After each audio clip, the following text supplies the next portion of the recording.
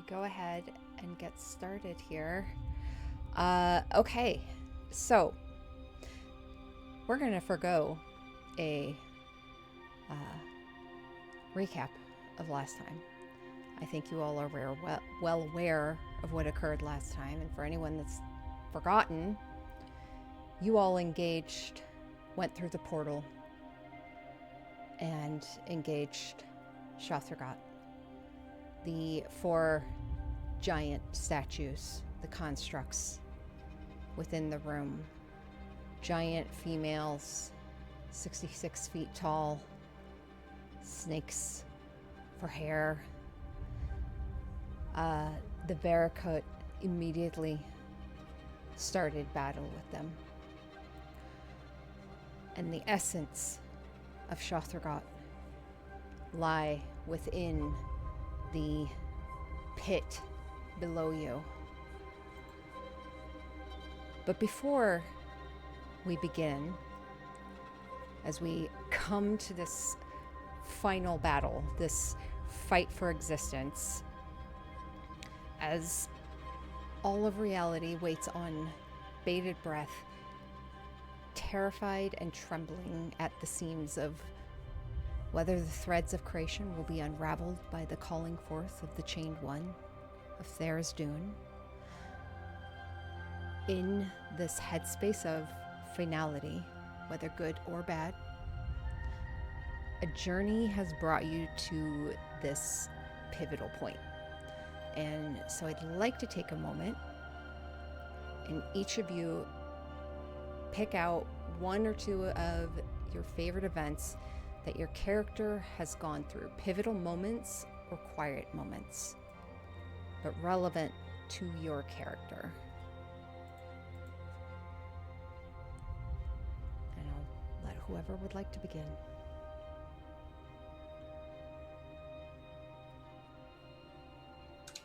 I'll go. Go for it. So for Chara, the things that she remembers, pivotal things she remembers, she vividly thinks about her first encounter with the party, wearing the robes of some dead cultist and, running into a ragtag bunch of folks that were trying to solve a mystery and defeat some cultists. And that moment's pivotal, not just because she learned that cults were not fun, but because she met the people that would become family to her and find her people and her place. So then when she thinks about that, she fast forwards to having a dinner on the ship. No, don't tell me.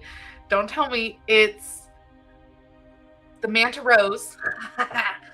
The Manta Rose, surrounded by light, laughter, and love, and that's what she thinks about when she thinks about pivotal moments, because it's not, some of them are first for her and they stand out.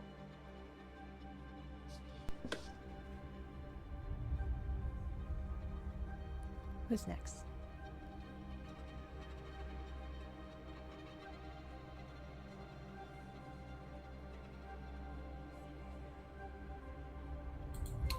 I guess I can go.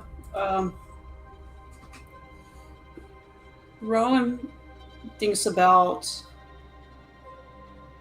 all the way back to probably the first big journey from Red Larch through kind of the canyons and rocks, heading to the River Guard Keep, and being up on that one campsite on the edge of the cliff where it was at the moment that she discovered the ability from her Asimur heritage, when she first, quote unquote, took flight,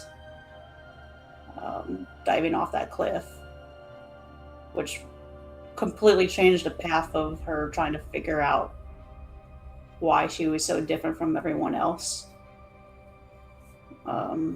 And how at first she feared it, but has grown to appreciate it and utilize it, to the point of it becoming just another tool in her toolbox for protecting her friends.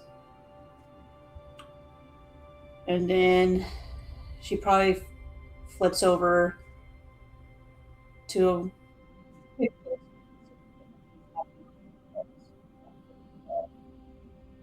You just went a underwater. Okay. probably a lot of the sparring sessions with Hestiva, where she was helping her learn to use her swords more, the interactions of the sleep dates with Nina that brought them closer and closer, the moments of watching Nathan go off and tinker with making bullets and just watching from afar as it happened. Just standing on the platform around the table that overlooked the edge of the Minarose and see the horizon.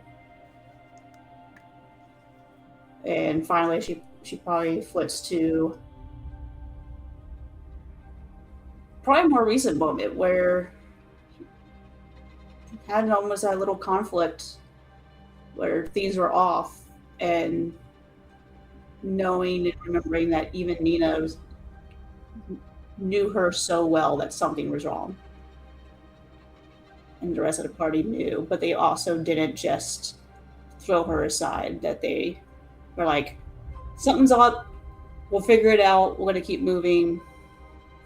And that kind of solidification of why they're there and why they're there specifically together as this group of Voluntolds.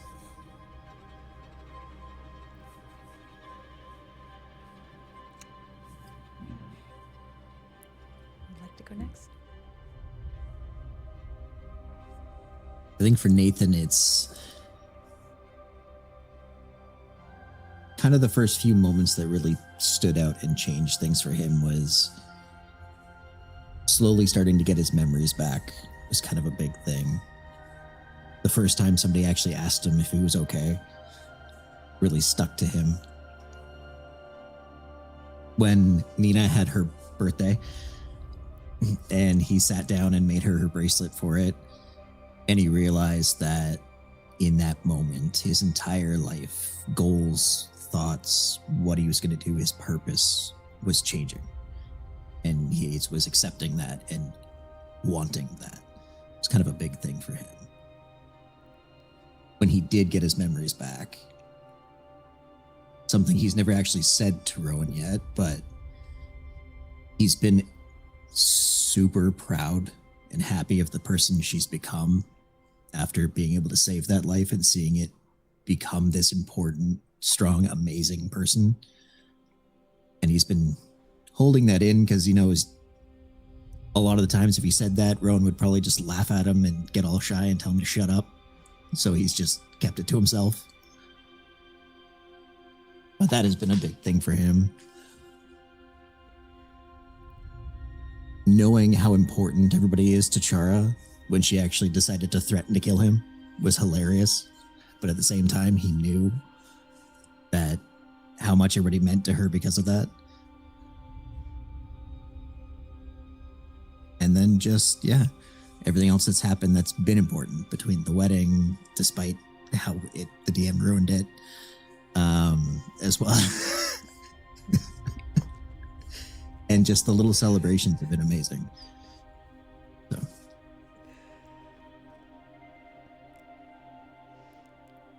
All right. 2 left. I can go. In terms of pivotal, obviously the biggest thing, essentially when her village was destroyed, it was the end of one life, and being approached by Durgan was essentially being given a new life, a new personhood, something to be. And that's essentially the start of her journey. A couple points that were influential throughout. One that comes to mind is being approached by Nathan immediately after they found out about the betrayal of Kippen and being asked to open up. This was an event that very much solidified her thoughts on her position and her purpose. And then Frey's tossing in the final gems and satchel into the hole, summoning Shothragot, was essentially the fulfillment of her new life. And after that, she feels truly free and at rest, as if she's reached a point where the gravity of whatever is meant to happen, nothing can stop it. There's nothing more that she has to do or prove. What will happen, and her mission is complete, whatever the result. Last one, Nina. I didn't think Nina's entire life was going to be about the definition of family. But I think she started off with one understanding of what family was, and it wasn't a good one. When she found out that that wasn't real and that her definition of family shifted, I think that broke something in her, but also started the process of rebuilding something. And when Liam was still part of the party, having that and trying to hold on to it, but then also feeling herself pulled away from the conflicting view that they had of that, I think. And then, much like everyone else has already said, those moments of just finding the intimacy, the familiarity with her party mates, the, sleepovers with Rowan, the exchanges with Nathan, the dinners they all had, whether it was on the Manta Rose or in the house at the kitchen and everything. I think this is her family, and whether or not she thinks that there are still some cracks that need tending to, some areas that need support to be fully stable and part of it, I think her only thought, feeble-minded or not, is to protect her family, and that includes the individuals in this room with her.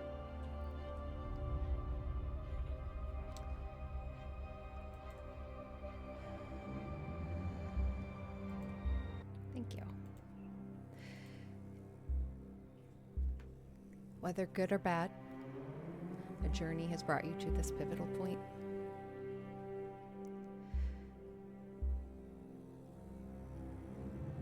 Each of you fighting and using everything at your disposal. And as you fought, the connection with those below, those who also carry small metal balls in their bellies, that connection of sound and voice and breathing remains. And as you all battled bravely for the survival of Toril, they listened. They heard your cries, your struggle, and they could not remain silent. Throughout the fight, the first wave of this battle, you could hear the spurred conversation of Pell, Corbett, and Fraser Blue. An ongoing discord of which you may feel free to interject at any point, as if you were interjecting while still carrying on in the battle. End of which, I will darken my video, so the discourse of sound alone offers a slightly more bit of reality.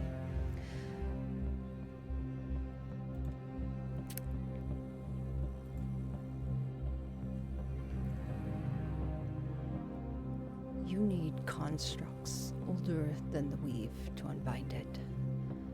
Constructs I believe you can assist with. And you hear the battle persist around all of you.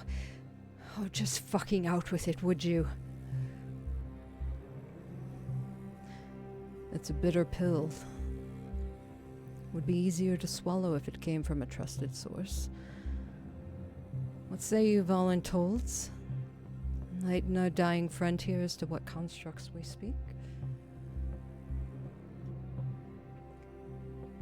As each of you are still engaging in battle,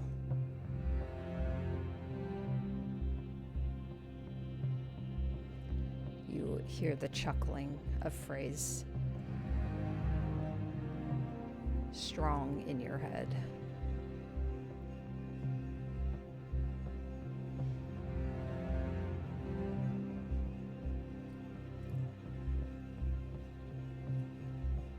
Love, mercy, sacrifice. Simple.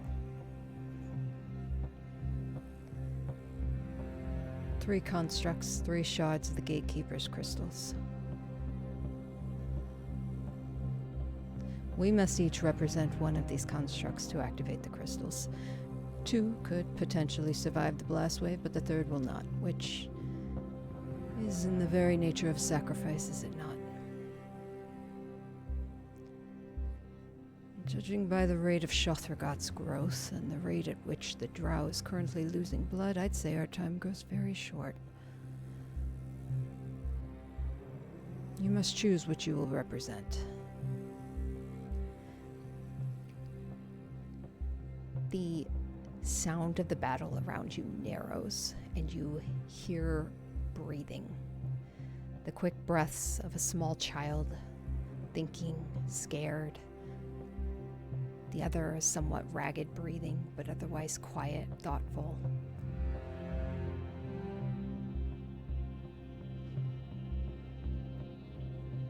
The choice is yours.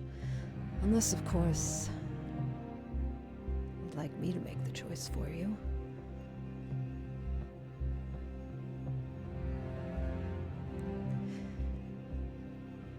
Still more silence.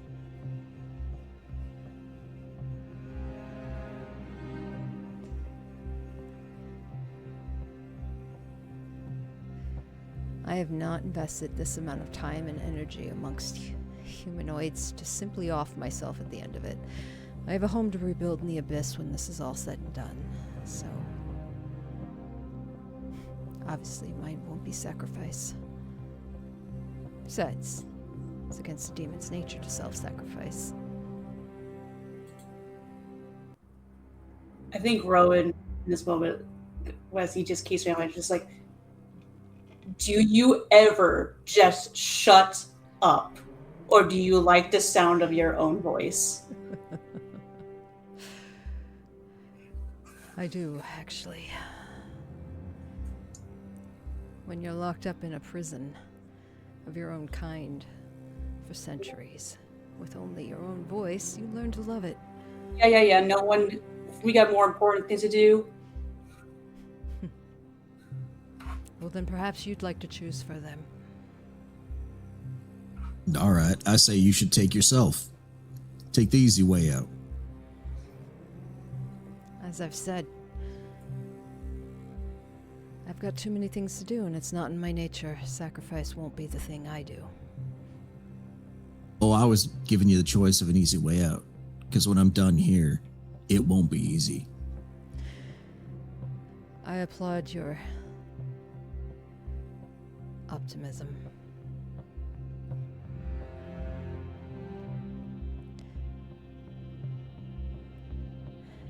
Fuck this. Whatever I need to do, just make it fast. I'll be the sacrifice. Just make it fast. Things are starting to fade.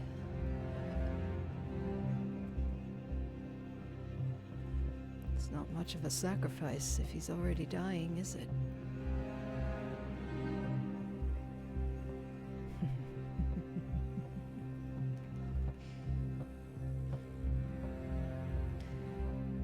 Well, I can't do love. I have none left within me. My heart died with Hamaliel.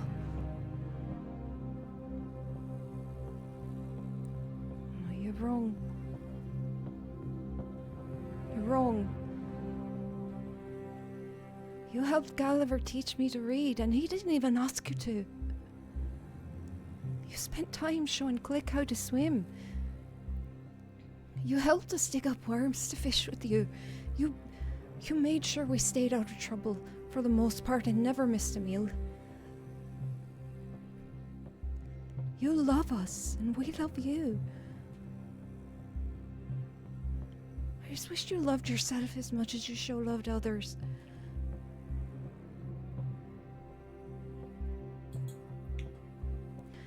She's not wrong, you know. One of the strongest people I've ever met. You hear a crack in Corbett's voice, and almost kind of like a mewling kind of cry.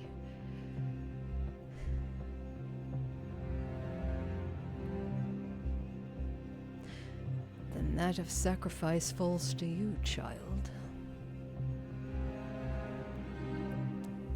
I will fucking murder you. Again, you underestimate the amount of time that will take and how little the whole of Toril has left.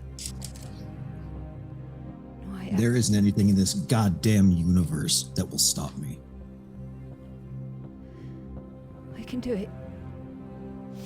No, you won't. I will. I'll do it. We all have a place, right? You said so. You told me to protect. You told me to take care of the people we love. You're doing it up there. I can do it down here. Roller persuasion. Oh, okay.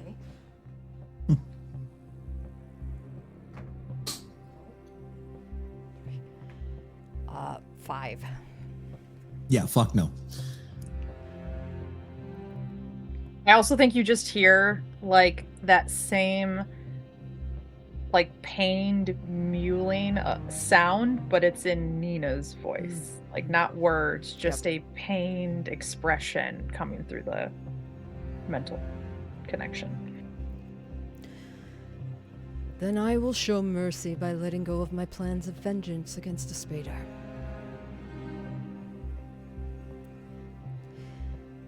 The membrane walls, undulating with the swirling mess of voices and energies of frozen nightmares, swirl ever faster around you. The form of Shothragot swelling further.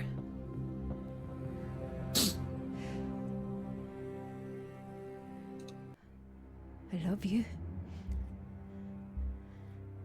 All of you. Just don't forget me, alright? Hell, don't you dare. We all have a place.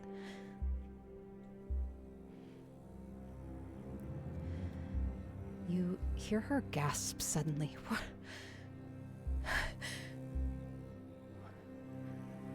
What are you doing here? It's okay, kid. I'll take it from here. No. No. You betrayed us. You're working for him. It's a bit more complicated than that, but I can see how that would be confusing from your end. Look, this was never your job, kid. It was always mine. The Oracle's vision did not include you in this part of the equation. Is that why you had your lackey come back to kill me?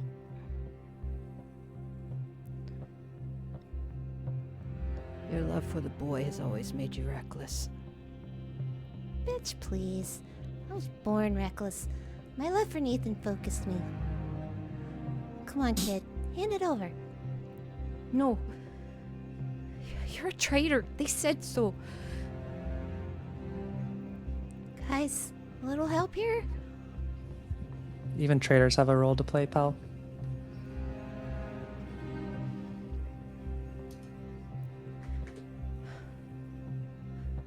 You hear indecisiveness.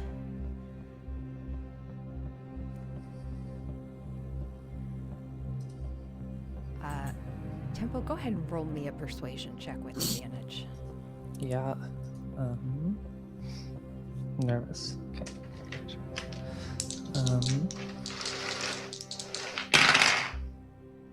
30.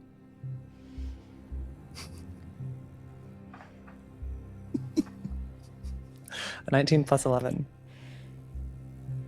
You don't hear a response, but you can almost sense the shift of her determination. Even if she started running now, the child wouldn't make it out of the blast radius in time. Oh! I almost forgot. And you hear a rustling sound, like something being pulled from a satchel. Here you go. I recommend a stride as opposed to side saddle, at least until you get used to it. A broom? Yep, between the legs. Hold on tight. And you hear, almost as if in double time, as if Kippen had leaned close to Pell, and you could hear it both through hers and Kippen's. Fuck off. And you hear an elated kind of squeal from Pell. Whoa! You gotta go real fast, though, you understand? Keep it low, though you're not drawing it low enough that you're not drawing the attention of all the monsters. Low and fast, got it. And you see that beacon of blue light far over there? Barely. Yeah, that's one of my kitbots. You'll find Corbett next to it. Get him, go home. Don't look back. And who do you suggest replace the drow then? I'm an artificer, bitch.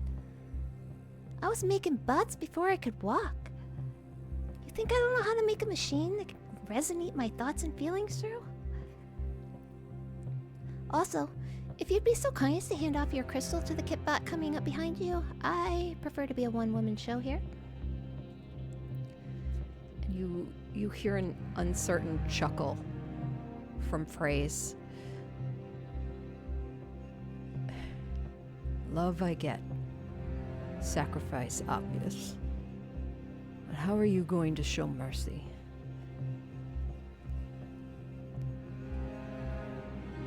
You see the vial in the kitbot's hand? It's an antidote to a poison I infected you with a while back. It's triggered to go into effect should I ever perish, so, you know, good thing your hag didn't finish the job. I have every right to watch you melt in your own fluids. You made me hurt the only person that ever gave a damn about me. The first person to ever show me kindness, so yeah, I'd say this suffices as mercy.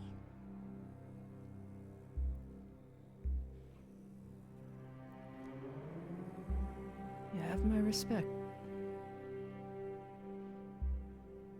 Well, let's hope you're as capable as you believe yourself to be. Sure he is. You hear him grunt, and then a flapping of wings as he takes to flight. Okay, we doing this or what? At the rate that thing's growing, our timetable is shortening it at a very alarming rate. And that will bring us back to the top of the round. Allow me to drop you back onto the map. And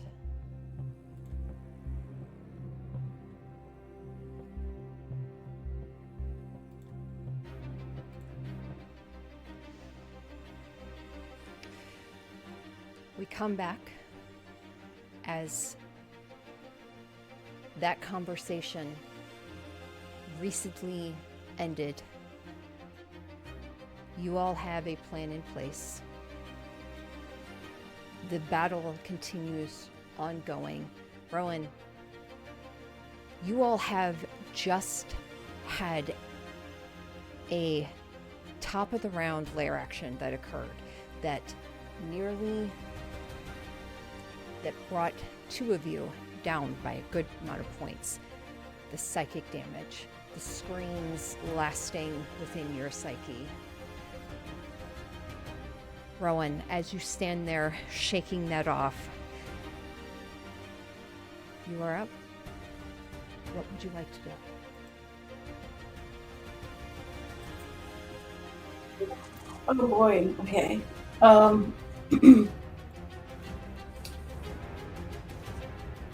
The just to remember the kind of bluish corner, that's Chara's spell.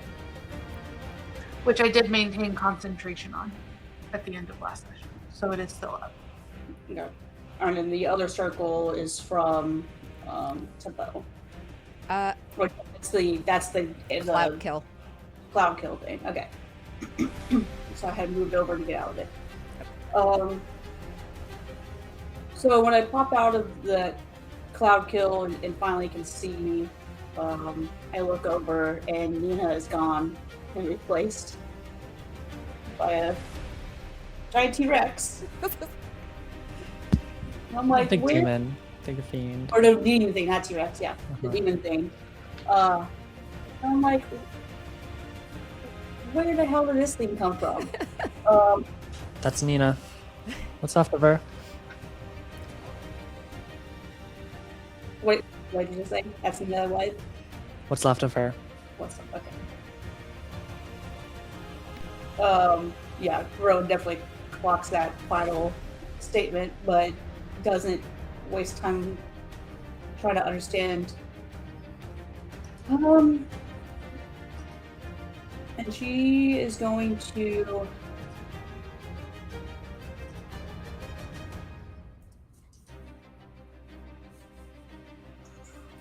I think from where she's at, because she knows these things that are pretty brutal, she's going to use Toll the Dead on Big Boy to the left here. So that is a wisdom saving throw.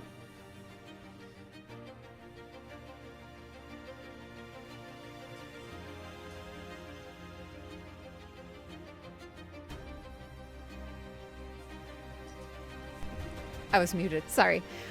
This one over here to this way? Yes. Okay. Wisdom saving throw.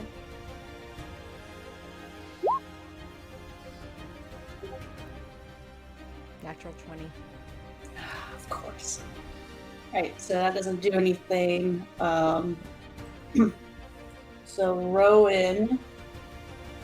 Rowan's going to move along the back wall, trying not to get its attention with the giant, the larger creature in front of it.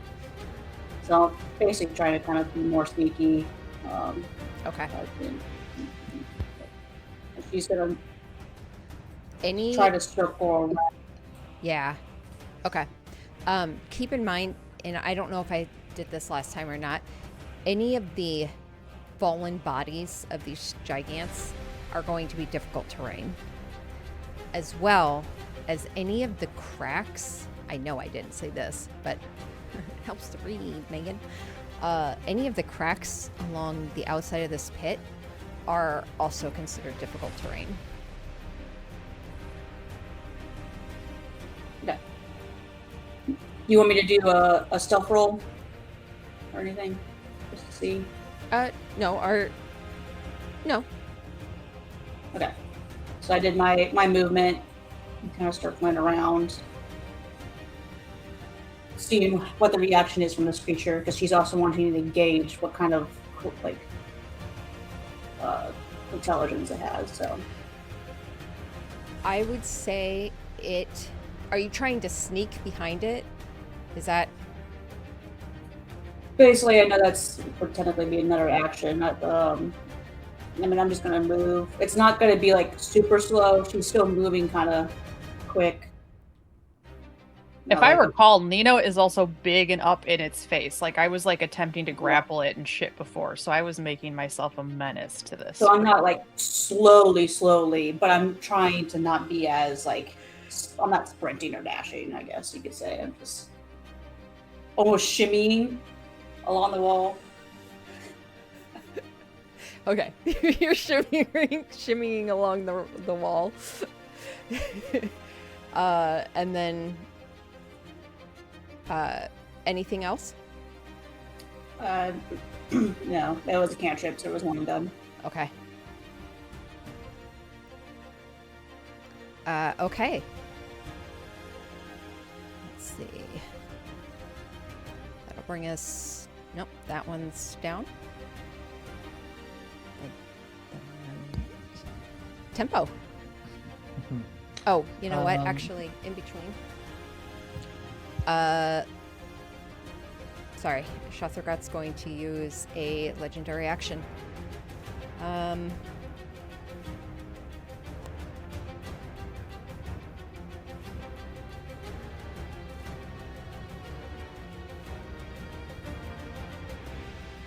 He is going to...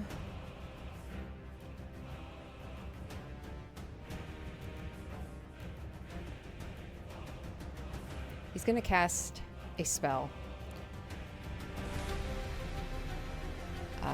Which I need to find the radius here.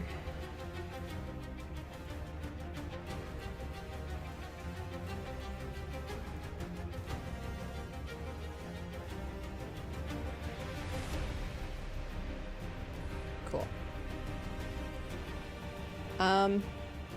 Yep.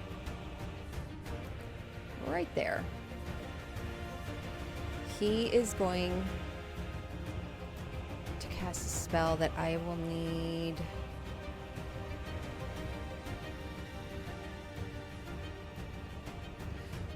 All of you are engaged in battle, having heard this conversation, engaging with it as you are fighting.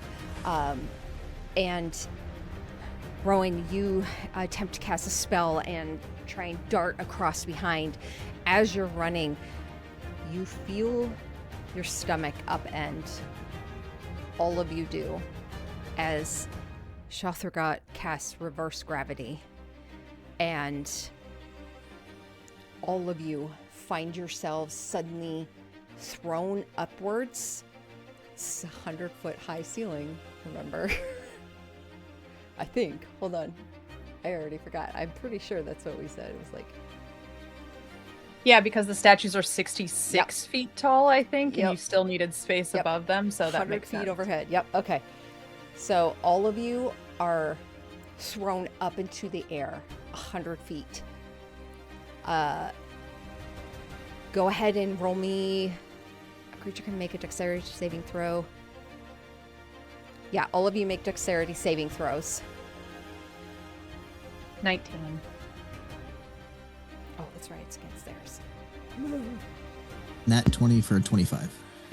24. Okay. 14. Okay. 18. Chara and Nathan succeed. The rest of you are... So Nathan and Chara, as you all are thrust upwards and you feel yourselves almost slamming against the top, you're able to grab on to something.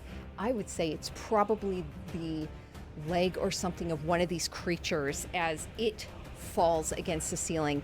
Then you grab onto a jutted points, like not stalactites, it's more like drooping limbs, probably, of legs and arms reaching down from the membrane of Shothragot, and you grab onto them as the gravity releases again, and the rest of you fall.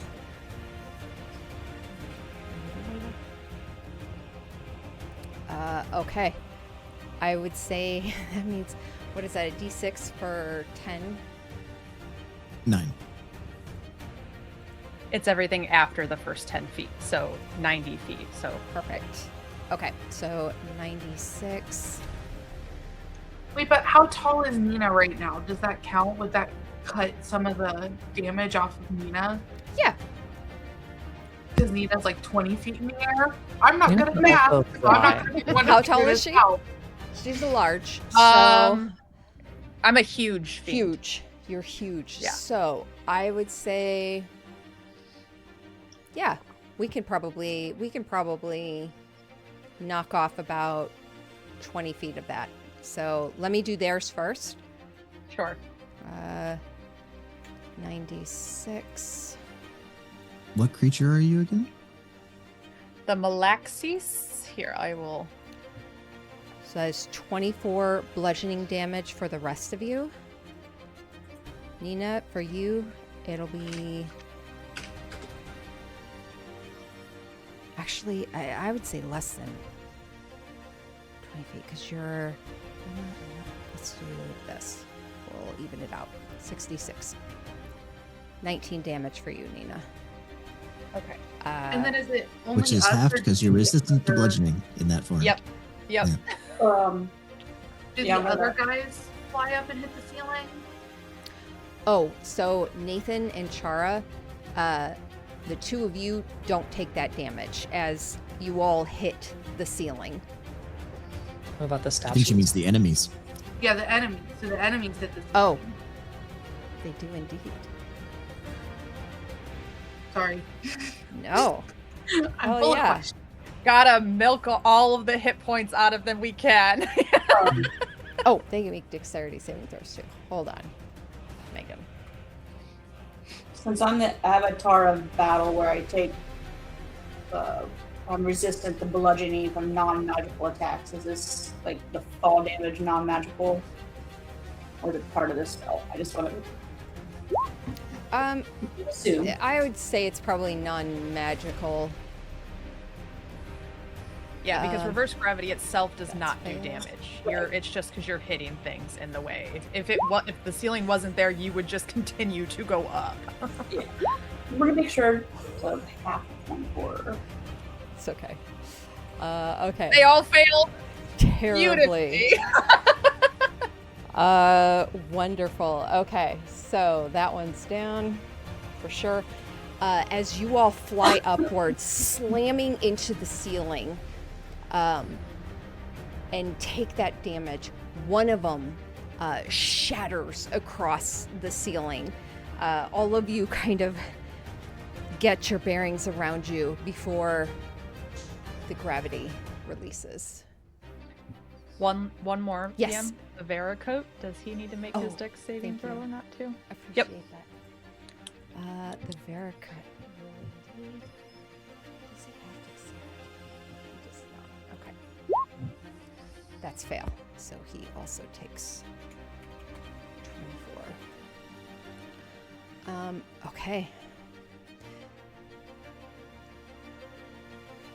The gravity gives way as Shothragot releases the same magic he just pushed upon.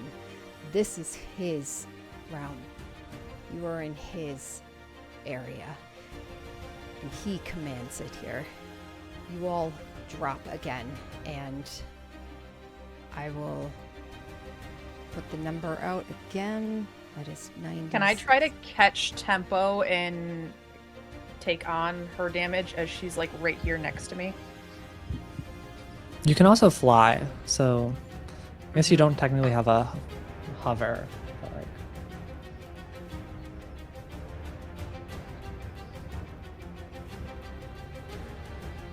Because I also technically have legendary actions in this form, so I'll just use one to catch tempo. Actually, I take it back. He's not going to release it. Okay. Cloud Kill does release, 'cause, since it's concentration. Yep. But you all are going to remain on the ceiling for the moment. Okay. Okay, Tempo, you are up. which is the statue that shattered? This one over here. Let me mark that. Whoppa. Okay. Oh, awesome. Okay, cool. And how do the other two look? I don't recall. The other one is looking pretty good. The one closest to Nathan, there's quite a few cracks and fractures along its body. Okay. Yeah, I think the one Nina's engaged with just ran up, if I'm correct. It like just reached us this last Mhm. round. Something like that, yeah.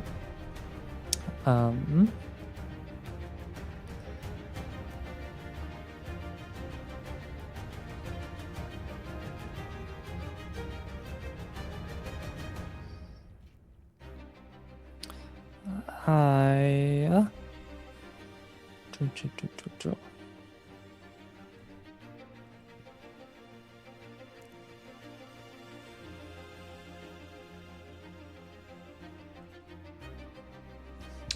I'm going to cast Hold Monster. And so at 5th level, let me find it.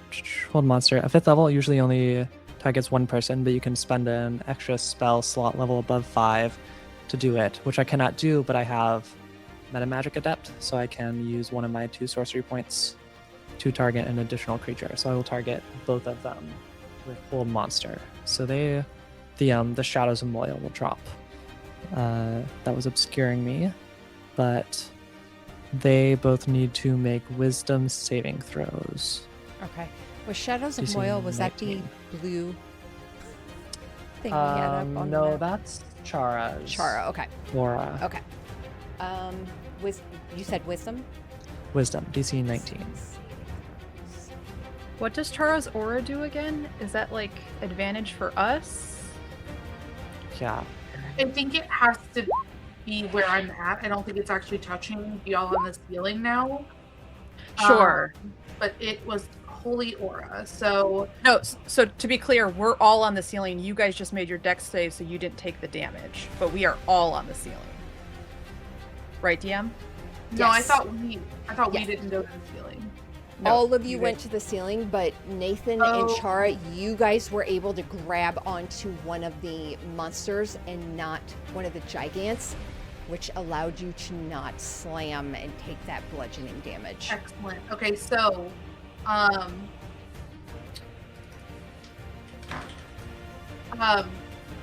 this is interesting. This is interesting. Wait a second. All right, creatures of my choice have advantage on all saving throws. Other creatures have disadvantage on attack rolls against them.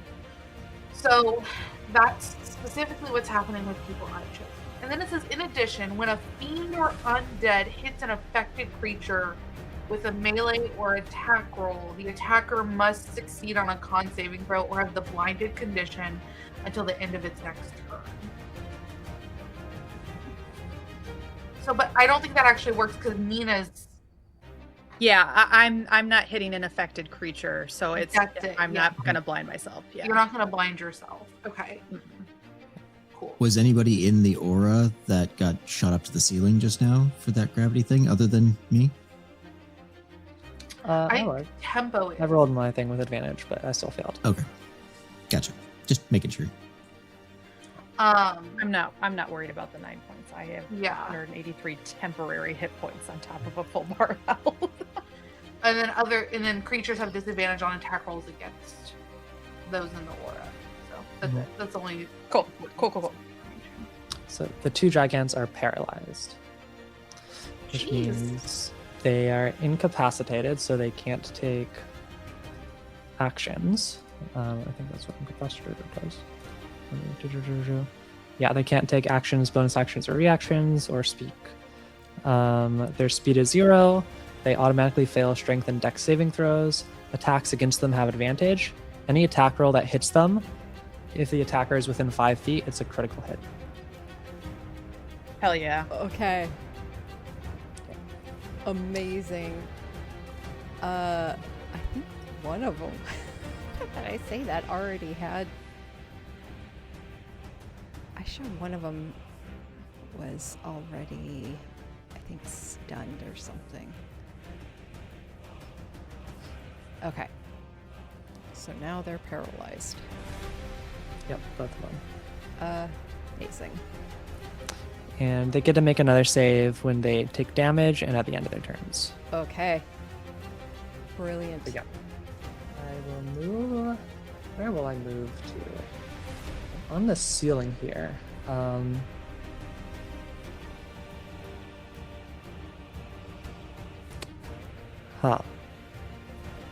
I don't know if there's too much. I think Not Nina really. does Not gesture you in this form to stay close. Okay. I will move and stay close with Nina. I do have a 10 10-foot reach, so you know that I can like catch you within that 10 feet if you don't want to be right Okay. next to me, but yeah. I'll be like here on the ceiling. I don't think that there's anything I can do with my bonus action since I cast a spell, so that's my go. Okay.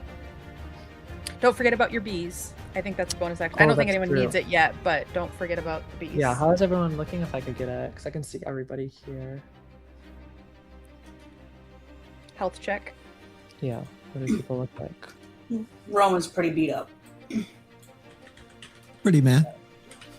Chara looks determined.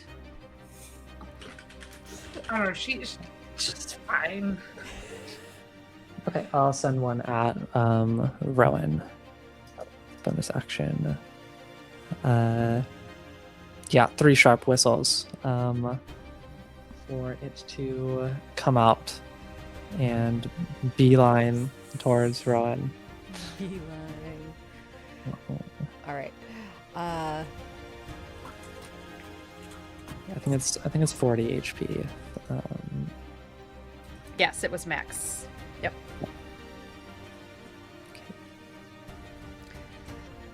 Okay. Anything else, Tempo?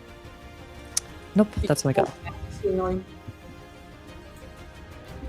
Yes, was we're that? still on the ceiling. He maintained concentration. Oh, sorry, you were asking about the healing. I was reading your message and answering it. Yeah. Yeah, it was full healing from a like superior, so it's 8d4 plus 8, so 32 times plus 8 is 40. Okay. That's my go. At the end of your turn, gravity releases. All of you go ahead and make me dexterity saving throws. I can fly, so I just immediately do so. Do you want me to make the dex save to catch tempo? Or can I use my reaction to catch tempo? Probably your reaction, I would say. Okay. 22. So I catch tempo, and I will fly us down. Okay. 22. Okay. 21. For Okay. Nathan. I get caught by Nina. I'll do 13 for Rowan. Okay. The Barracut. Dexterity saving throw. Ooh, nice.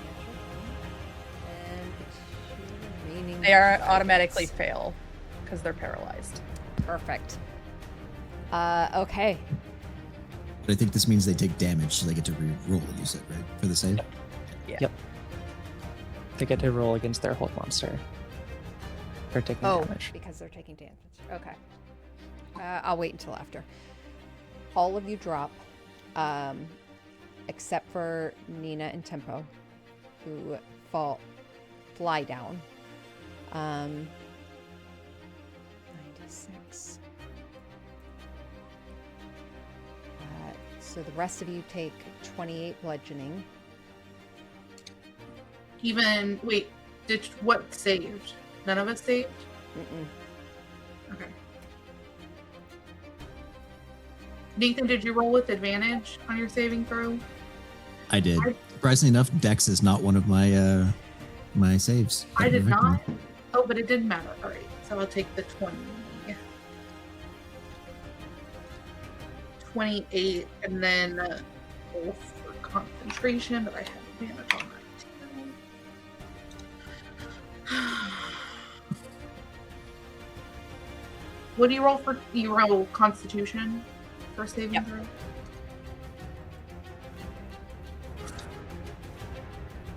Well, thank God for that advantage. Yeah, for real. I had it either way, but I rolled a 12 and then a 22. But okay, cool. Okay. That'll bring us to the Vericut. Well, really quick, did you roll their saves to get out of Hold Monster? Nope. Wisdom, I think. Right. Thank y'all. Yep. Starting with the one on the left. That's a fail.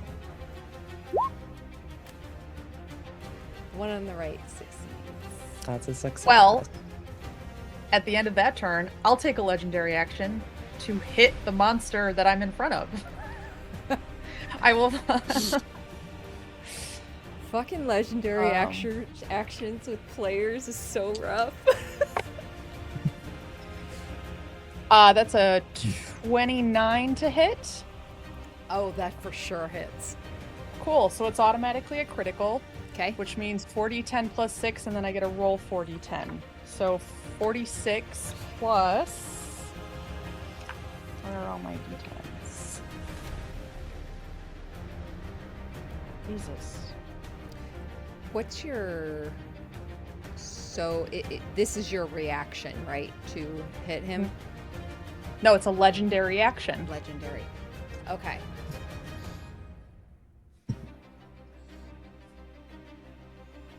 I'm just trying to figure that out because they've fallen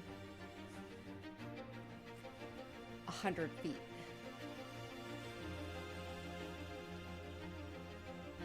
Okay. I won't hit him then. I will use my other legendary action, which will let me move up to my speed to get within range of him. My speed is 60 feet. Okay. So I guess I'm not quite there, but I'm getting us back down. So I will just move us 60 feet down. Okay. Yeah, so we're probably because what did we say I was? I was 20 feet tall. 20 feet tall. Yes. So we're probably 20 feet above the ground. Yeah. Yeah. You're okay, very that'll close. be my action instead of the hit. Okay. Until okay. it stands up. Yeah. Yeah. Yeah. All of the rest of you smash against the ground. The air knocked out of you is rough.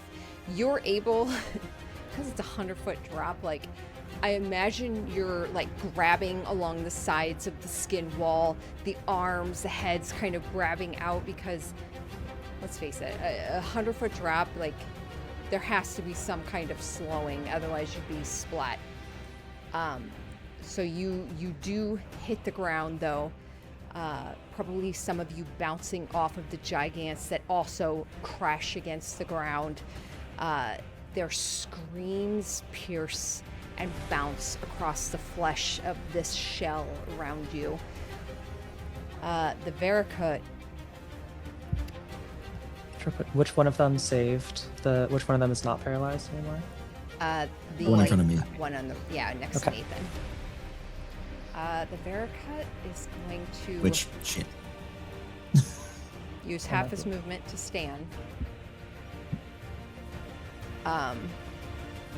And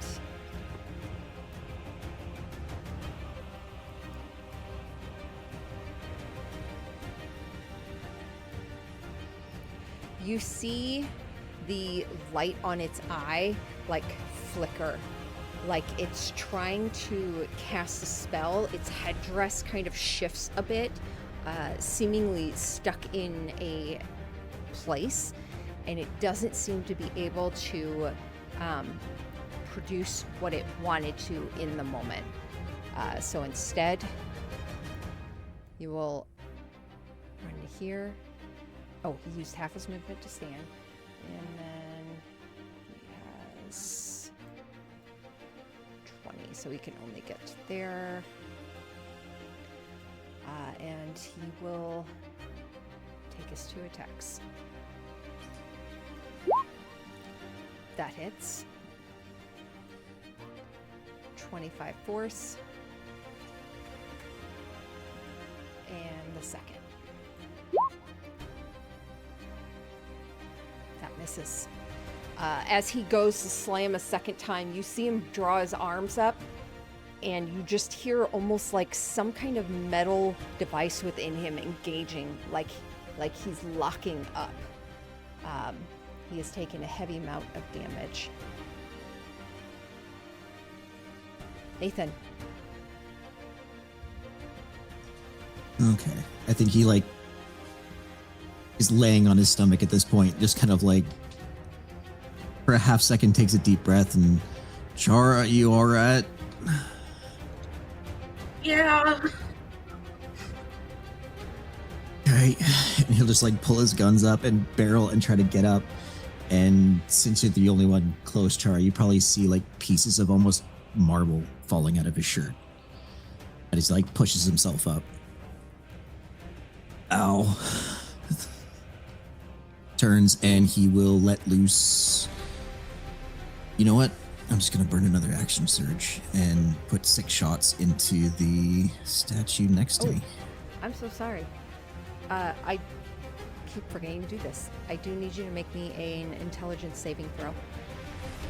I don't want to.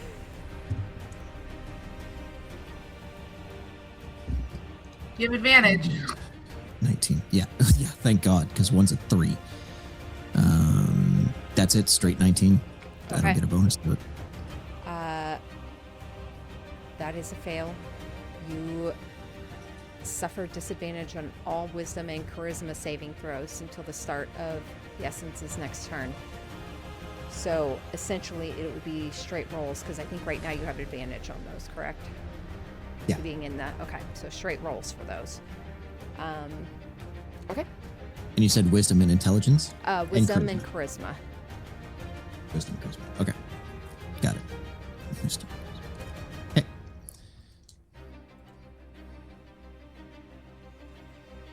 Okay.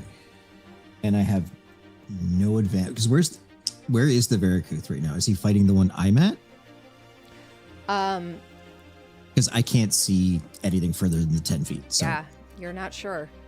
You saw the I'm red asking light. Mechanically for advantage on flanking. For flanking, mechanically, yes, you would have advantage. Okay, that's all I was curious about.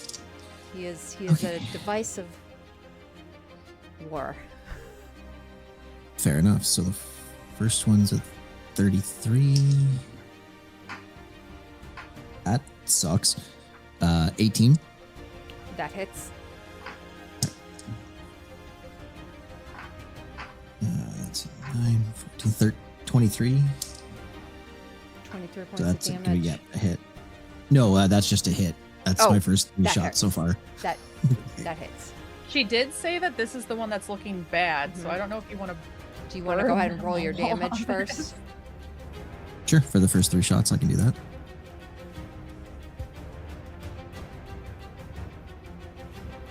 Nice dice roll.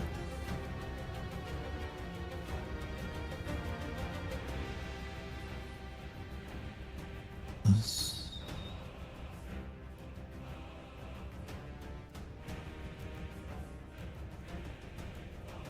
43 points of piercing, magically.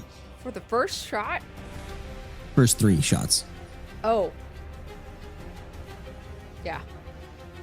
The shots slam into him, and you see whatever remaining arms were not half broken off crumble to the ground, She screams and her jaw dislocates and falls. The body crumbles to the ground.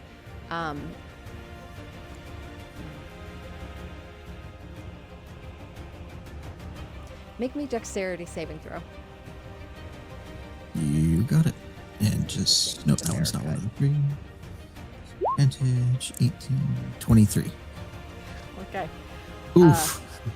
You succeed. The Barracut does not, as the body of this gargantuan construct falls upon them. They take...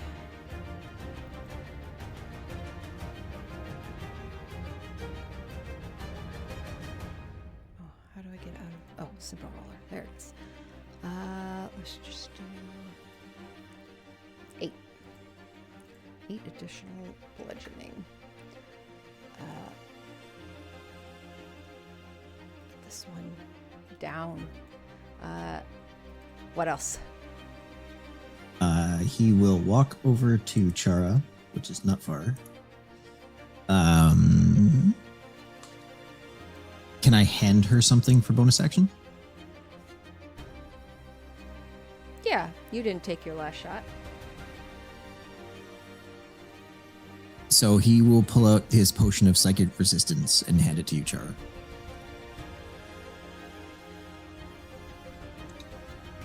What? Why are you handing this to me?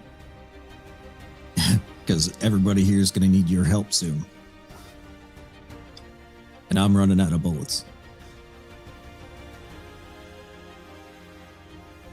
Chara would take it and just nod once. And that'll be his turn. Okay. At the end of your turn, Shothragot will use a legendary action.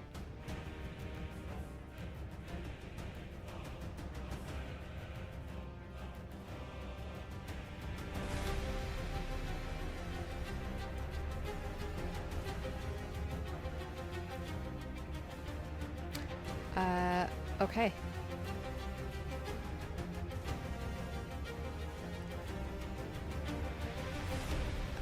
Everyone, where is it?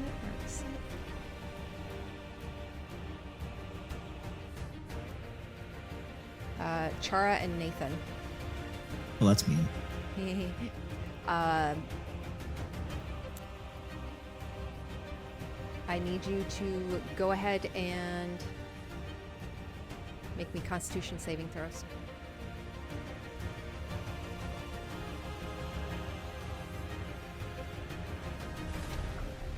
Uh, 25. Okay. 17. Okay. 17 fails. So you take full damage, and then Nathan, you'll take half. This will be fire damage. 14 fire damage. So Nathan, you take 7.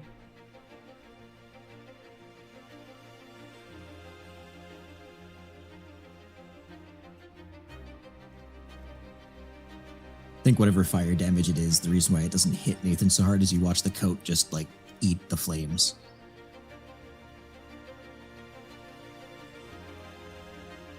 Okay. Chara, you are up.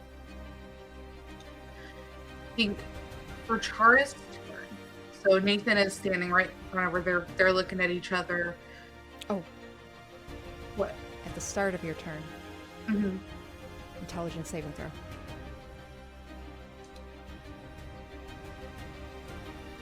Noise. Not as nice. 18 is the high one. 18. Okay. You do suffer disadvantage on wisdom and charisma saving throws, which would be straight for you. Okay. Well, for Chara's turn, I think the first thing, she's looking at Nathan. She's seeing these pieces of marble falling out of him. She's looking around at her allies and that she can see. Even the big scary guy And she's going to first use her bonus action to cast Mass Healing Word. Specifically on Tempo, the Nina bot, Nina monster, and Nathan and herself.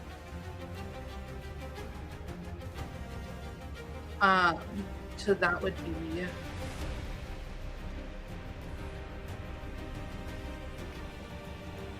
I'm rolling. 20? It feels low.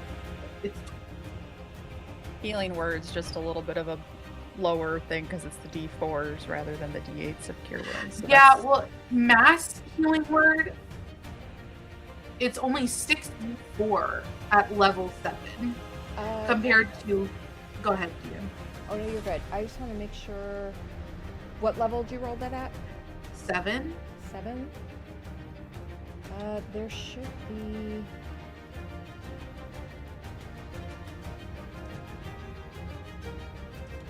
My modifier is 5, so that makes sense.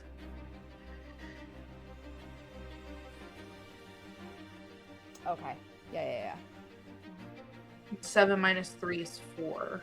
So 3 plus 4. No, it should be 74 plus 5. So roll one more d4. Yeah. I knew that math was off. It was. I couldn't figure out how. Okay, so 22.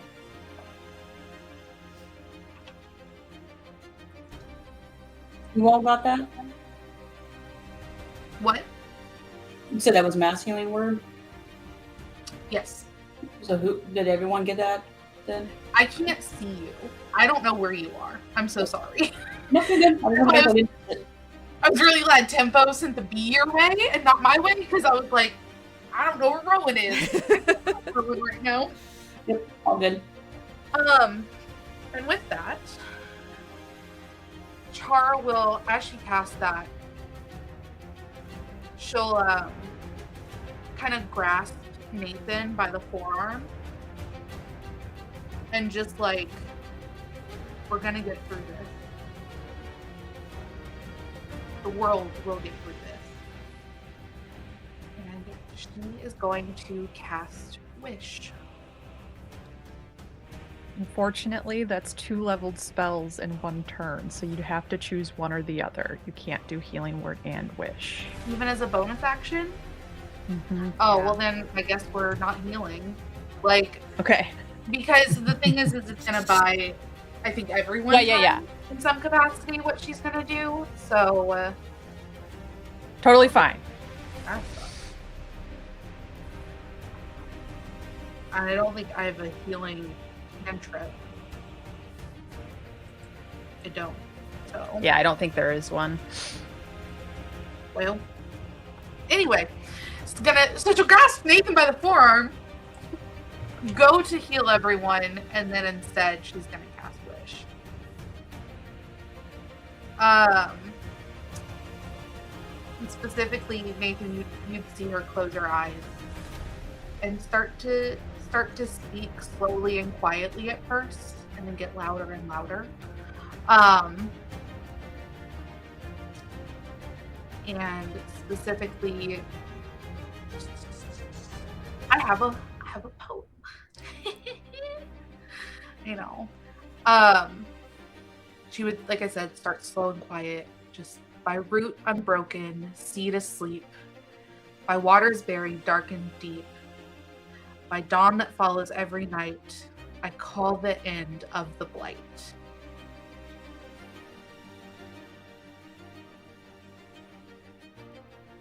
The highest bow, the blight is broken.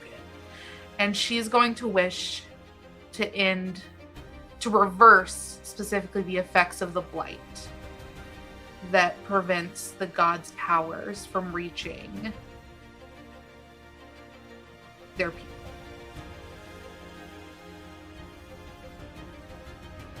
Her thinking is that the fear and the hope is contributing to the speed at which Shothragot is succeeding, Mm-hmm.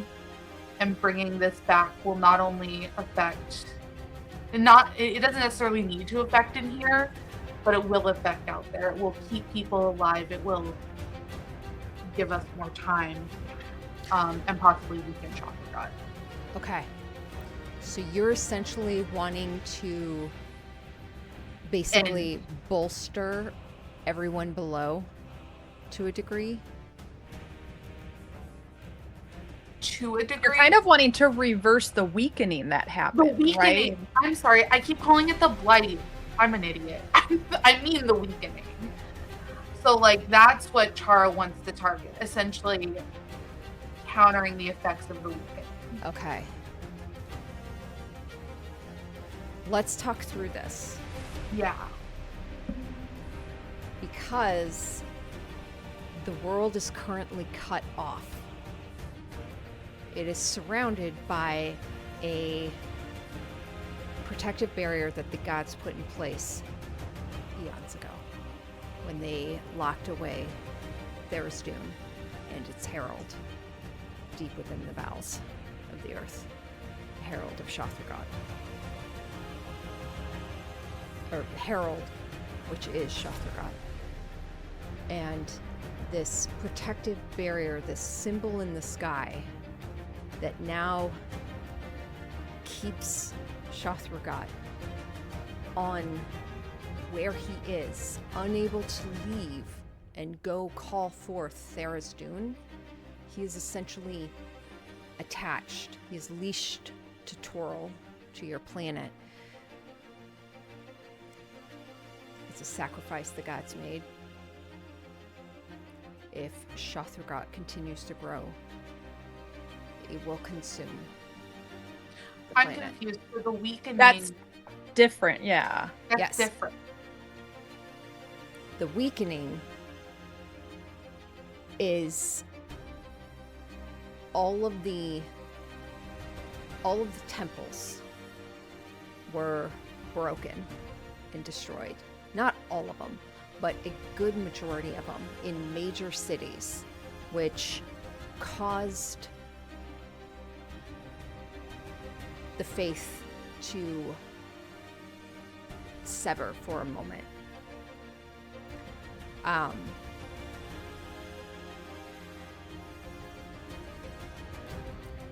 The weakening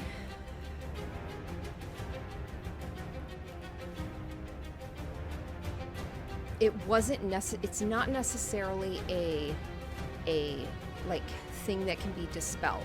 So, and the reason I'm talking this out is because there is a separation between the world and the gods. And it is the very thing that they kind of put in place at the moment. There is a physical barrier. Nothing can pass through it, not even the gods.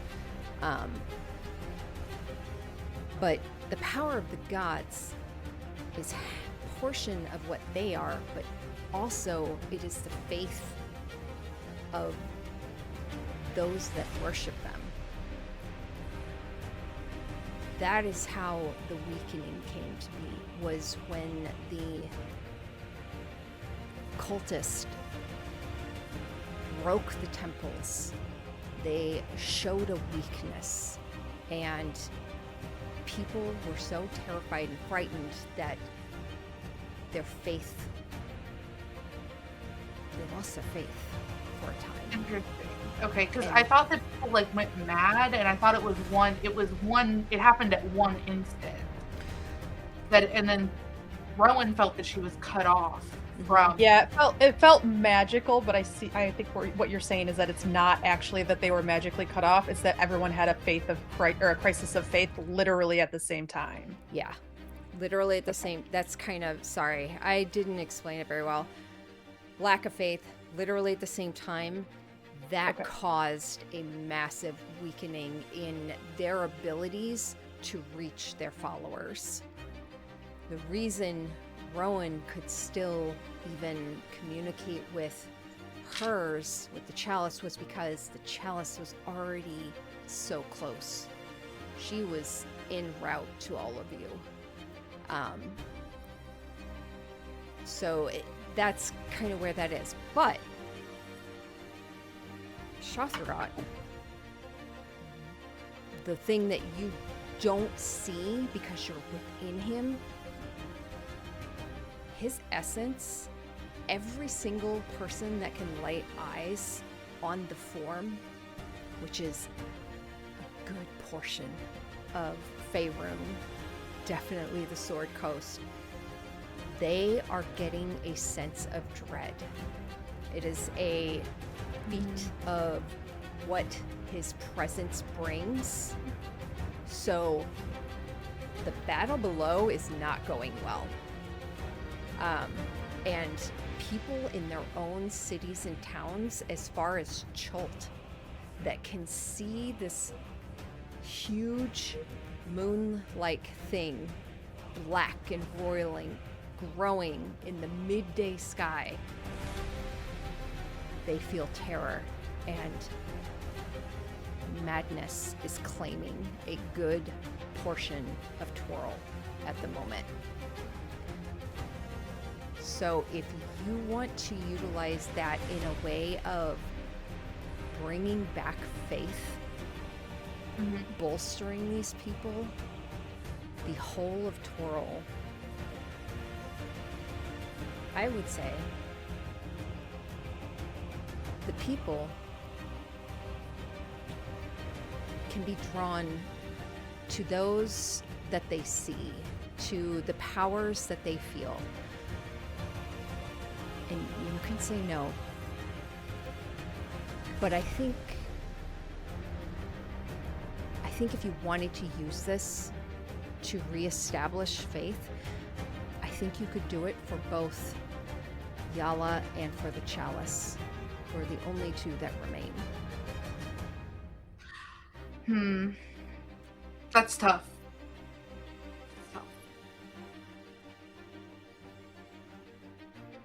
That's not a large percentage. I mean, like, I don't know. Also, really quick, Yeah. just because I want you to make sure you're making choices with all of the facts, read the part about Wish, where if you are not replicating another spell, the consequences that Chara is going to face. Yes, Okay. DM and I talked about that. Like, I messaged before to, like, make sure, Okay. like, if she was like, I don't want you to cast it, I wouldn't cast it, but, like, It's more just like you could mentally debilitate Chara and by not doing this, like you will have to make a certain check. Is the only thing I want to make sure. And you have like. I think what we'll do And to be clear, if you wanted to do this kind of a thing, it wouldn't necessarily reestablish the faith of the people with the gods, because the gods can't help, but it could save a lot of lives. That I don't want it to seem like you're not doing anything, because there are percentages of lives across the whole of Faerun that the longer Shothragot grows and remains, they are falling prey to the madness. So that's not to put pressure. I want you to do what you think Chara would do. I also don't want you to think like you're not doing anything with that. I think, all right. Here's what we do.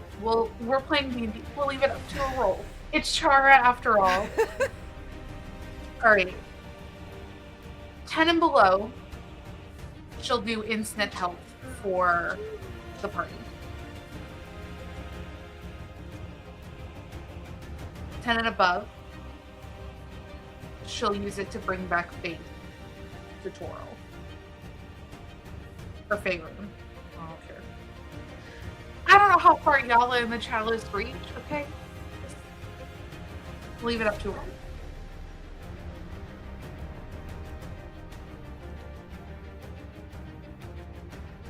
That is a 17. So, yeah, Chara will stick with what she wants to do, which is bring faith back to the people below to try to save some lives.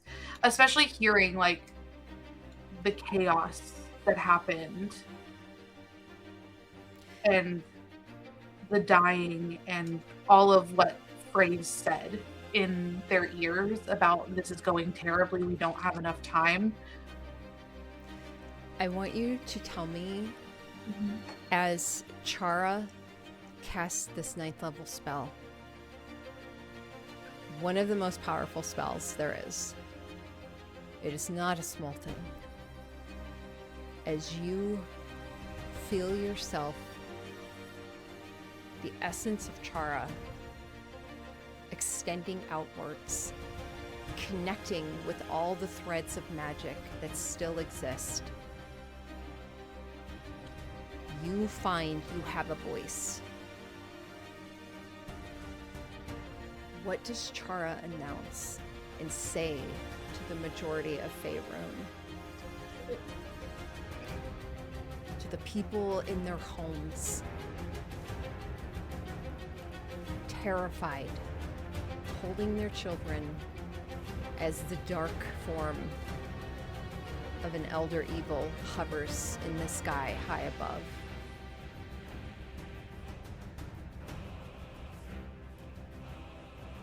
To the soldiers still fighting on the fields below, fewer and fewer in number, as monsters pour out from the crevasse that was left. To the friends and family still holding strong on the outskirts. What does Chara say?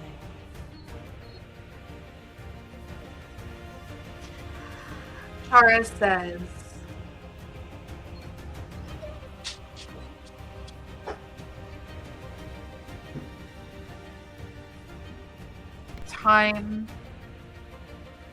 the time to fight is now.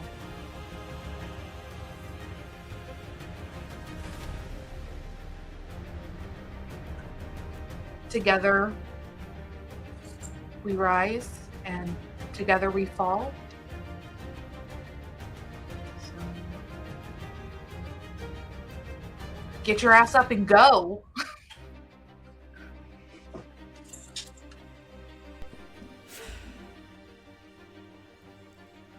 Really, no one should give Chara the overcome at a Walmart. I mean, You got a megaphone that you just should not be allowed to have. You send that out. The voices hit everyone. Some of them recognize that voice. Most do not. But they gather a sense of strength and they feel protection. You are a kitsune of the Feywild. You are a spiritual protector. Chaotic. But you bring a sense of family. And your words, as you speak them, people don't know why, but they feel bolstered. Some of them get up, they walk over to their shrines, those in their homes, they bring their families over and they begin to pray once again. Some pray to Yala without even realizing why. They pray to the voice of the one that has given them hope once more. Amazing. Okay, that will make a huge difference. Anything else? Oh.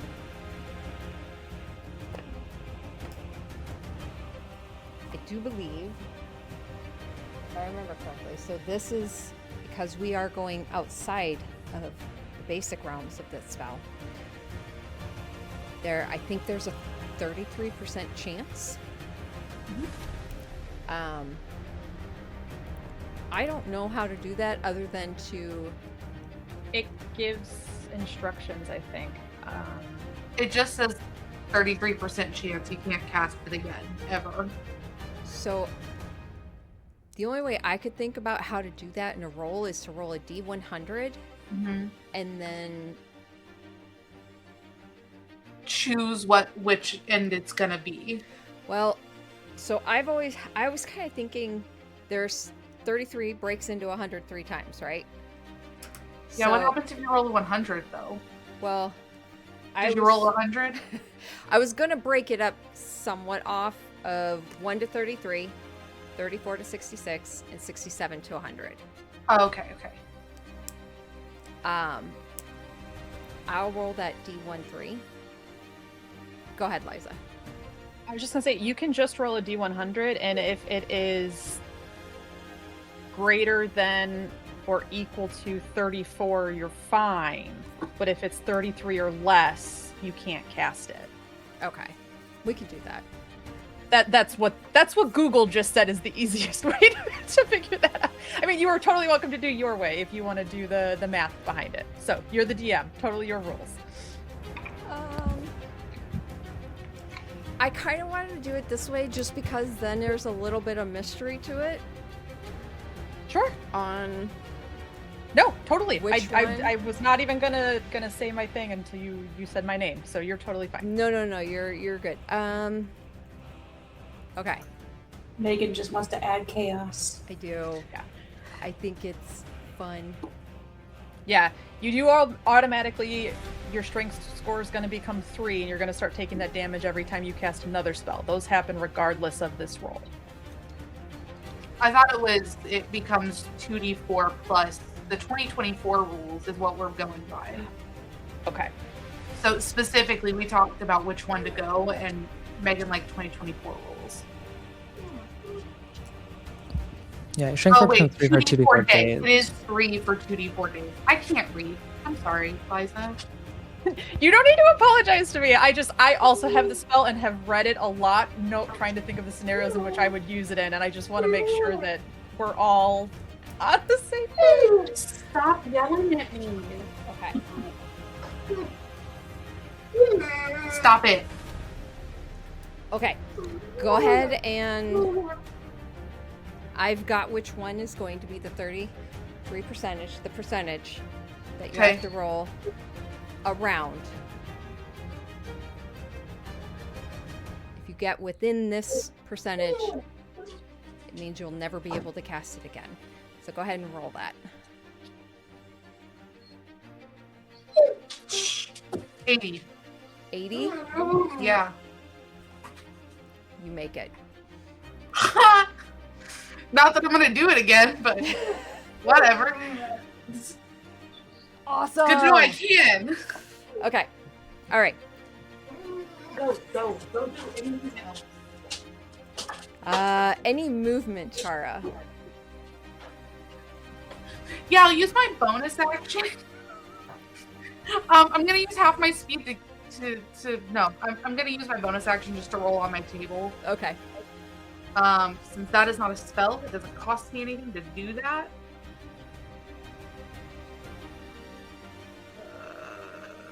Bardic Inspiration, yada yada yada.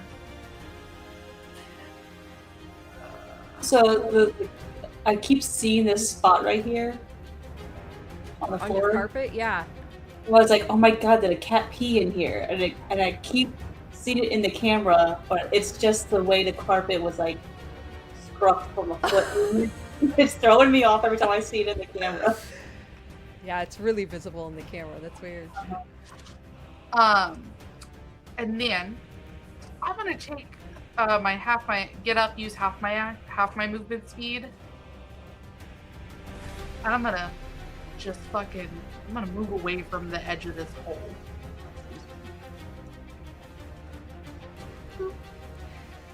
Okay. Sorry, Nathan. And my aura is gone because I did cast another spell. Okay. Right? Or do I still maintain concentration on it? I don't think Wish is. I don't think it's concentration, Wish so you yeah. should be It's all right. not, Yeah. So it stays up. Okay, cool. So Nathan, Nina, and Tempo are still in it. Brilliant. Yours is holy aura as well. Holy aura, yeah. Okay.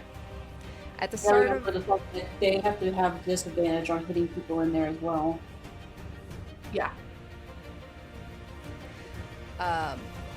as that magic disengages and is cast across, all of you have heard it as well. I'm gonna say everyone can go ahead and level up to level 19. Yay! Is that good? Nobody looks excited.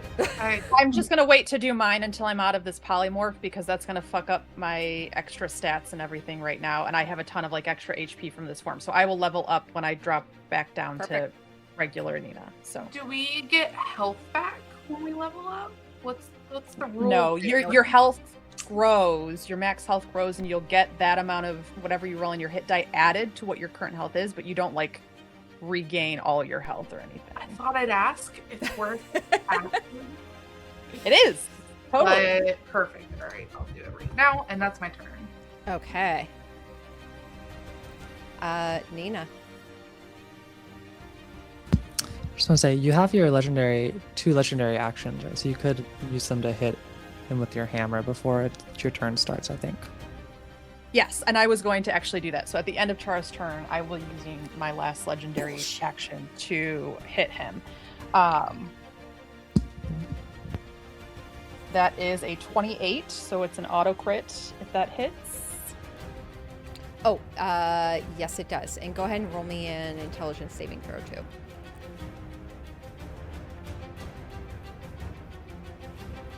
$17. You also have disadvantage on wisdom and charisma saving throws. Okay.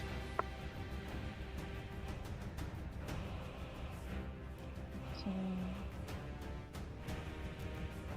25 plus 40, 65 plus 6, 71 bludgeoning damage Okay.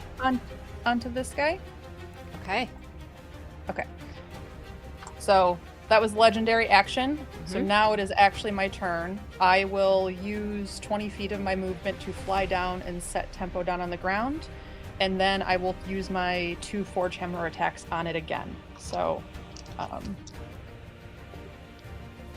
that's a natural 20. It's already a crit. And a 23 on the second one. Both hit. Okay.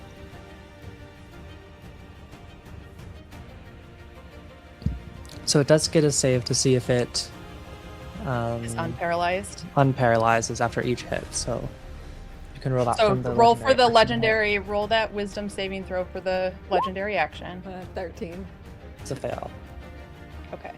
So then this is 15, 55, 61 points on the first hit. That'll do it.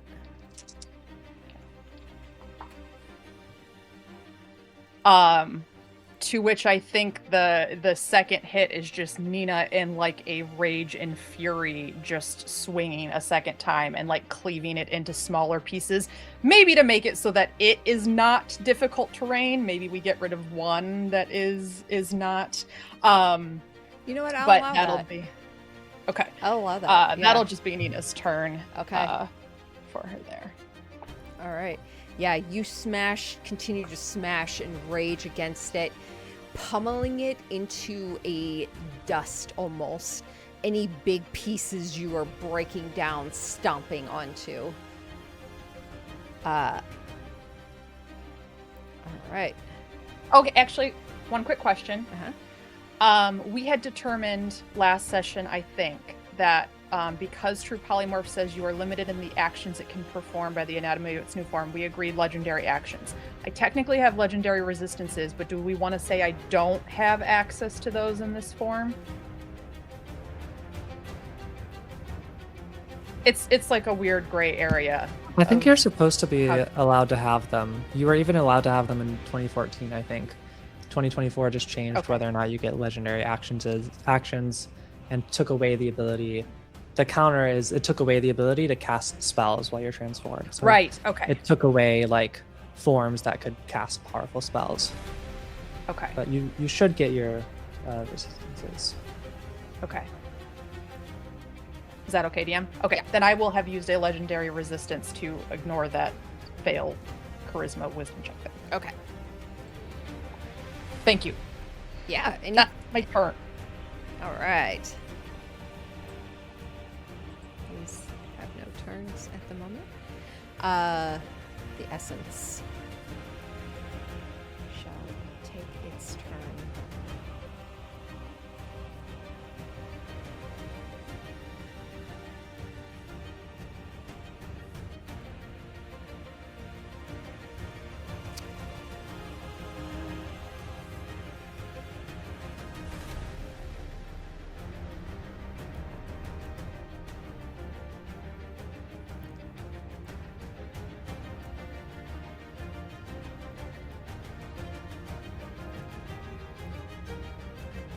It's going to.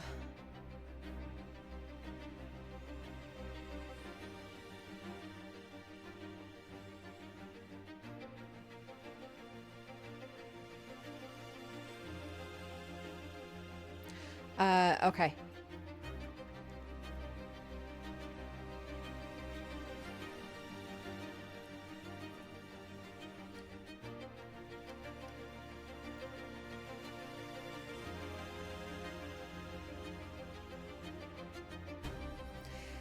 It's going to cast a spell.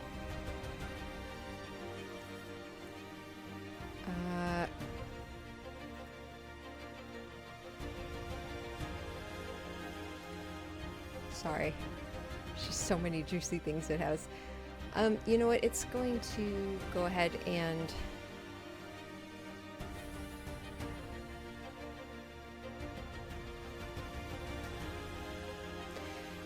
a face in the wall, actually, yeah, pushes outwards and slides across like a scream, and an arm drags along before it points outwards. Let's see. I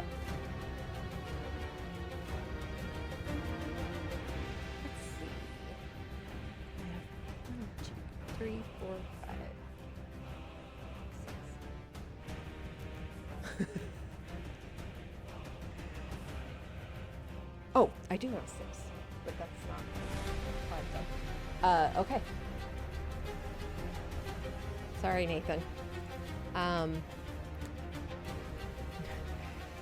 I promise I'm not picking on you.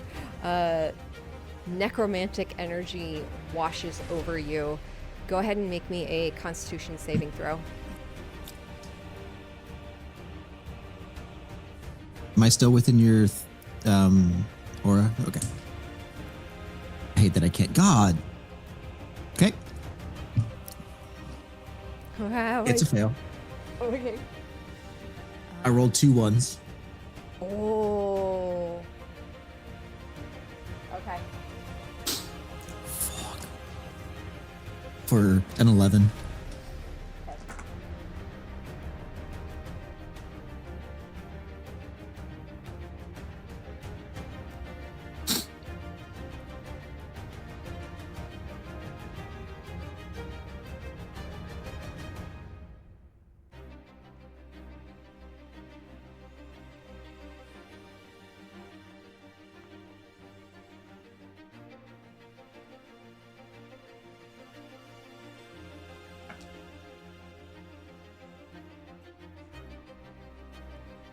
Okay, so 34 points of necrotic damage as you feel this blackness creep up and across your body as it casts blight. Nathan's down. Nathan is down.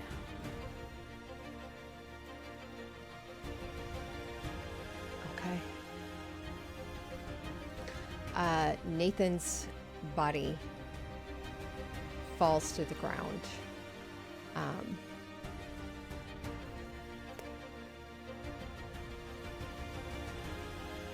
That will bring us to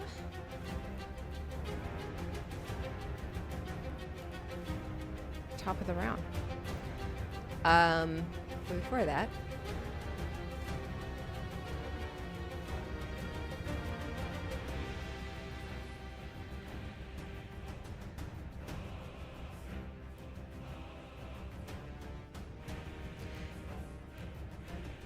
it's going to use a legendary action and cast another spell. Can it use legendary actions on its turn? It says Actually, another it's creature's another. turn. Yeah. So at the top of the round, Oh, Sorry. that's a lair action. Lair action, not legendary action. sorry. Got it. Oh no, this is a lair action, Megan. Yeah, no, that's what I was just clarifying.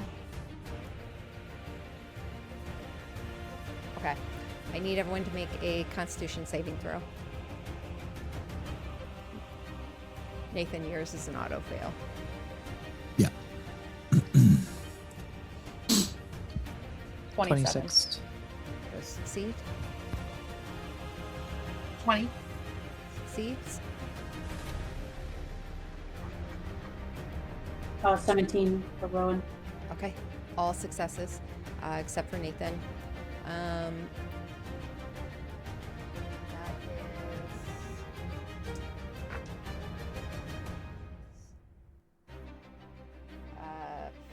14 points of psychic damage.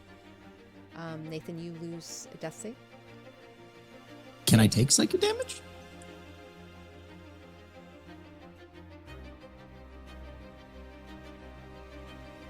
I'm just kidding. I'll lose the I dice. mean, your brain neurons are still functioning that it can attack. Yeah. No, I. I just wanted to see you squirm for a second. Well, I I'm was like, totally are we kidding. talking because of the aura or? No. Okay. So yeah, and Sorry, then just being a goof. everyone else is fine. As the body of Shothragot exudes the chaos of the void and attempts to delete you.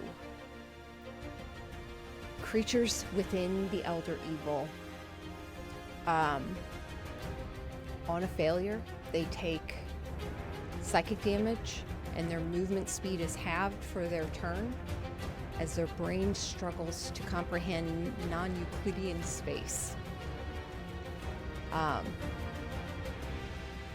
Okay. Get the fuck out of here with that word. Right? I didn't write that, okay?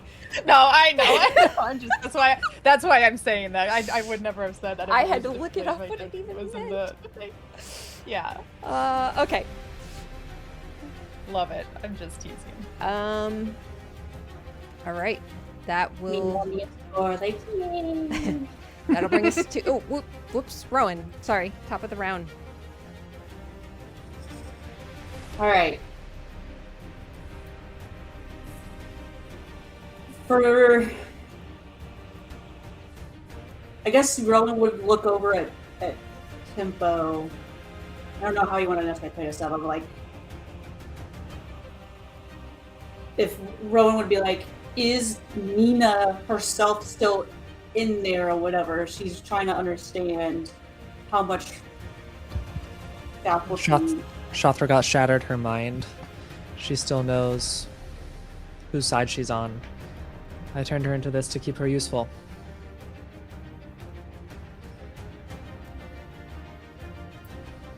All right.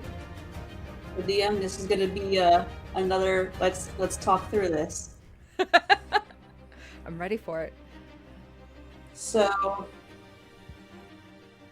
well, I gotta move my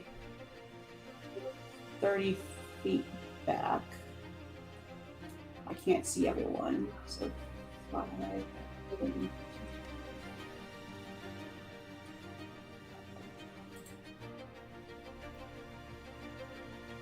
I think I can at least get to here. Does that put me within 60 feet of most of... Yeah. That puts Is everyone... it radius from you? Not a radius. It's just that everyone's in 60 feet from me. So, everyone is. Except for the Barracut. Well, that's fine. Because it's a construct, so this doesn't work on it anyways. So... I basically come walking up to this creature looking up into its eyes. Because I didn't quite see it being made, but I have. Its Hey. eyes are actually covered in a visor. Sure, but I'm looking up and like trying, almost like, where's Nina in this same, approaching it, looking up at it, and trusting that you're. Well, I mean, there's no reason you wouldn't trust. You could be like, this is our friend, and hearing you say about losing her mind to this creature, and having witnessed a lot of psychic hits and things of that nature from this creature, and hearing the call from Chara, especially directly towards the chalice,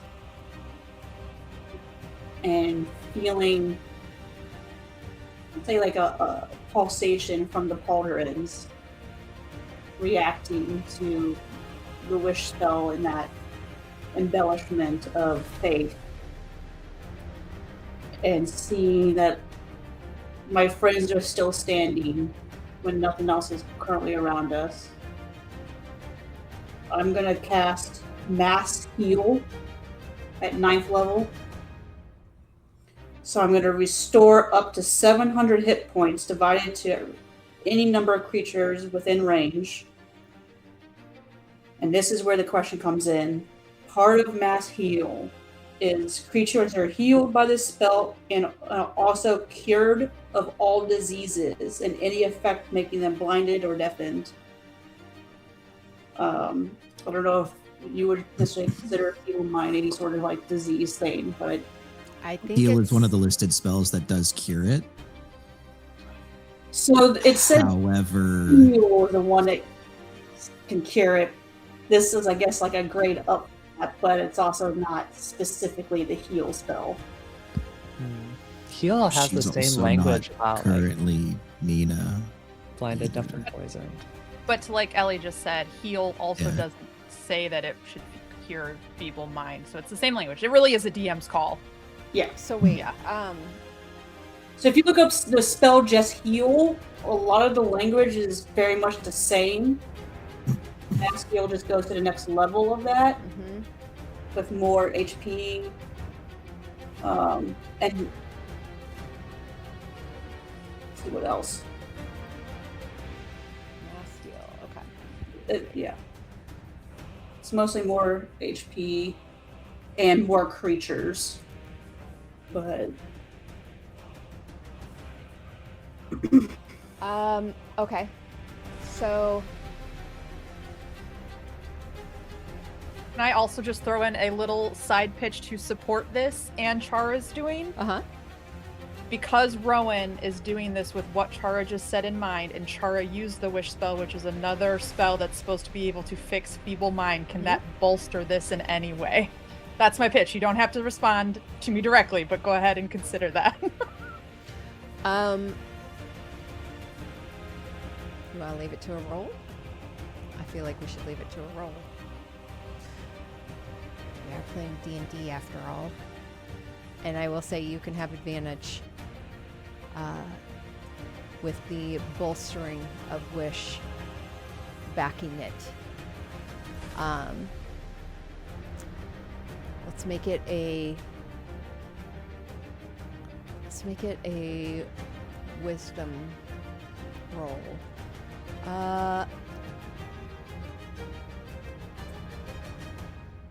Let's do a straight D20 and add your wisdom modifier. The DC we'll say it's 15, and you have advantage. straight wisdom.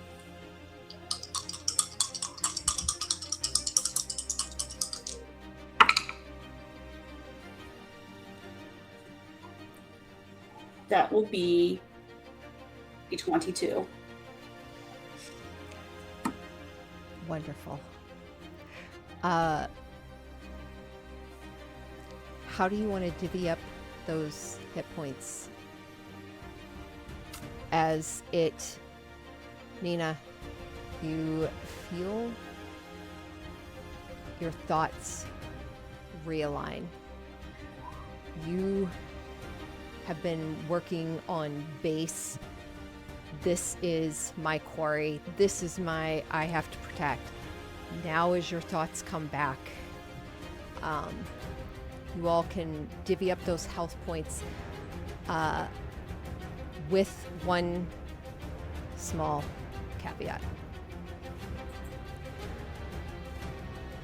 As the heal goes to reach out, roll me a medicine check, Rowan. Medicine?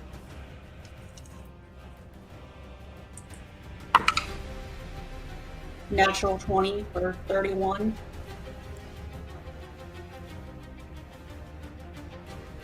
Nathan's form is shattered and fractured. His eyes are gray. The Peria has turned to ruby dust on the ground.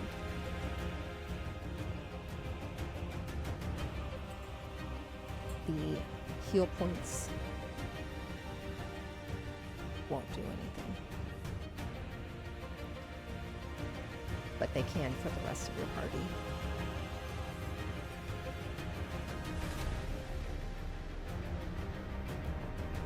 As you, for the first time,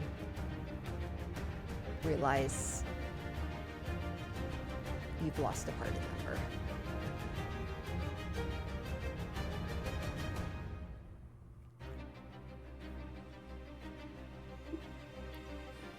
All right. Everyone should heal, max heal. There's plenty with way more left over for everyone to go to back to max We health. need 34, so Yeah. definitely.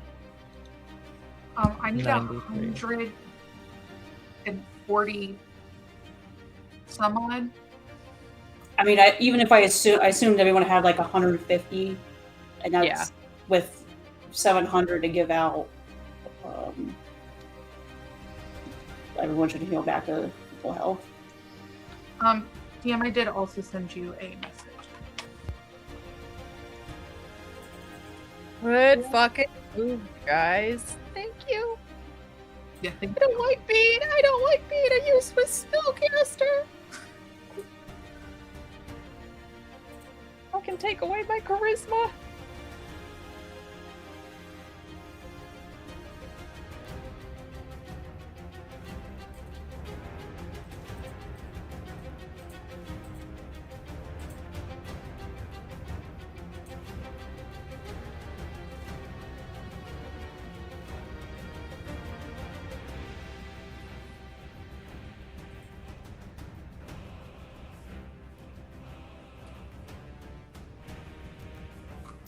I think that's going to be it for me. I used my movement to get over here. Healed. We don't have any bonus actions to use right now, so.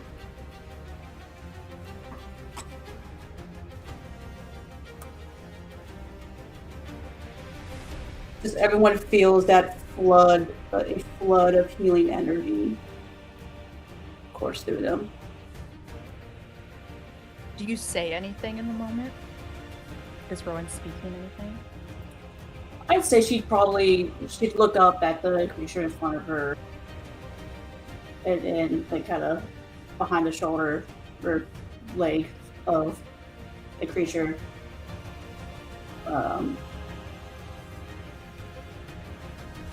She'd probably be like, this fight isn't over.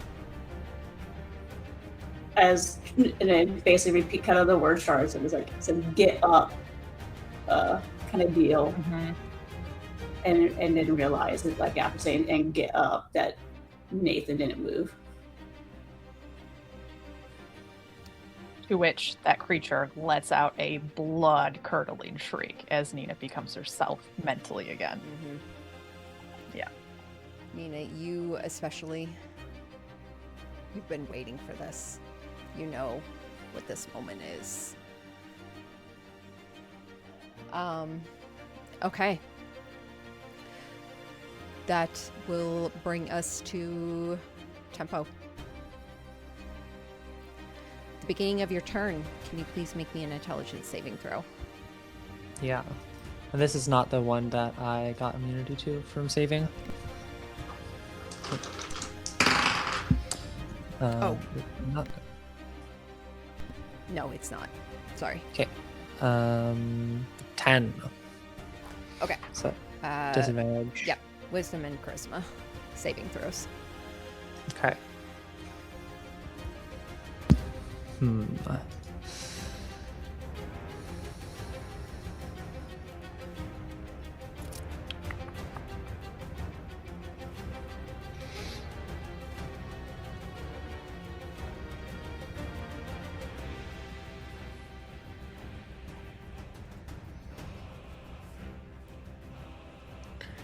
I think I'm being held like 20 feet over the air in this giant's hands.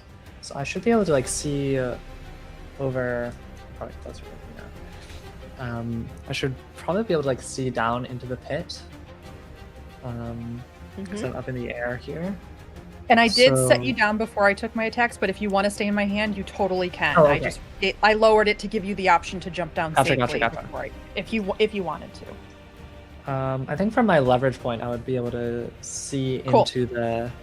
into the pit better from a little farther back. Perfect. Especially like, and I'm small, so I can pretty much like hop over to your shoulder. Beautiful.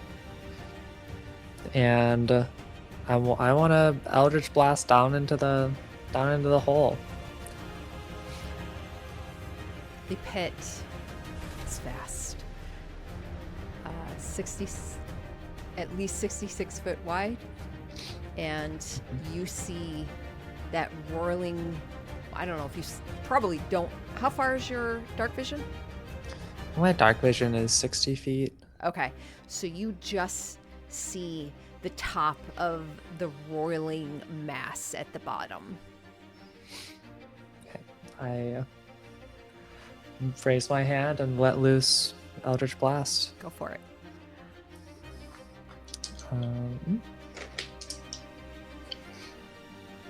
Does the thing give advantage on attacks? The Holy Aura? Oh, No, I think it was Just just saves. advantages on Okay. saving throws. you yeah. will Okay. need And to then move closer. Are you still in her hand? I'm sorry. Did we Yeah, I'm pretty much. I just hopped onto her shoulder. I just did this, but on I'm her behind. shoulder? Gotcha. Okay.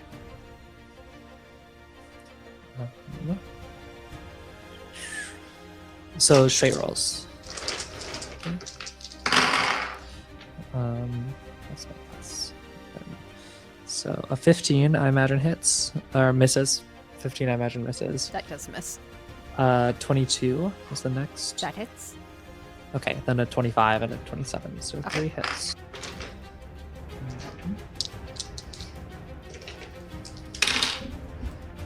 Wow, I rolled 3 6s on my d10s. How thematic. I love it, especially with the use of 66 throughout all of this. Yeah. 66 foot full statue, 60 foot, 6 foot wide pit. They were trying Get to, it? they were trying to feed into the Satan allegations. Yep. 33 force damage. Okay. And then with my bonus action, I will cast Armor of Agathis yet again to give myself some temp HP shield. And then I'm going to I still have jump. So I'm gonna spend, 'cause I want to be in the thing. I think I will jump back across to this wall though.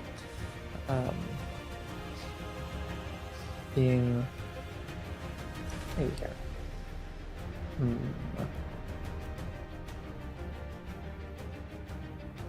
Be just on the edge there. Sure. I will jump back. Essentially, it's kind of just like as if I'm like jumping around with anti-gravity. Okay. Your little my go. flea jumping. Okay. Let's see.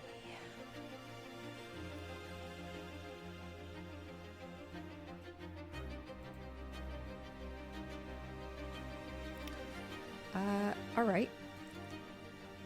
That'll bring us to the Verakut, who will make an intelligence saving throw at the start of their turn. Which that does fail. So they also have disadvantage on charisma.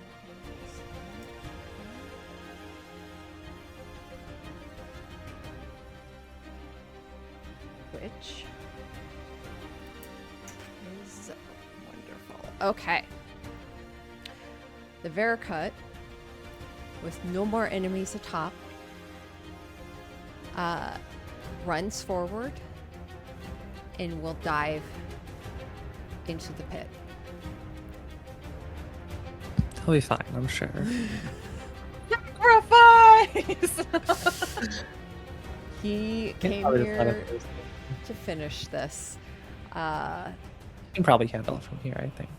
So that will be 60 feet. So.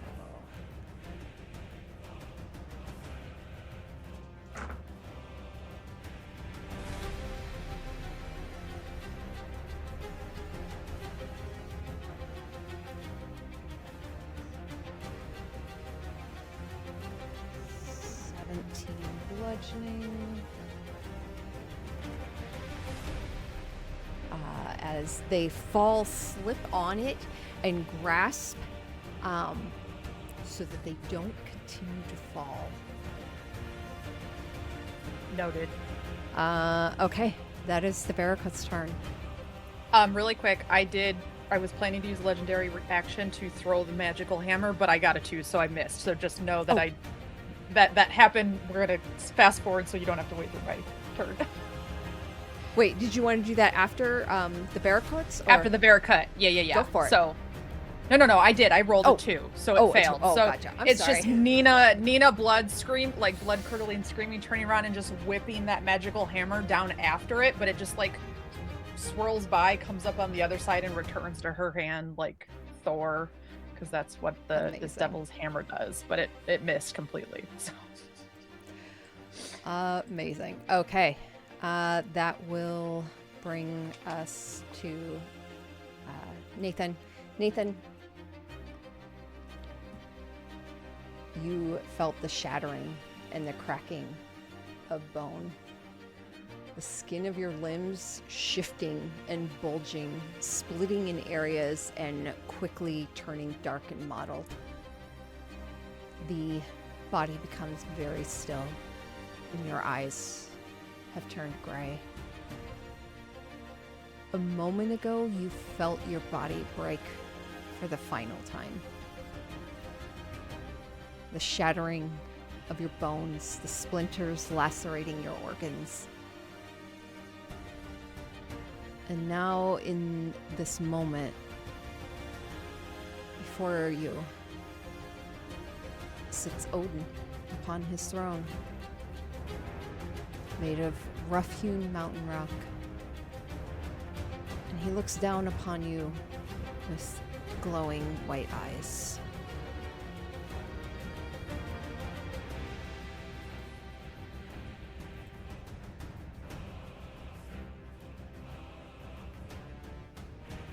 Any response immediately?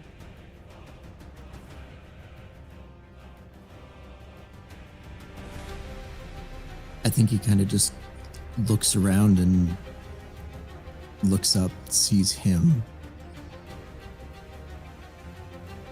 and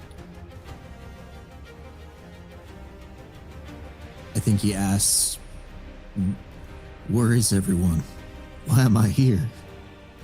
And I guess he'll look down at himself and kind of see the shattering. I failed again, didn't I?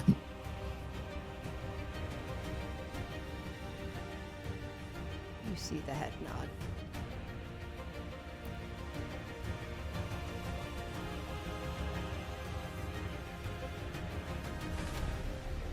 Chara.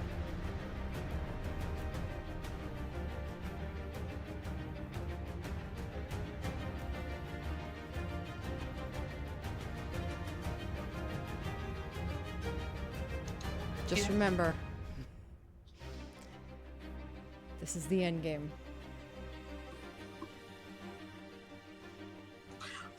Okay. What can I do for you? I mean, I'm not holding back. This is... Some of you are going to die. Are you gonna kill me? Is that what you're about to do? No. Your Okay. turn. Great. I'm saying apologies for... Don't. Hmm.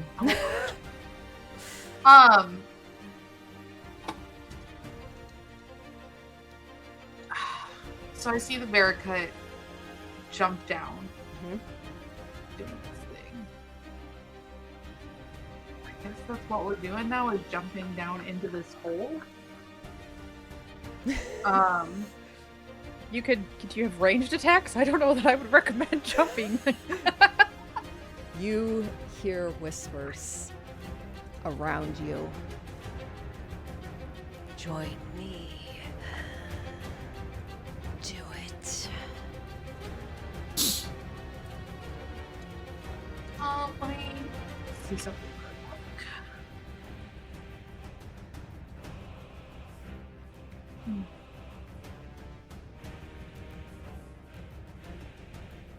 Sorry, I'm looking at one thing. And then I will make my decision.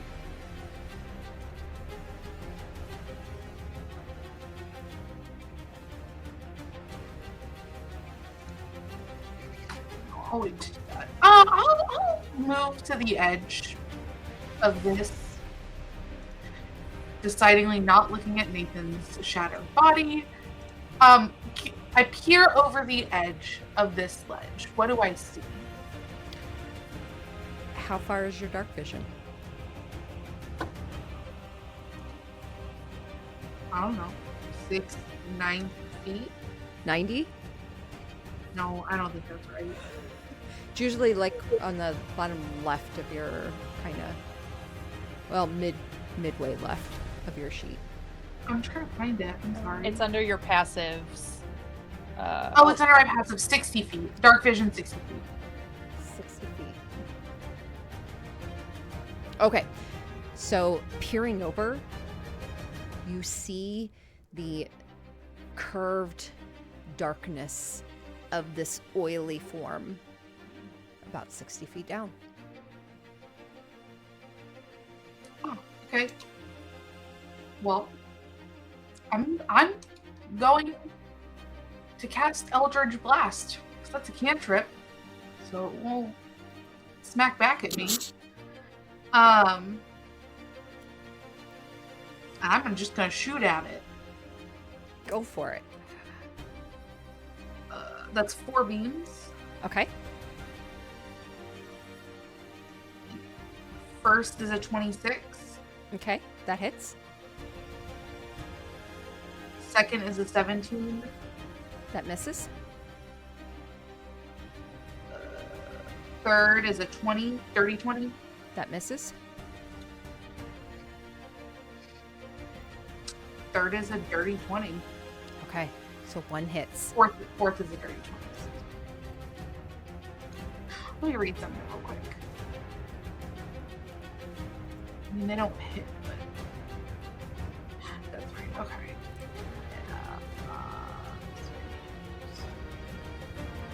I got one hit. It's a 4. Okay. But what I'll note is it is one new thing to note is that I took a feature defeat.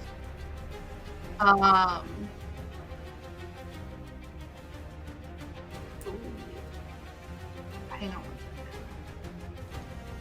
I was ready for this, I thought.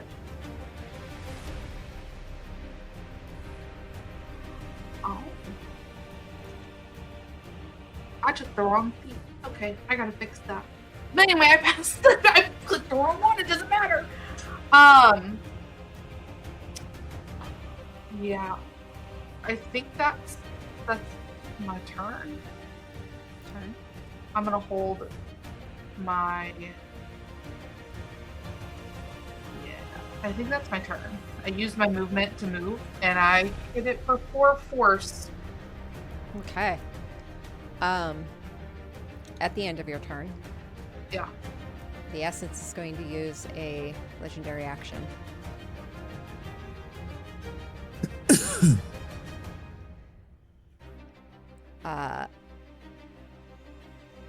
It's going to require the Barracut to make a wisdom saving throw of 24. She succeeds. Oh, no. Actually, You have disadvantage yes, because of the. disadvantage. So that's a fail.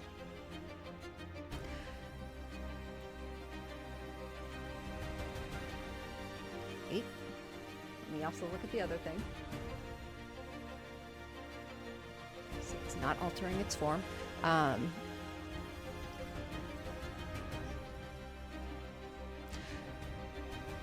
A black tentacle wraps up and around the Barracut, who lets go of Shothragot and allows Shothragot to move it and position it. And Chara, you see as its head, the headpiece shifts again, and the eyepiece you see blinks a bit as if it had been struggling before, now shifts back into place. The red light beams outward as his head emits an area of anti-magic in a 60-foot cone looking upwards.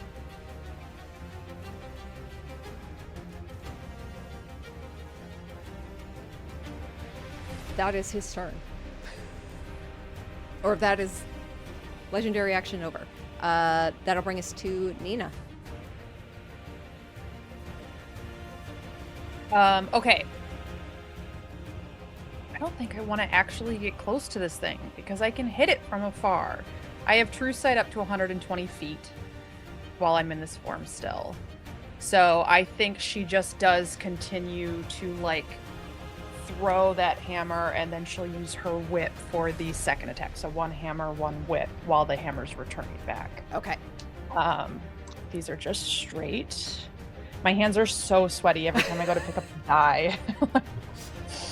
That's a natural 20 on the Okay. first one. That'll On hit. the hammer. And then a dirty 20 on the whip. Okay, that misses. Okay, so natural 20 on the hammer, though. Okay, good rolls, good rolls. It's 12, 15, 26, 66, 73? No, 72. 72 bludgeoning damage. And it is a magical weapon, so it's magical bludgeoning damage. 72, you said? 72. Okay. As the hammer whips back, and she cracks that whip to try and like wrap around it, but I think it like hits an area of the like undulating mass of it that just kind of like dips at the last second because of the range of that. The hammer returning to you, is it returning because it's a magical? Yes. Would it be able to do that with an anti-magic field beaming upwards?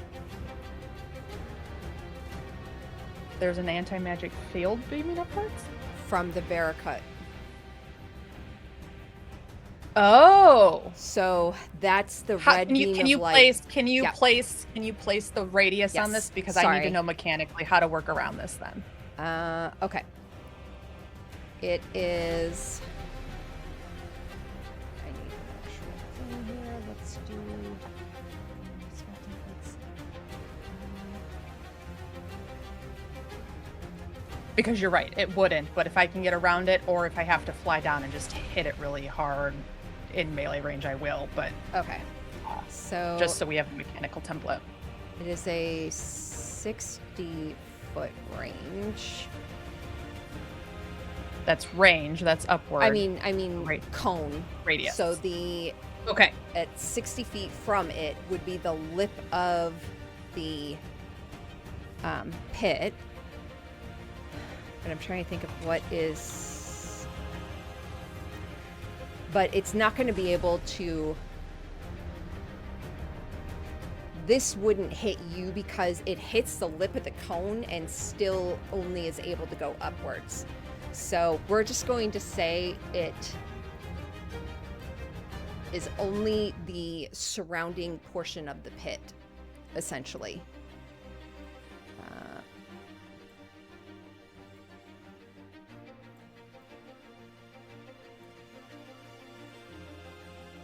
If that makes sense.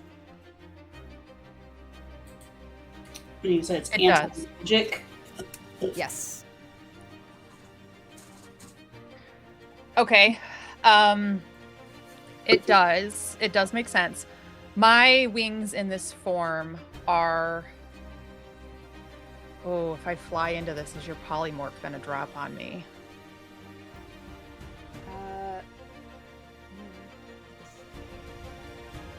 Well, it was true polymorph, so I don't. Yeah. Right, so that's different. It's not concentration. No, it is. Oh, it is. I'm not concentrating on it though, because the concentration is only to make it permanent if I concentrate the whole time. Oh, okay. Yeah. Okay. It does say that ongoing spells are suppressed in the area. So it is like an ongoing spell. Mm-hmm. So I think that if you walk into it, you might turn back into Nina, and it's just suppressed. So when you leave the area, it would come back.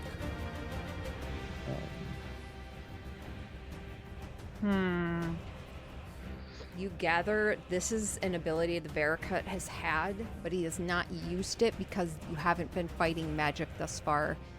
You were fighting No, the totally, giants, and he didn't want to disable all of you by possibly getting you in there. But He's being influenced right now. Yeah, Yeah. yeah. I get that. That's fine.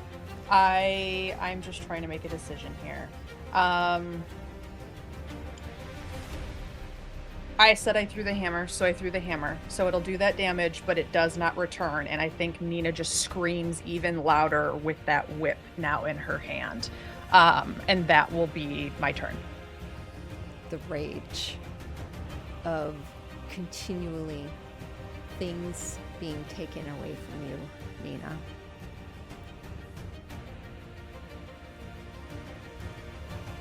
That will bring us to the essence. Oh, I never put the essence on the table. I am so sorry. Change layer.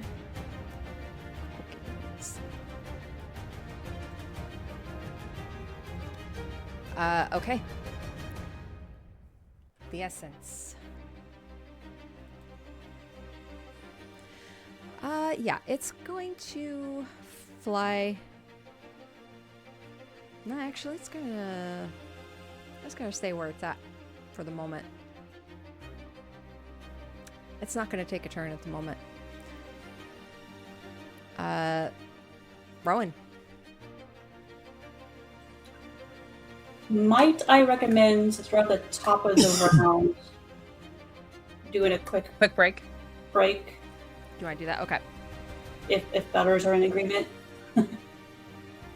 Let's do it. Let's Yep, that works for me. Let's take a 10-minute break.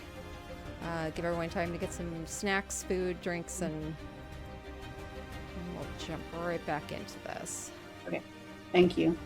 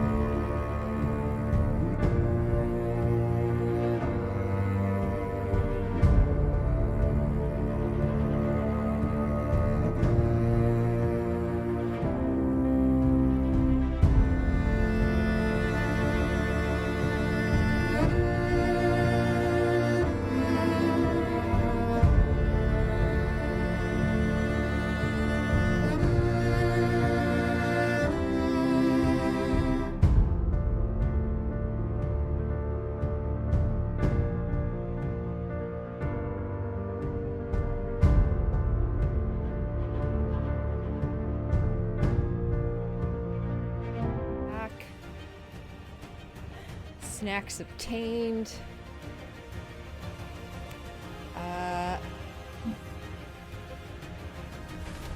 Top of the round.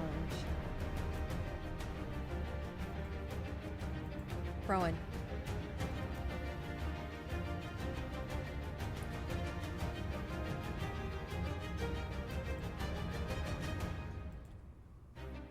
You're up.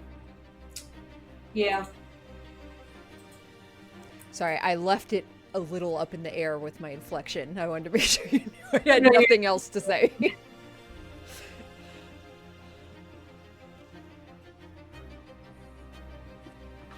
Okay, so sorry to ask this again, because the way this looks stuff. So is it slopes down, kind of like an upside down kind of pyramid thing to a smaller hole in the center, or is it elevated and then drop?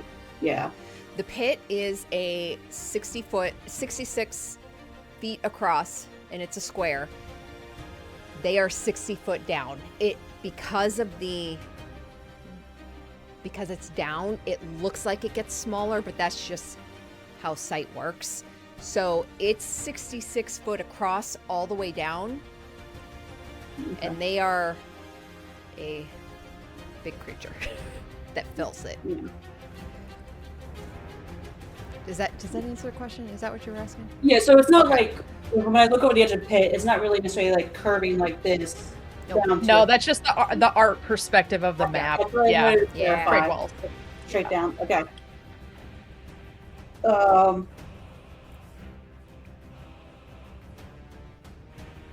And it's 60 feet down. So probably from where I'm standing, I'm not, with that angle, I'm not necessarily seeing the very top of it. I need to be Nina's height without being closer to the edge from where I'm at.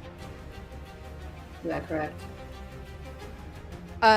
If you from where you are 10 feet away from the edge, you wouldn't be able to see all the way down into it. What you do see at the edge of it is just this haze of red light.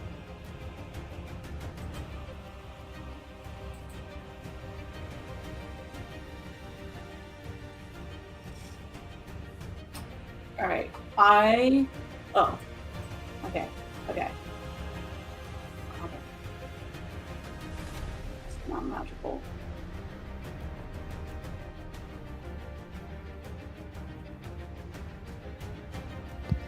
So there's a cone of anti-magic in the 60-foot radius, same as the square. That means the corners are still, like, open up. Yeah. And if it's really 60 feet a ride, you might be able to shoot through the corners down at it. Technically, yeah. When we think in a three-dimensional space of this map. Yeah, I'm not going... Where are my props? Where are my art props? I mean, unless any of you are from, the math side of it, I don't know how to. But, I'm also want to play this fairly, like, Rowan wouldn't know that's anti-magic. Really. Yeah. So you can do an Arcana check, maybe. Yeah, I guess that's what I can do is I will use my action to do an Arcana check. Or, no, Rowan doesn't have that kind of level of intelligence. So what Rowan would do is walk up towards the edge a little, looking down, and fire. What are my spells? Thank you.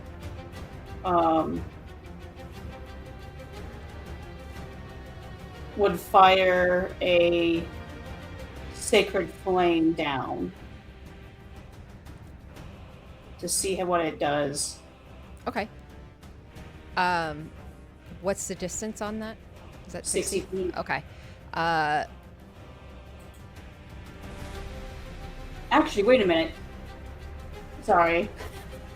I'm trying to think through this whole look of it. No, she loves using Toll the Dead, so... And she feels like it's a very fitting spell you're literally tolling on something that she's like, oh, this is kind of dead. So she's gonna toll the dead on this creature, which is you point at it and that you can see within range, so 60 feet, and then a bell sounds around the creature. Okay. If it works, based on how you interpret that, it's a wisdom saving throw.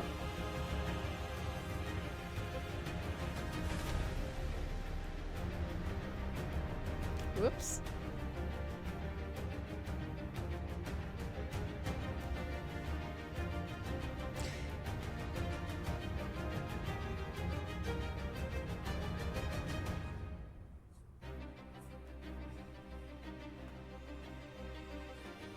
For the sake of trying to fucking geometry this, the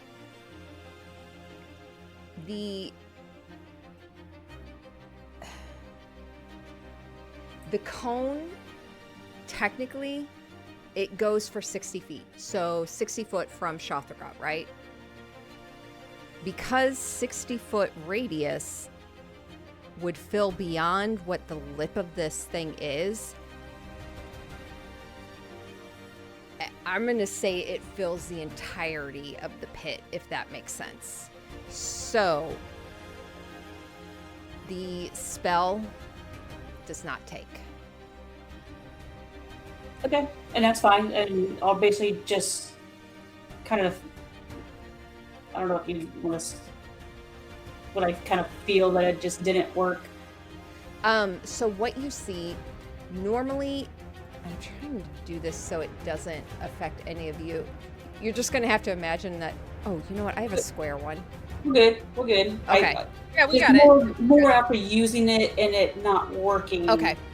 What I feel that affects is kind of a point and happen. Oh, for sure. Okay. You know when that magic connects. Yeah. So when that happens, I'll be like, I don't know if it's that thing down there red, but my magic isn't working. I kind of shout it to the... Nina just roars in response again because I can't talk. Okay. At the end of your turn, Rowan, the rest of you... I will back up. Okay. I have enough movement, and I'm like, I'm gonna... Remember, the shot. cracks are difficult terrain, so Right. have that. The rest of you here... Come on. No, grab on. I've got you. And you hear some grunting as you gather. Hell has arrived at Corbett, and they are now moving offwards.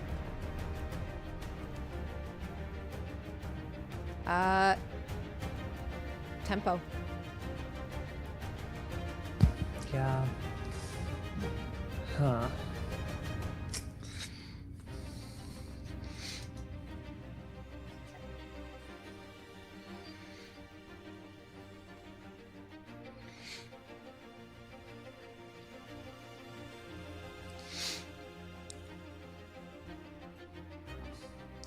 I guess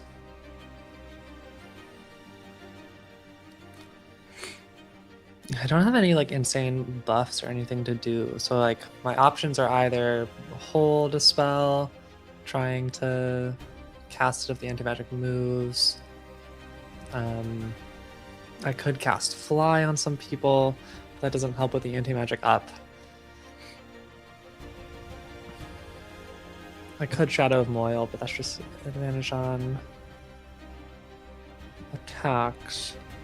I think I'm actually just gonna cast Spirit Guardians with this off turn. The faint glim of spirits still hovering around me, clinging close, hanging on to the talisman and for their presence. And it will just emanate into a dark spots. Is that 15-foot radius? Yeah, it's 15-foot radius, so it's not gonna hit anything right now, but in the future, if food ever comes up or there are any needs, I think that's the best thing to do with my action in a turn like this where I can't get at it. I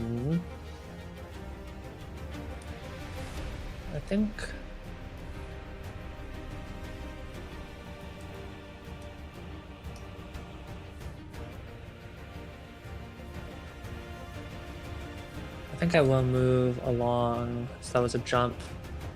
I think I move 20 more feet just along the wall here, just putting some distance. Okay, that's my go. Sure. Oh, I guess, can we drink potions as a bonus action? Yes, if you use Yes, a we bonus just action, roll it. yeah, you would have to roll it. Okay, so I have a potion of lightning resistance, so I can just chug that. Oh, yeah. In case Yeah, it why comes not? in Just handy. in case. Yeah, as well. Okay, that's my go. Okay. The Veracrut will not do anything other than continue to emit that cone. I will use a legendary action. Let me just make sure. Yep. I'm going to use my whip. Oh no, I have to be within 30 feet of it. Fuck. Never mind. Okay.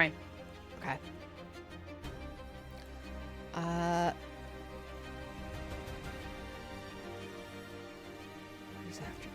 Charm? Okay.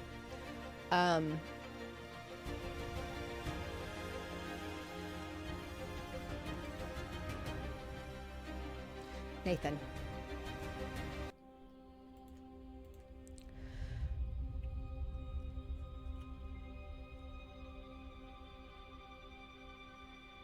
Odin has sired many sons and daughters.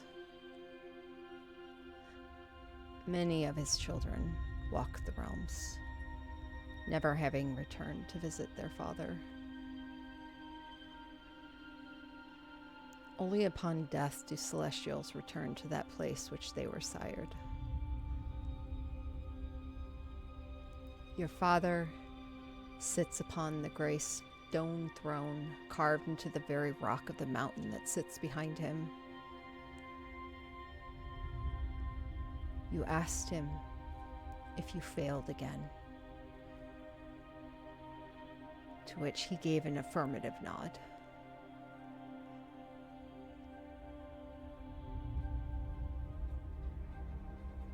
Have you found your end here, upon my mountain, my son? As all of my children do.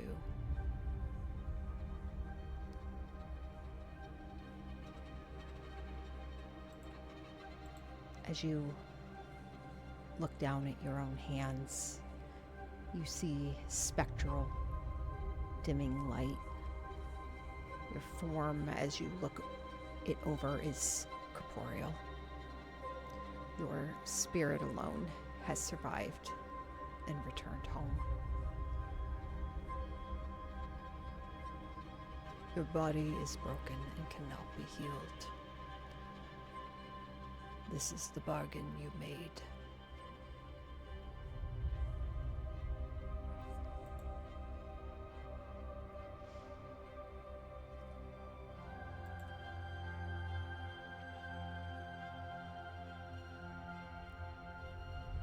He looks at you. I'm not ready.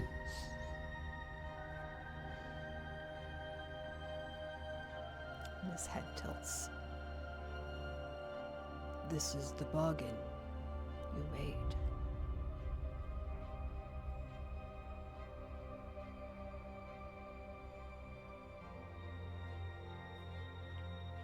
I know, but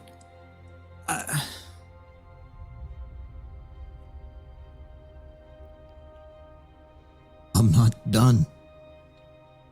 I have so many. He holds up a hand.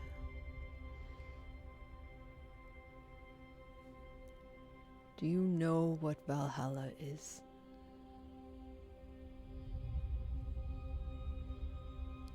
It is my gift to those who would follow my credences, to forever glory in battle on the fields beneath my mountain. And his hand kind of sweeps outward. Nathan, your gaze shifts slightly and your attention is drawn to a vast valley at the base of these surrounding mountains, where you see thousands of odd spectral forms.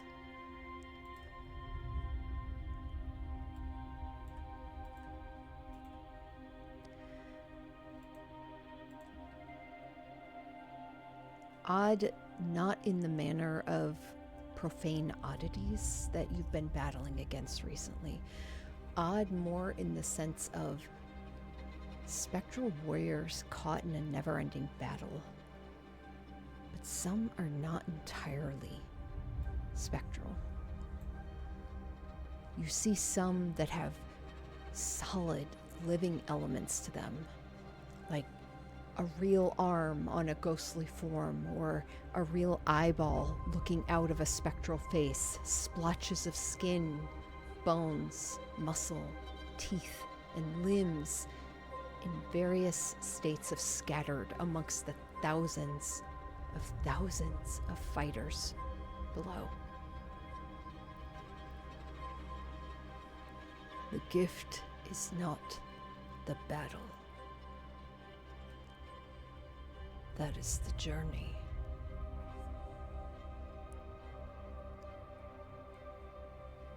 You hear a battle cry behind you as an equally spectral warrior with a length of sinewy muscle threaded up the length of one of its arms around the spectral bone. He runs towards you with a battle axe held high. What do you do? Move. You move. Go ahead and roll me a dexterity saving throw.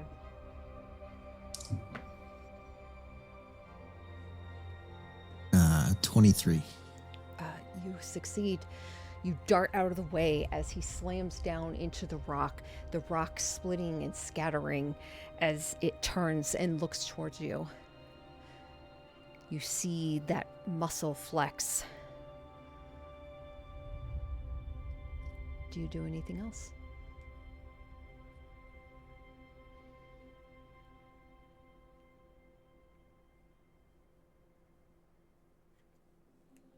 Would you allow me to use a grit point to do a disarming maneuver in this moment?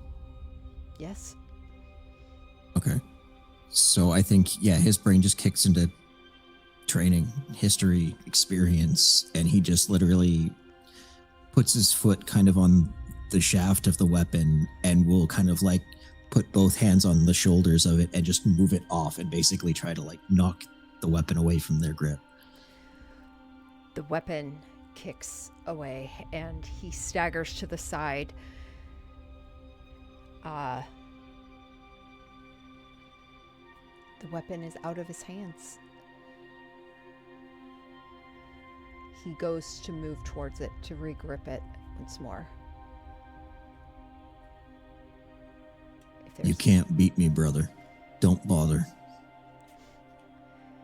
I have all of time to do so. And he goes to grip it.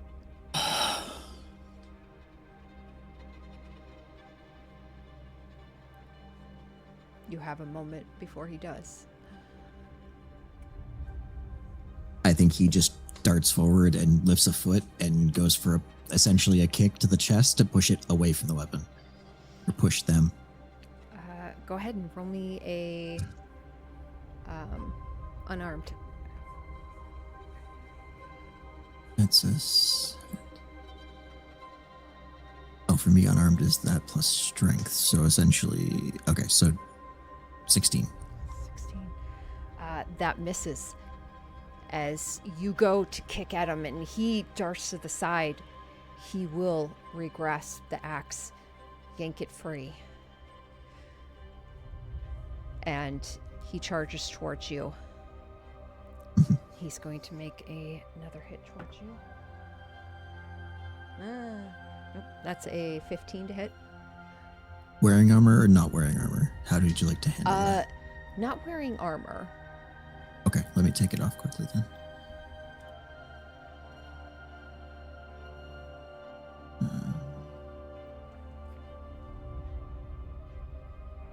15's a hit.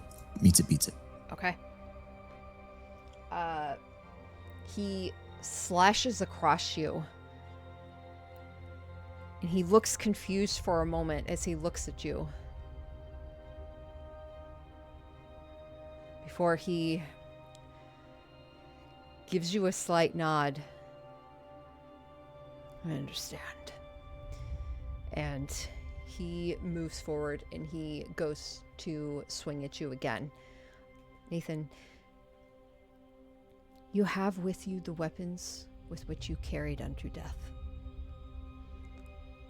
As this warrior comes charging for you once more, what would you like to do?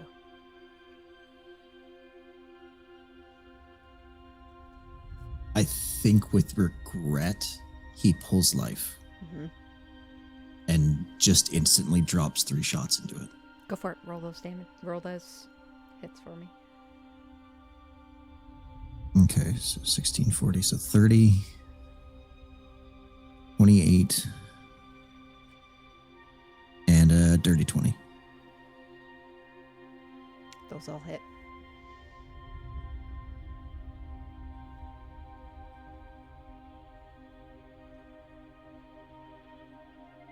Would you like damage too? Or Yes, please. 41 points of bludgeoning.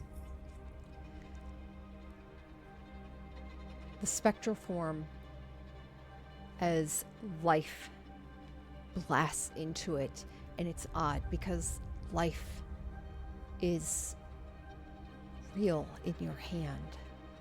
It has a different form of spectral to it, lower, like a white outline. Death in its pouch has a black outline, and as you fire at it, the warrior tries to dart, takes it, takes the next, and he falls at your feet.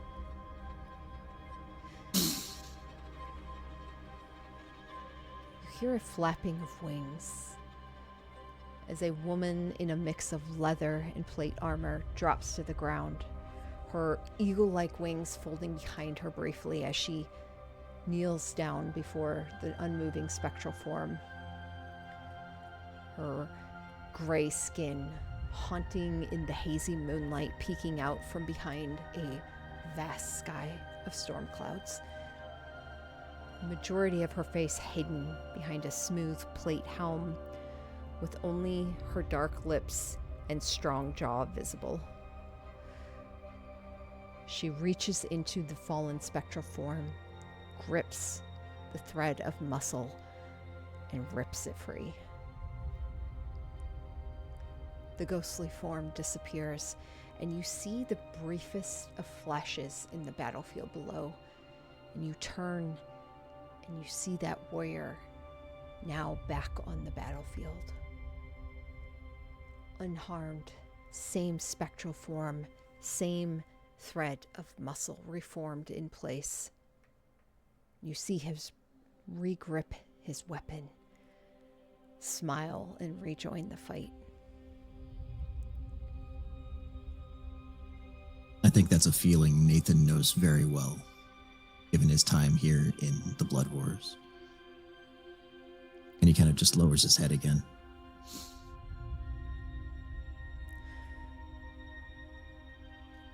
The woman walks up to you, hands thread along the muscle and holds it out.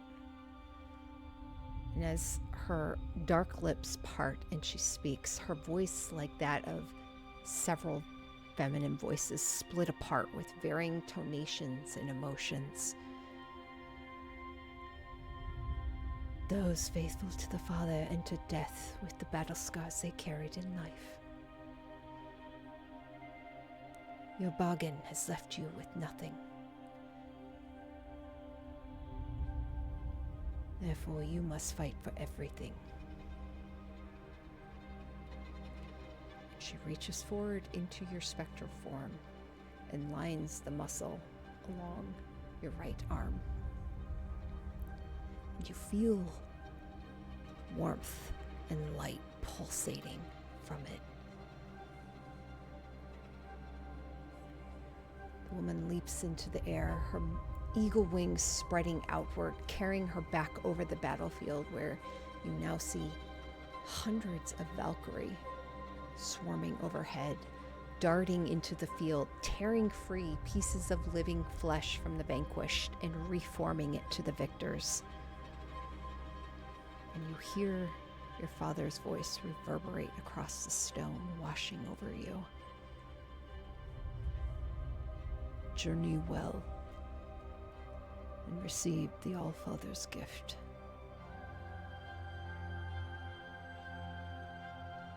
I think he just basically sees what's happening and kind of clocks what's needing to be done. Pulls death, clicks them both, gives them a spin, and turns and walks to the battlefield. Make your way down the stone steps carved into the mountain and join the battle. I'd like you to roll me a D100 and then multiply it by 10.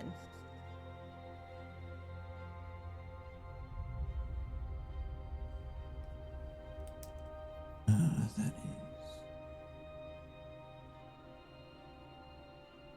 Okay, that is a 98.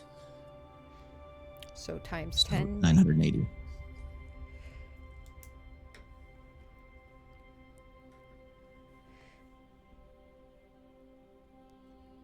The warriors that come here come with their scars from life. They have advantages. Your bargain, it brought you with nothing. So you start with nothing. It takes you 980 Valhalla days and nights to fight enough fellow warriors and earn their scars. It takes you that much time to piece by piece, victory by victory, rebuild that which you bargained away, that which you lost. Each slain opponent adds a new pieces of flesh and life to your form as you slowly put yourself back together through battle, until you find that final piece. As the warrior falls, and a Valkyrie hands you the last bit of missing flesh, bones, organs, muscle, ligament, that missing piece that completes you. And as the final piece is pressed into your form, the dark lips of this Valkyrie before you smiles as she reaches back and unsheaths a giant longsword from her back. Her voice, those same variant tones. You have journeyed well, brother. I am honored to bestow our father's gift to you. She steps forward and rams her blade into your chest, and you feel the slide of the blade before it burns brightly, blindingly, until your entire visage is white, hot light. Nathan, I will allow you to explain the manner of your return to the living and to the start of your turn.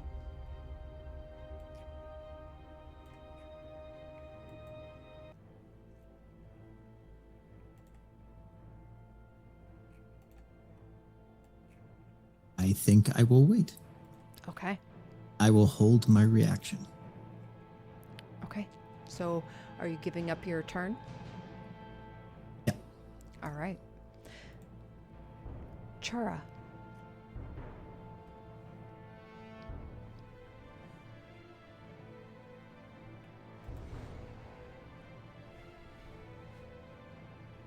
Oh, I've done something. Why is... Ooh. Oh, there it goes. Okay. I'm very zoomed in. I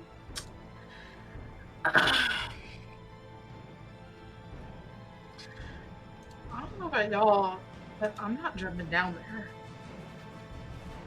Above table, I'm gonna grab a piece of this statue behind me and throw it down the pit. Oh, I like where your head's at. So I was looking at my character sheet, and you ever find something that you don't realize was there, and you're kind of like, okay. I forget shit all the time. Yeah. Right. So Yeah. I was enraptured with storytelling there. So I actually have to look something up real quick. So, Especially at this high of a level, like we just have so much shit going on. It's hard to remember all of the things. so all right.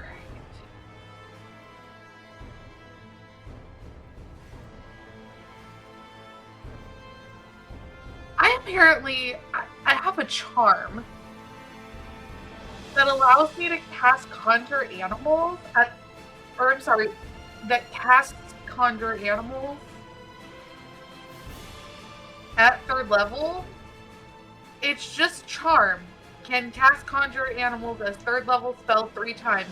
At that time, the charm disappears. In parentheses, returning lost items. I don't know what any of that means, but it's in my backstory. Okay. So I have this charm Okay. that does this. So do you want to conjure animals around you? Yeah, Okay. I think I want to conjure.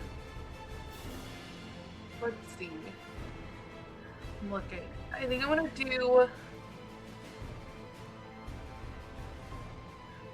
4 giant wasps.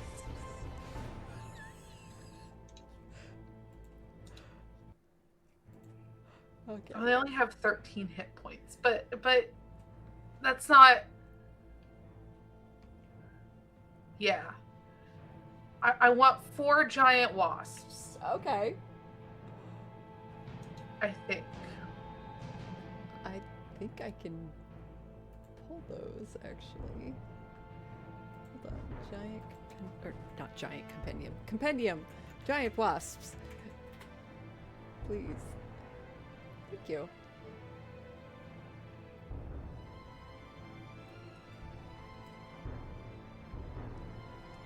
Or do I want... Hold on.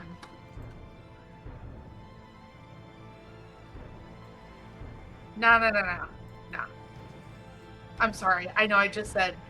I'm going to do 1 giant constrictor snake. Giant constrictor, like the snake, like boa constrictor. Correct. And it is a huge beast.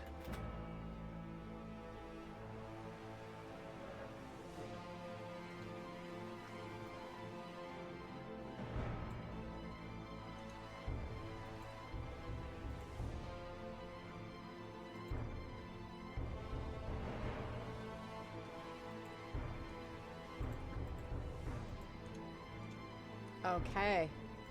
Excellent. So he's my buddy. He has his own initiative. Okay. I don't need to open the sheet. Let me give him... I will give you control.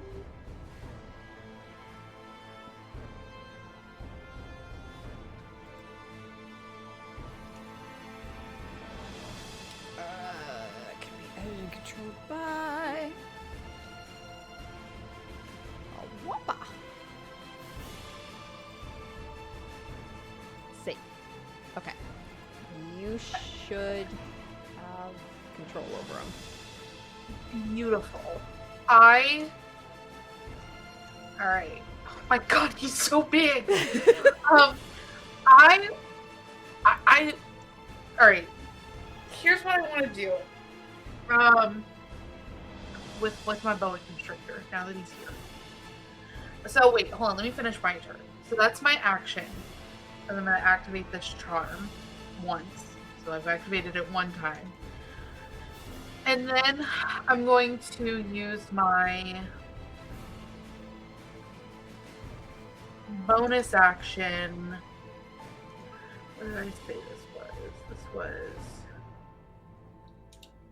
Oh no. It was Renowned Duelist. Okay, so that's an action. I can't do that. Yeah. And then I'm just gonna back up this direction. Right there. And then I want to do the snake's turn. I don't know if you want me to roll for his initiative. Or if you just want his initiative to go after mine. I think they're usually attached to you, so let's just have it go directly after yours. Perfect. Then we'll move into the snake's turn. The snake is going to throw himself off of the... So Chara is going to tell him to do this. He's going to jump off of the ledge and attempt to constrict the Vericut. If he misses the Vericut and he hits the bad guy, he's going to bite him. So I got a plan here. Okay. The snake is going to yeet himself off of this ledge and attempt to constrict the Vericut. And this is not a magical creature. Nope, You this have is an conjured... actual creature.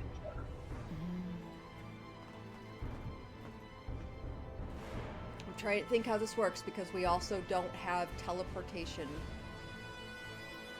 or anything like that available. Like it's flesh, like I conjured it. It's not the same class of spell as teleportation magic, Okay. is it?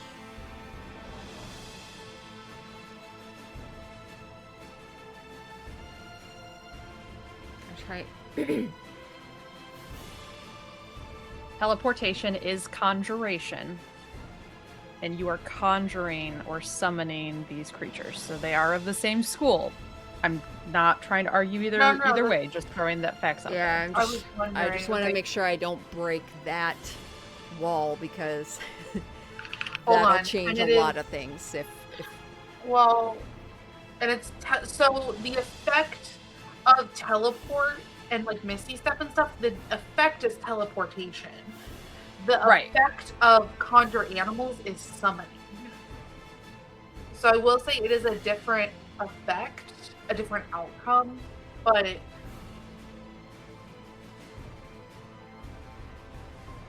so, it also, let's see. I don't know.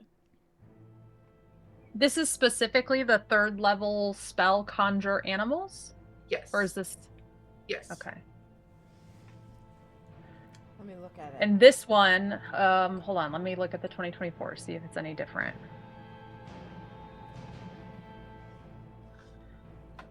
You conjure nature spirits that appear as... Yeah, they're spirits that take the form of beasts. It is concentration. It is, So it is an ongoing spell. Yeah. but it's cast with the charm. So do I have to concentrate on it if it's with the charm? Let me look at your charm real quick. The charm has one sentence attached. I get if it's a strap, and you're like, no, I didn't write anything else down. So I know I've never used it. So at the very least, I know that it's not been used. But Is it in your inventory or in your feats? it's in my notes. Oh, notes? Notes. And it's under my backstory Oh. as something I have for my backstory.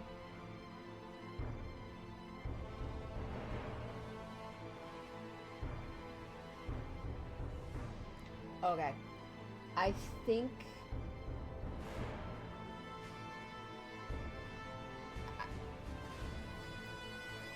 I'm probably going to need to rule this one as not being able to conjure just because it is pulling something. So I am so sorry about that. That's okay. That's okay. So no teleportation and no summons. We can't like bring creatures. Yeah. All right. So then I'll back to where I was, if you don't mind. Is that, and I think you said, I know you said in previous sessions though that did not apply to spirit guardians for Tempo and Rowan because that was kind of different. We had ruled that separately in a different session. I think mine I couldn't use, but Tempo, because Tempo. Oh, okay. Yeah. Because of the Because religious I'm carrying aspect the of it. spirits. Yeah, that's right. Physically. Okay, yeah. Well, I would be interested to know after Chara's wish because it affects the chalice and it boosts faith and stuff. But that's neither here nor there.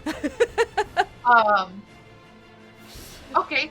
Well then, I'm just gonna Eldritch Blast this guy 4 times. Okay. Or try to.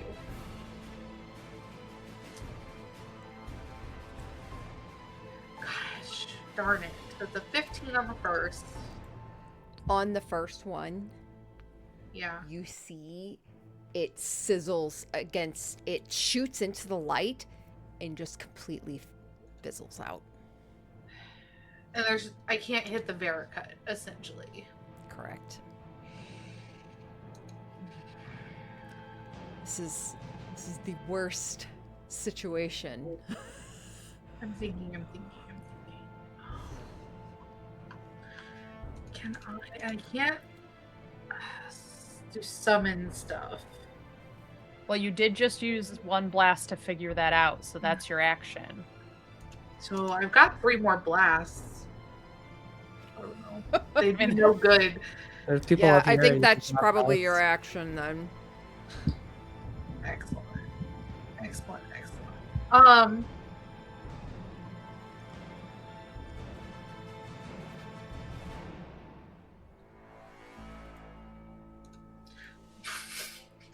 Now I'm like, can I just throw myself off to land on the Vericut? Can I still do that? Yeah. With I the mean, Vericut? you've got one turn. Let me throw something else on it first before you say Alright, I'm gonna back up from this ledge. Please, just let me go next. It's just a social experiment to see how easy it is to convince us to jump into the pit with him. I'm ready for it. Let's down another party member. Let's do it. At least it's not a door. Like, heaven forbid it's a door. Hey, it's a solution. It's a solution. That's right. Chara, you hear in your head. That's a solution. Anyway, I'm gonna pass my turn. Really quick, Useless just turn because ever. I want to help. Did you use your bonus action yet? No. Drink your potion of psychic resistance. So Oh, yeah, I will drink my potion of psychic resistance so my whole turn is not a waste. That just does. you'll get half psychic damage resistance. So any psychic damage you take is halved. So Perfect. I will pass the turn. so many moving pieces. So many moving pieces. It is. Okay. That'll bring us to you, Nina. Did you want to do any legendaries? No. Okay. In this huge form, I think Nina, again, just raging in frustration, this creature, this guttural, abyssal, roar, she kind of takes the whips it backward, will grab a chunk of this statue, and she's gonna whip it down the hole as hard as she can in just this piece of stone on top of it, aiming for the Vericut. Okay. I would say make me an athletics check. Okay.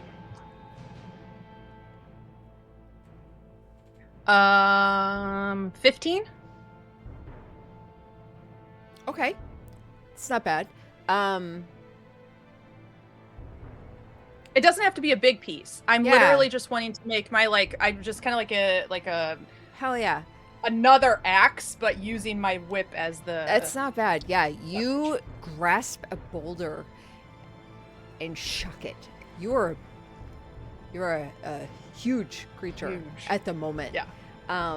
And you absolutely, your whip grasp around one of these stone snakes and yanks forward. The head of this gigant nearby slides and flings upwards and then downwards into the pit. How to do bludgeoning on this? So if you want some context, my forge hammer, when I throw it, is 4d10 plus 6. I don't know if you just want to call that the same thing or if you want to do a custom rule on it. What's the plus 6? That's my strength modifier. Okay. Because this is not a formed weapon, I would say Sure. let's make it 2d10 plus 6. Okay. Not bad rolls. 13, 19 bludgeoning on the Verica. And if I can try to, like, I mean, this is On a the stretch because it Verica. is- Yeah. Oh, that's cheap. Yeah, go for it. Go for it. I'm trying to aim for the part where the essence has the Verica grappled, but my goal is to turn the Vericut's head so the anti-magic cone gets shoved to the side so that Okay. my friends have a chance to fire down. I know it's probably not going to take him out, but like this is also not a finesse weapon. I'm throwing trash at him, so For the moment, that head of the gigant smashes into the Vericut. A portion of his lens fractures, and the light blinks out once more. The thing, the anti-magic field, blinks out for a moment. Anything else? Cool. That was my first attack. Okay. I'm gonna do it again. Okay. Right back with another one. It's a 28 to hit, and this time I will hit the essence with this piece of rock. Go for it. Oh, terrible roll that time. That is only 10 bludgeoning damage. Non-magical.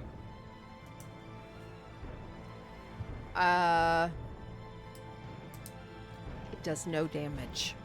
The Okay. rock scatters across it, and you see it almost like lodges into it.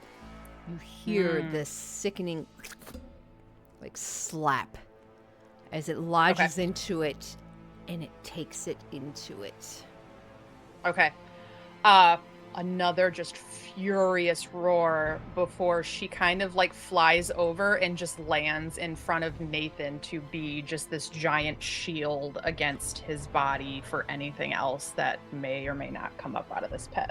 Mm-hmm. And that'll be my turn.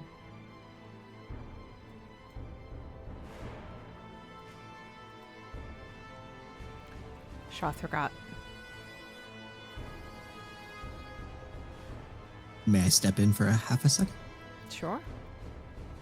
I think, Nina, when you land in that huge form and like your feet slam into the ground, it's enough to shake the body that's on the ground for Nathan, and it just crumbles into dust completely.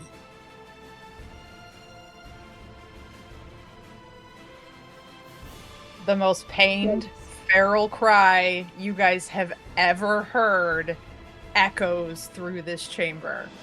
Everyone take psychic damage. No, just kidding.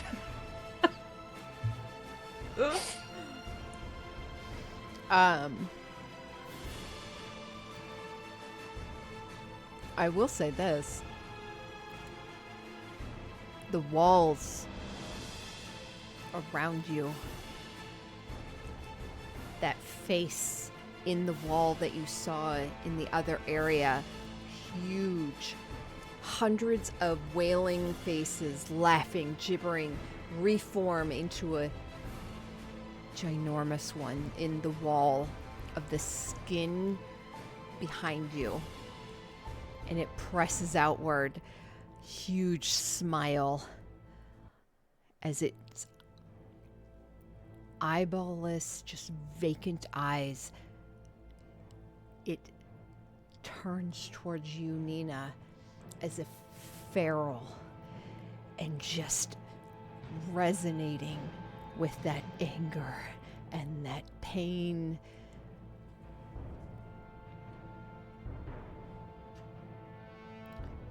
That'll bring us to Shothragot. The essence lifting upwards as he would like to join all of you, bringing the Veracrut with him. He comes up.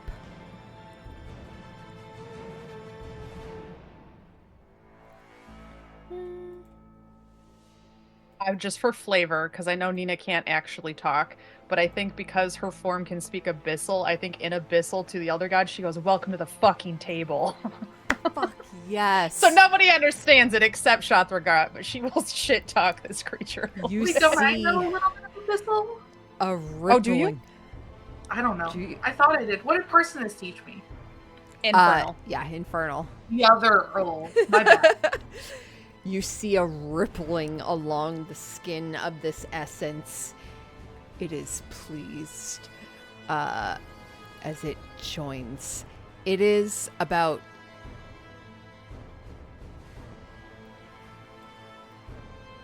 I'll say about 10 feet beneath the lip of this pit. And it will... Quick question. Yeah? Since you brought it higher, and unless it affects the rest of the field, there's still a lot of like the fog of war around to kind of hide it. Mm-hmm. At least for me, there is. I don't know. Yeah. That is mostly due to what your vision is. So, if you move, like, if your vision is 60 feet of dark vision and you move out, you won't be able to see him anymore. Okay, I just want to make sure that that's Yeah. still. Yeah, it's. Yep. I didn't set it for like the revealing one, like you go into an area and then it's fully revealed. It's more of a, this is your legit view of the world. Got it. Or in a void of darkness, Yep. pretty much. Yep, Yeah. got it. Okay, so he moves upwards. He's about 10 feet beneath the lip of this, and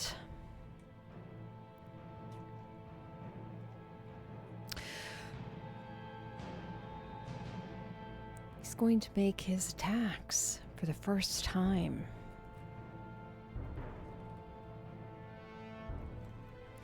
A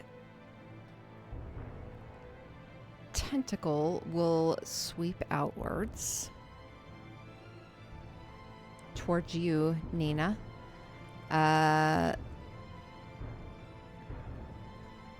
17 is my magic number right now. That hits. 'Kay. You take 37 bludgeoning and 6 necrotic. Is the bludgeoning magical? Yes. How much necrotic? 6. Okay. And you are grappled. Okay. The second tentacle whips outward 10 feet. Whoops, that's the wrong one. Let's do line. So 10 feet up, and then an additional. You are just out of its range, Shara. So the tentacle will whip back towards you, Nina. 32 to hit. Absolutely. Yep. 32 bludgeoning. It has disadvantage on attack rolls. I don't know if that makes a difference because of my aura. Both of those would have hit anyway, but yeah. Okay. Sorry. Yeah. Good Good looking out, though. Oh, Good looking yeah, out. that Yep. is. 32 bludgeoning, 8 necrotic. You're Got it. already grappled. But you now have 2 tentacles wrapped around you. And for the last...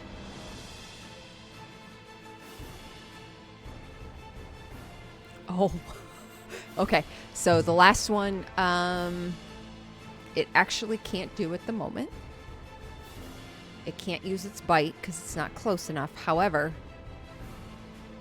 it will use its corporeal instability.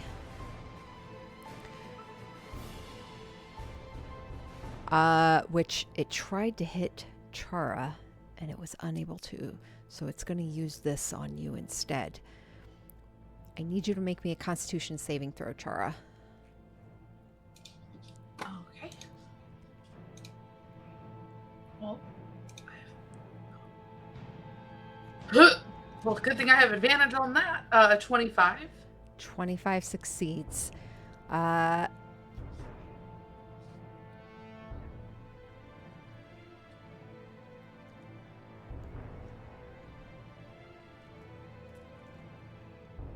Okay, you succeed and take nothing. Okay, that is its turn. Rowan. Oh, and you watch as at the end of its turn, the walls around you, this shell, it fluctuates, and you see thousands of faces screaming, wailing, and you see the form of the essence within this pit shudders and grows, reforming possibly any damage. So all that to say, it regains hit points at the end of its turn.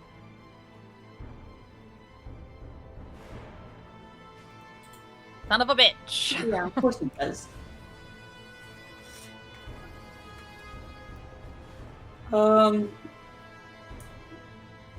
Rowan is going to cast Hold Monster on it.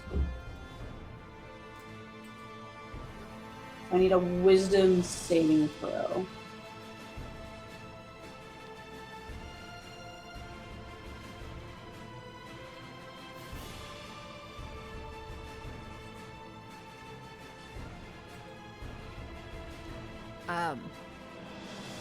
This on Shothragot,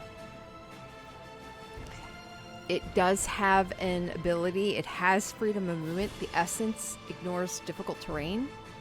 Magical effects can't reduce its speed or cause it to be restrained.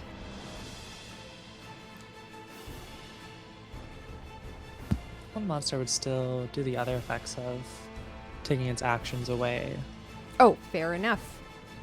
and like making it You get said auto-critted mainly. wisdom saving throw? Wisdom saving throw, and then it would be paralyzed for the duration. 21. Okay. It succeeds. Okay. Can I silvery barbs it? Sure. Take my 1d10 damage. I will re-roll. 20. Just succeeds. Okay. Tried. Sorry, friend. No, you're good. Like, literally just one above. Had to try. All good. I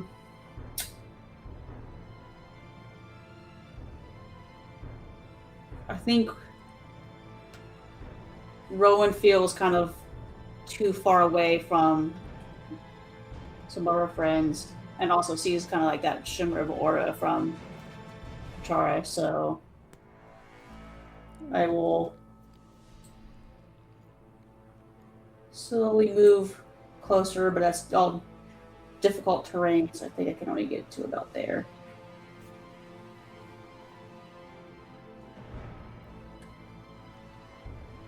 And that is my turn.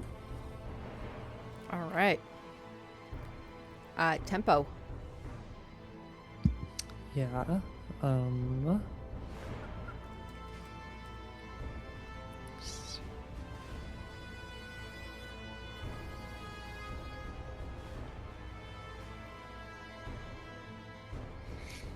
I am going to jump 25 feet forward to the edge here. And with it 10 feet down, the emanation goes 15 feet. So it is in my spirit guardians. It needs to make a wisdom saving throw. 28.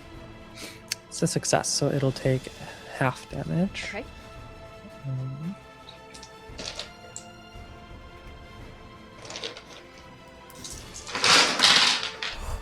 That's a lot of dice. No, Hell yeah. 5d8. So 13 necrotic damage.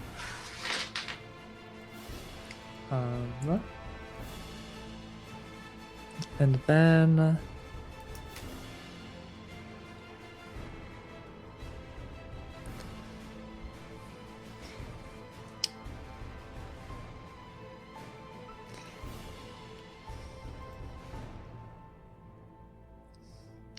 yeah,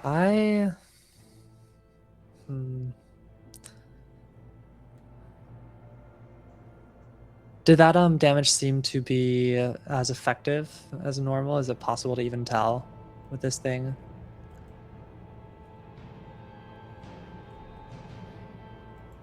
What type of damage was it? Necrotic. Necrotic? Mhm.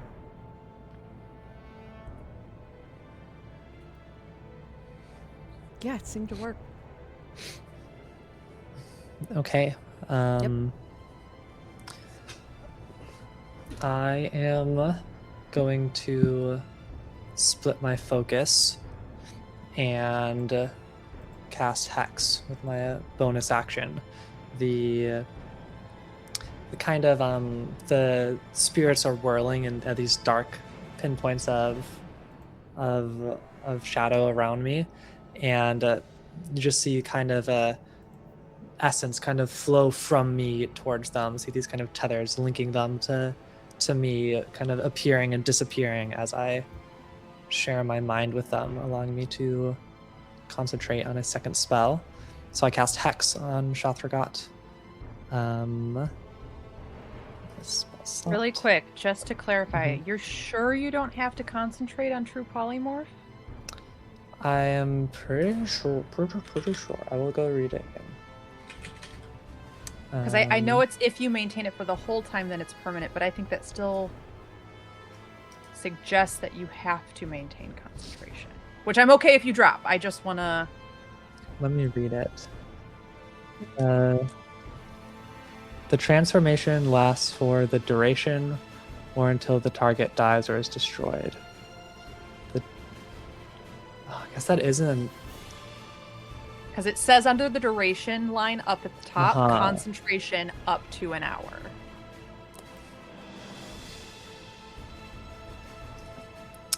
It's a great question. It's a really weird word, the way they worded that, like, but if you sort of thing. I don't know. So run the conundrum by me one more time. Sorry.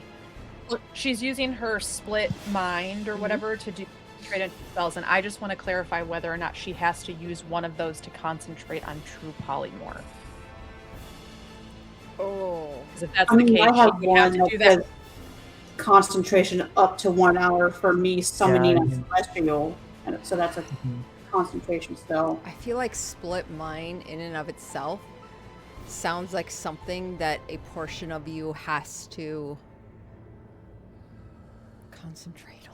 Yeah, I'm just trying to see if you need to concentrate on But it True also Polymorph. sounds like It might something be you can yes. disassociate. Yeah, That's I'll be able to warlock put on creatures. something with That's separate. split mind. I can concentrate on something else, but the question is whether I needed to be concentrating on True Polymorph this time. I think the answer, I guess it's yes. looking up that so some people Google online says yes. yeah. Google does say yes. If So you stop concentrating before the spell ends, it ends immediately. okay. Okay. Totally up to you. Just do with that information what you Okay. will. I'm okay. I will wanna drop say I will keep it up for now. I guess I will have had to split my mind to concentrate on the spirit guardians. So it's okay, I just can't cast hex. But that's fine. I guess I misread that. Yeah, it was confusing. It's confusing. Mhm. Yeah. Yeah. Okay. High Weird. level stuff. You don't is want to drop confusing. it? You want polymorph for forever? Not forever. I just figured she could use the extra 150 hit points or whatever. Yeah. Say forever. I mean, it's I'm gonna last beyond this.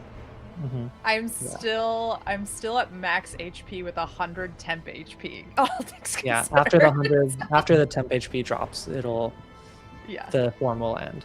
Does it Yeah. say that they get to choose if it stays permanent? Or is it like, by If I concentrating? maintain concentration on it for an hour, then the spell will last until dispelled. So Yeah. someone could still just dispel magic it. That's why Scanlan was able to stay in his centaur form because he just concentrated on it for an hour. Okay. So you are still concentrating on it then? Okay, so I'm still concentrating on Okay. True Polymorph.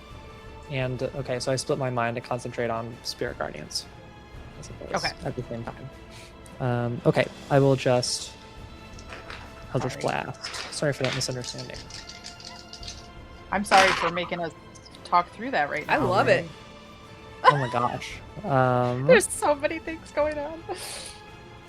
I rolled bad. The highest I rolled on my 4 attacks is a 19, and I think we determined that that misses.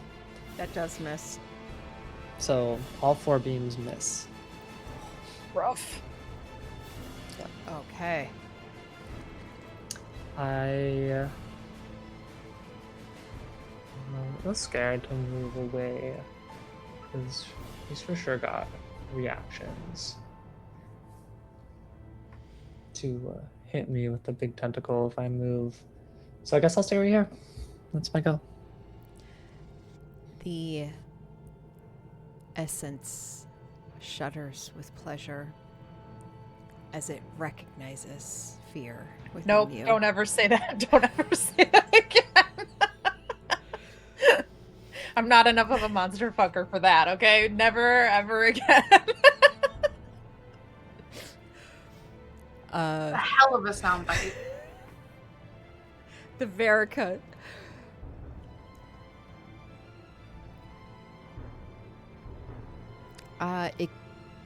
Oh no, that's at the end of its turn.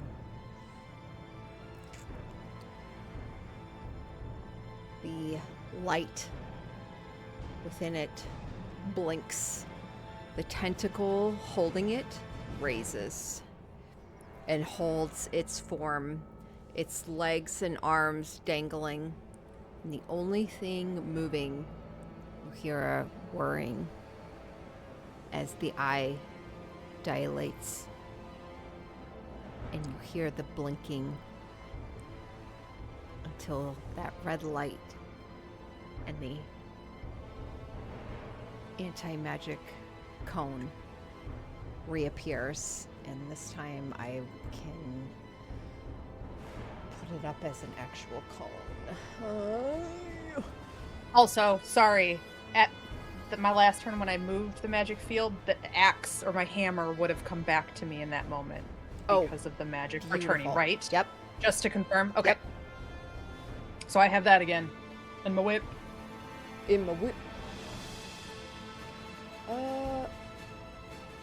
Watch me whip, watch me nay nay.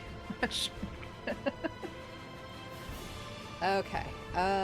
Let's do this. This will be a. Yep, let's do this first. Obviously, 60 foot. I don't like how this thing works.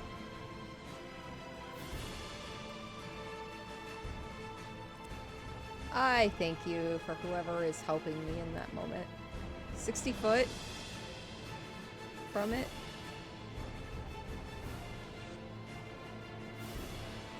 Eh? too much. I think that's about... Oh, from the Vericut. So, to the wall, essentially. Through the windows? Thank you. Sorry, it's a night of like vocal stims for me, apparently. It is amazing. Okay. That is... Oh, wait, is that... That's on the GM. Here we go. Sorry, I was on the wrong layer. That is his turn. This guy hates us. Oh, at the end of his turn, he can roll to Make save. that wisdom saving throw? Yes. And force that cone back down, please. 27? Even with disadvantage, right? It's still a 24? Oh, wait. At the start of his turn, he has to roll a intelligence saving throw first. So let me roll that. Just 27, so he succeeds. So then his wisdom saving throw is in fact a 27, which does succeed. So he's his own man again. He's his own man. But the cone is still there in the moment because he had already cast it. Oh, sure. Okay. No, totally. All right.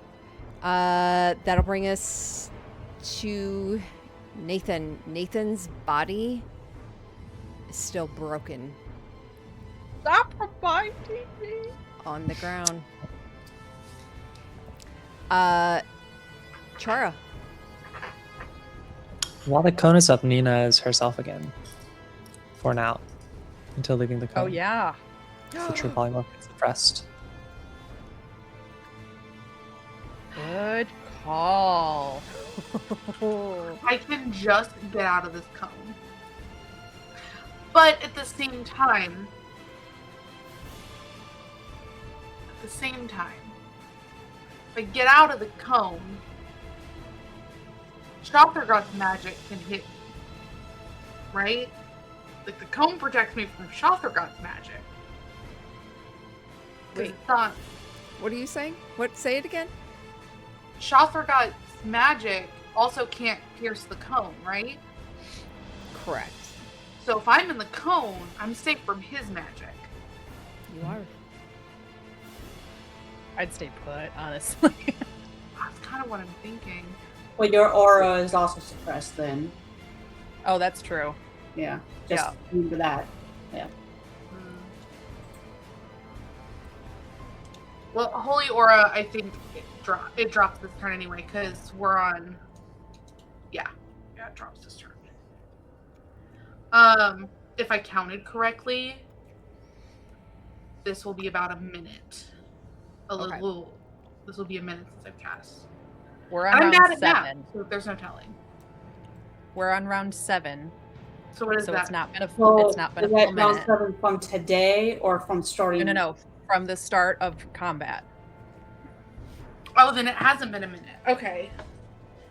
And it's still up. All right. Yeah, because I keep a running list of like each turn and the actions taken, so I have it from last session. Sweet. Okay, so it hasn't been a minute yet. The counter on the turn order also says 7, so I would say that is from the start of combat did it? last time. Yeah. I That's what I was had looking hoped at. that worked. I tried to Yep. do it so it would count, but I never know if it Yep. fucking You got it. works. It worked this time. Yep. Okay, so here's what I can do.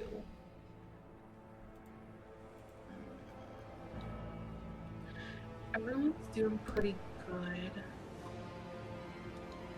Is the Vericut made of metal?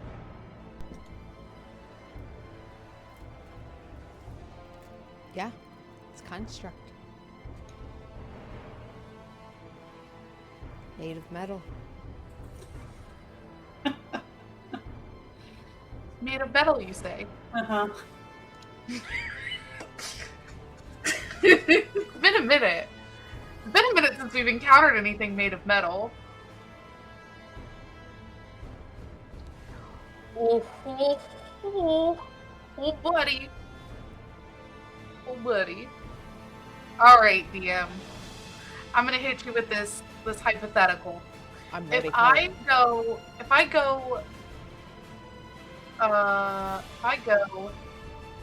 here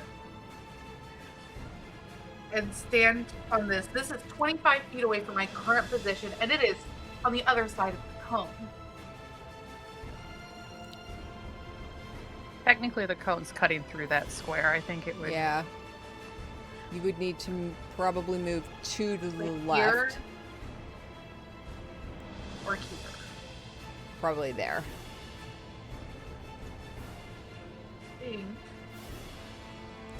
But It's still 25. this body here is difficult terrain.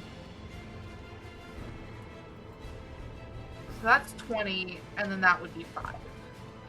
So it would be. I want to go around this body. I don't want to touch this body. But he's all up in my space. Why don't you want to touch it? I don't want to. Okay. Because of the way you just said that. That's exactly Yeah. why I don't want to touch it. Yeah. I can do it another way. No, that's way too far.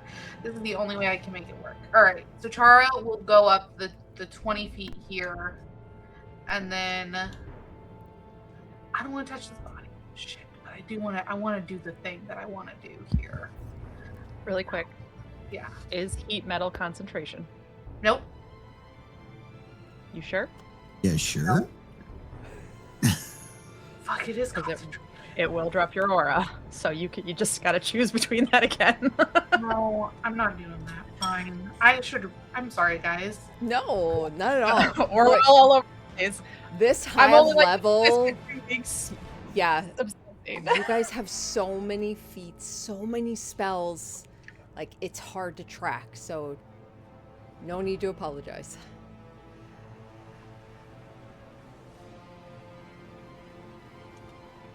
If you move out of it, could you get out and do your like Eldritch Blast, your 4 beams or something? Like, oh, The that's So if I go here, that's 35 feet. and it's cracked the across the difficult cracks, terrain. which are difficult terrain. Which are difficult. But So if what I about go, climbing on top of this guy? I don't want to touch it. Why? I don't know. I have a Nina I- has already touched it. with your Nothing's wit. happened. Touch it. Yeah, but nothing's happened. DM's just being weird. I don't know. And I Just can ask for You don't have to. You don't have to. It is just a predicament where you're positioned with this cone. Yeah, it's where I'm positioned that's the problem. Mhm. Like, not that I can't do anything. Let's see.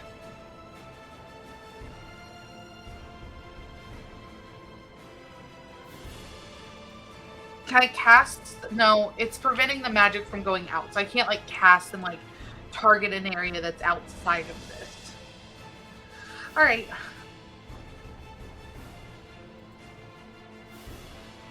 I am going to...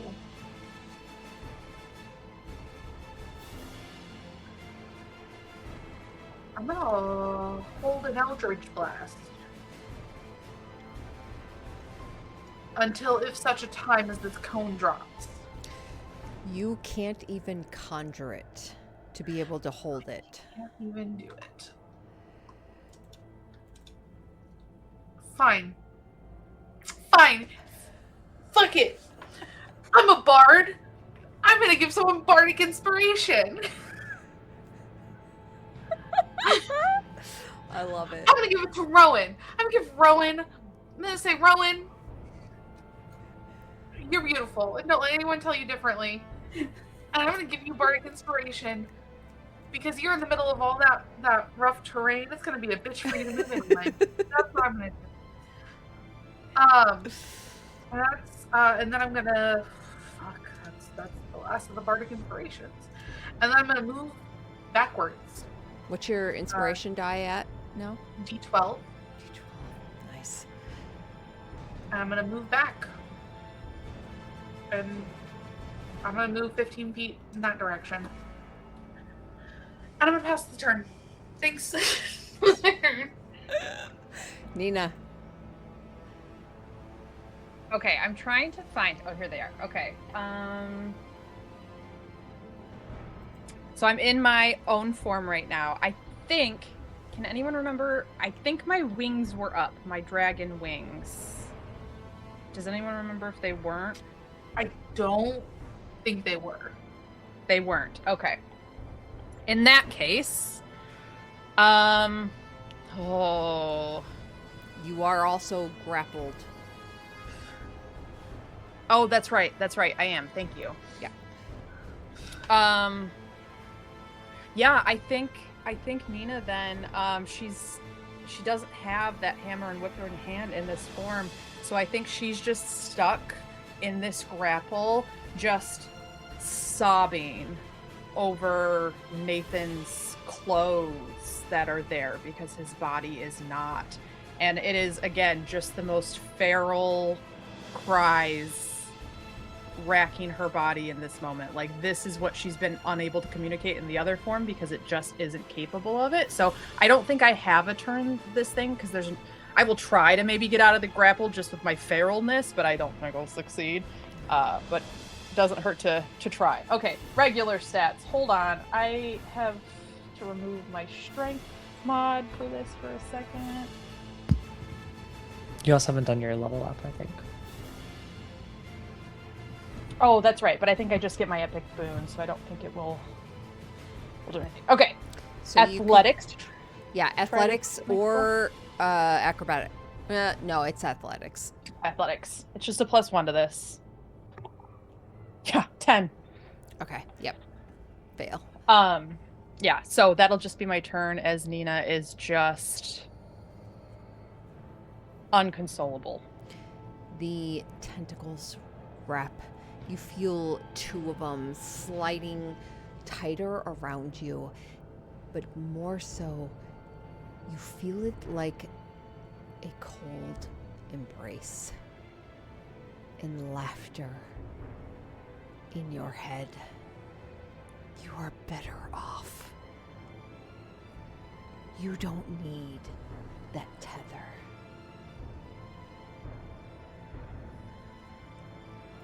That'll bring us to Shothragot,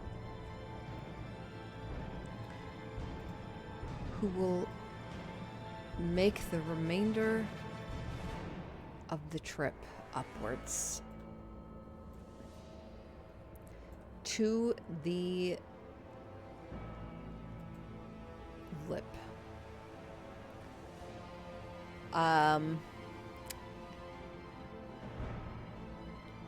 Also, Nina, I forgot, make me an intelligence saving throw, and also Chara.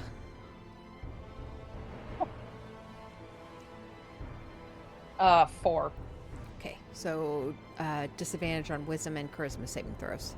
So straight while you're in the aura of Chara's. 18. Okay, also a fail, so straight rolls on wisdom charisma saving throws. Okay. Shothragot.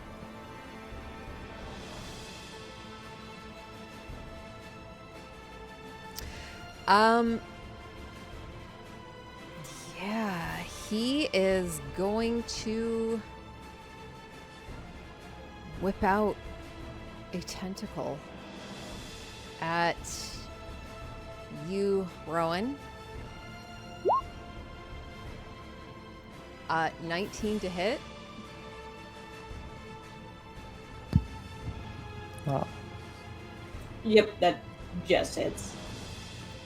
Is that a nat one though? It is a I nat think that one. one's. I think nat one's auto miss. No, that's fair. That's fair. If nat 20s auto succeed, then nat ones would auto miss. So that misses. Second tentacle. 22 to hit. That hits. For 29 bludgeoning. 9 Is necrotic. Is the bludgeoning magical?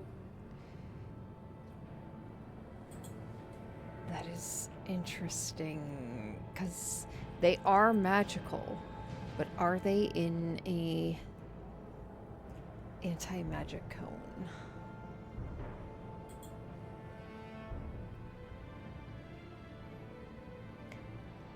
Does it have an ability that says like treat its tentacles like magic weapons or something? Yeah, they do. What causes?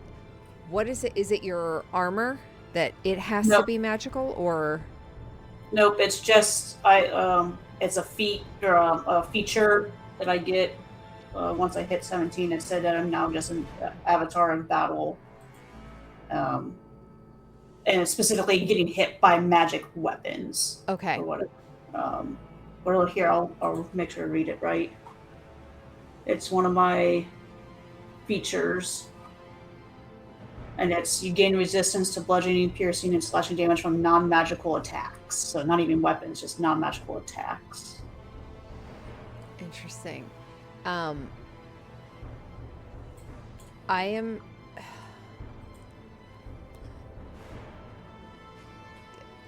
No.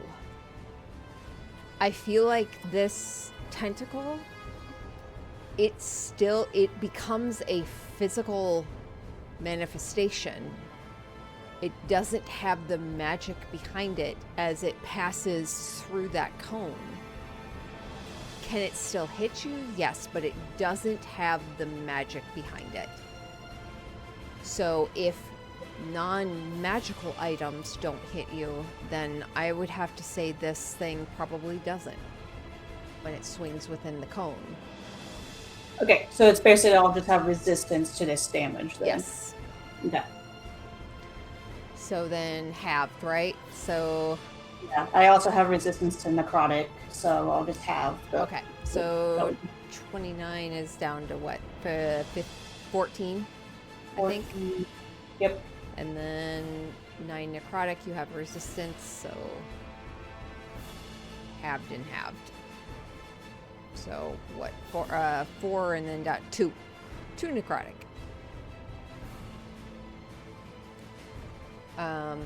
Because it does hit, you are grappled as the tentacle wraps around your thigh and it starts to drag you. Rude. How close is it? Hell yeah.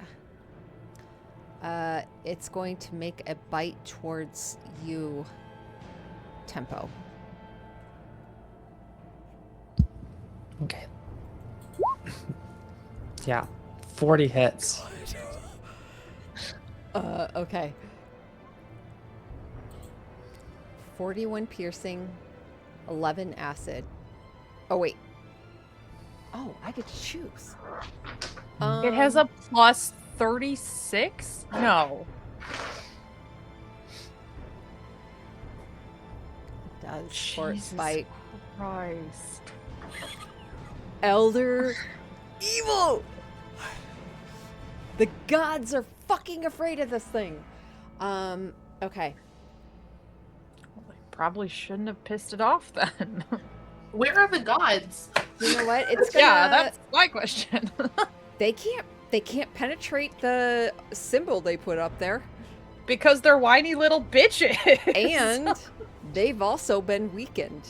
But you also know they are not allowed technically to intervene. Because they're whiny little bitches. AO has said no. They're not allowed to intervene in this type of thing.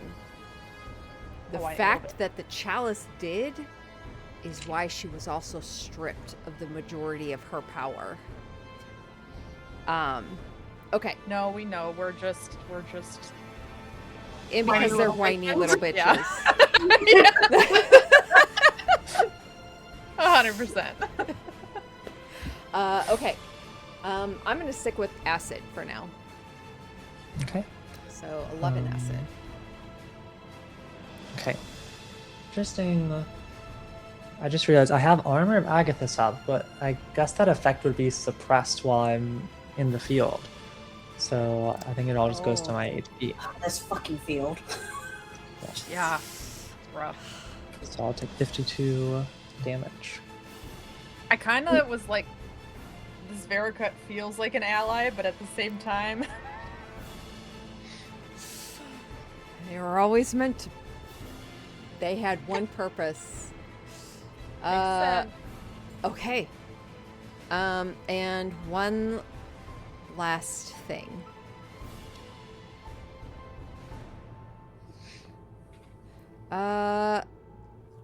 Actually, yeah, it's gonna go for the one person it hasn't been able to. Well.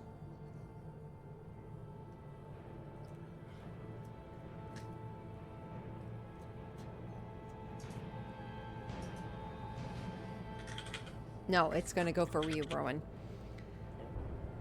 Make me a Constitution saving throw. Con. Okay. Oof. Nope, that's only a 5. Okay. You take 22 necrotic damage as your flesh begins to go into a fluctuating state of constantly melting and flowing, writhing and boiling. You are in a state of corporeal instability. This is not a magic. This is as the tentacle is wrapped around you and it corrupts into your mind. You are considered a corrupted creature. You have disadvantage on attack rolls. Your speed is reduced by half. And whenever you take damage from this point forward, your hit point maximum is reduced by an equal amount to the damage taken. And the reduction lasts until you finish a long rest. If you die, the creature dies if its hit point maximum is reduced to 0. So, instant death. You can repeat your saving throw at the end of each of your turns, ending the effect on a success.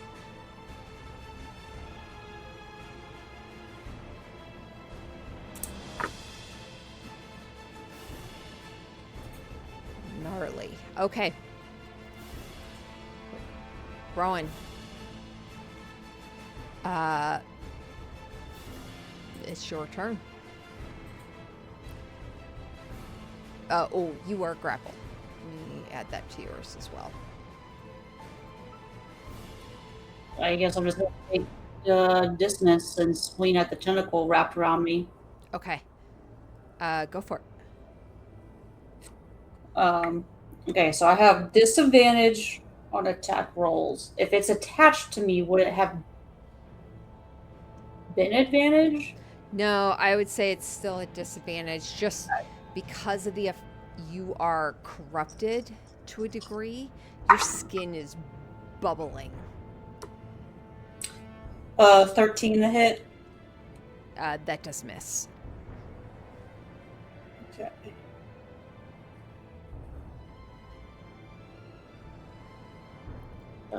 I can't move or anything, so I guess I would just end my turn then, so then I can do the save throw again. Yes. Con save.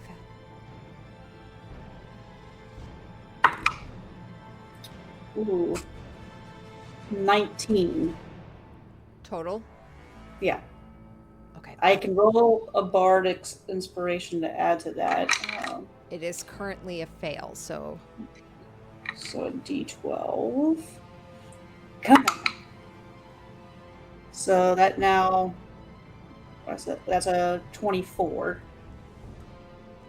24 meets it, beats it.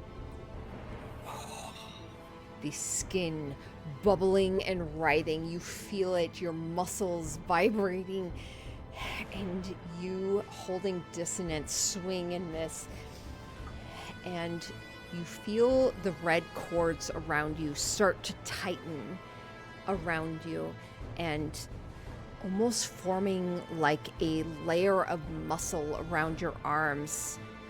And you feel yourself, your mind closing and latching onto those cords.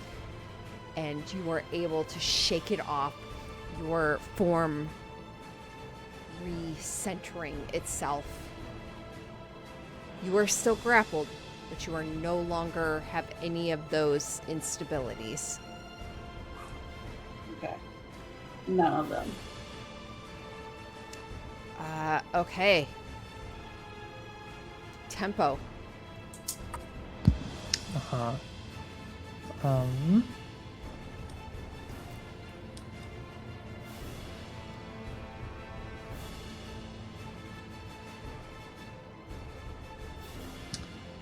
I am going to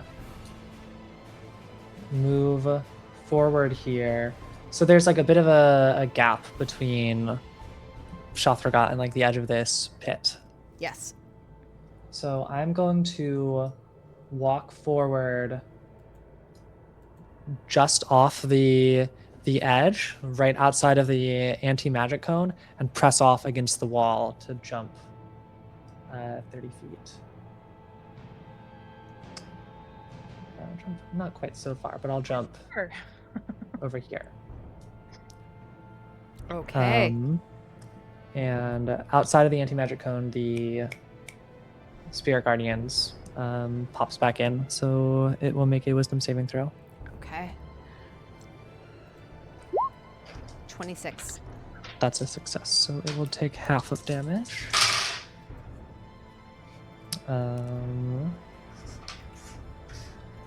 So 11 necrotic damage total. Okay. And then I will I'm actually going to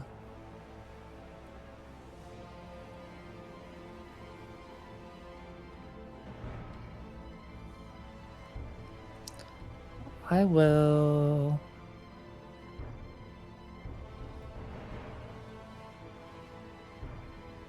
I want to toss a synaptic static at it just onto the Shothragot. So I will need it to make a intelligence saving throw. 20. That succeeds, sadly. So they still take half Okay. damage. Oh wait, this guy for sure is good against psychic. Did not think that through, but that's okay. So it would take 10 psychic damage. If it even can. It can. Okay. So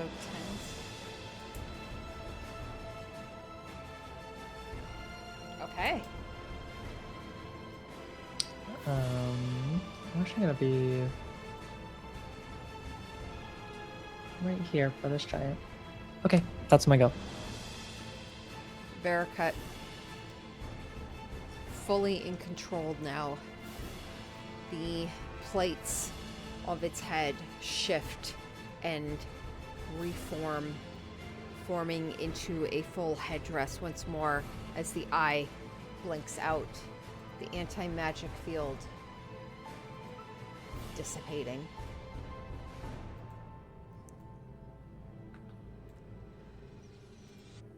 Nina big again. Yep. What? Like, what the heck? Nina big again.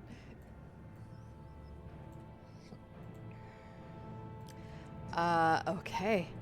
And he turns his attention back to Shothragot, and he is going to make his attacks.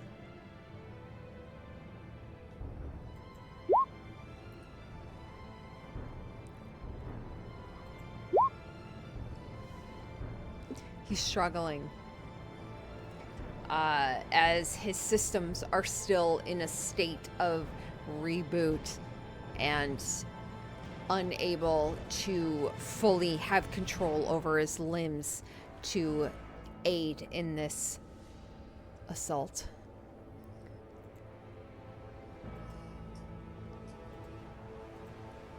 Ethan.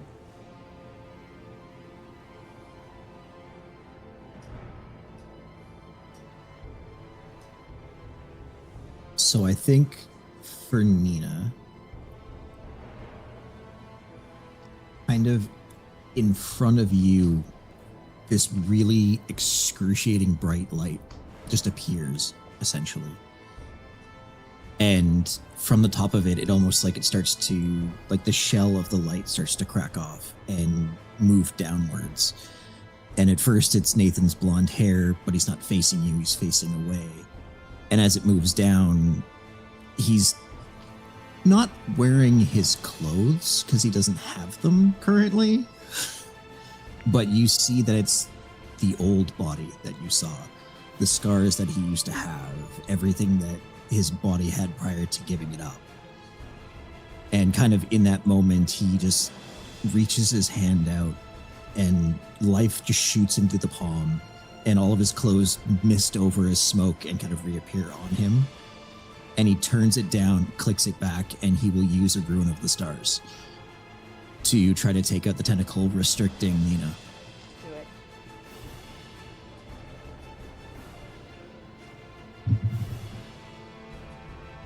Uh, 32. Oh, that hits. Okay.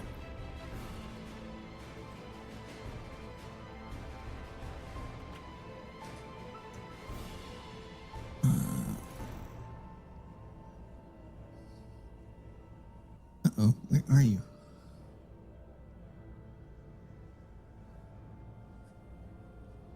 Oh, there you are. Right, you're written into death.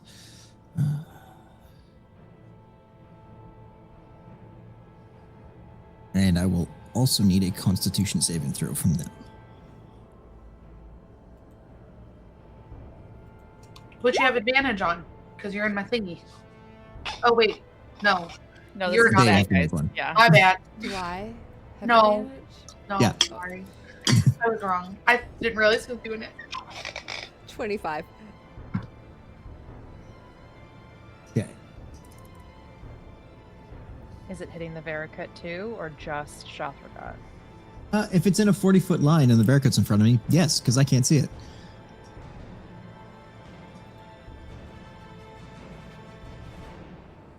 But essentially, it's like he's not aiming necessarily at Shothragoth. He's aiming at the tentacle that's just in front of Nina and going to hit everything behind it in a 40-foot line. Okay, so 40 probably foot long. How wide is it? 5 foot? 5 feet? 5 foot. So, Yeah. Okay. Okay. So, So probably not. Yeah. are you like this? Got it. Honestly, I was just thinking like he'd be kind of in the space area where it's obviously he could exist, and then yeah, tentacle. So okay. my the thought process tentacle was like, on Nina. Got it. Okay, so it essentially. would miss him. But okay. yeah, it does miss wait. He's friendly again. I don't want it to hit him necessarily. I was just asking. 'Cause Yeah. No, you hit I wasn't sure the angle. tentacle, but he did save on a 25. So Oh, I'm still hitting him. He just takes half damage. okay, perfect. So it's 33 radiant. Okay.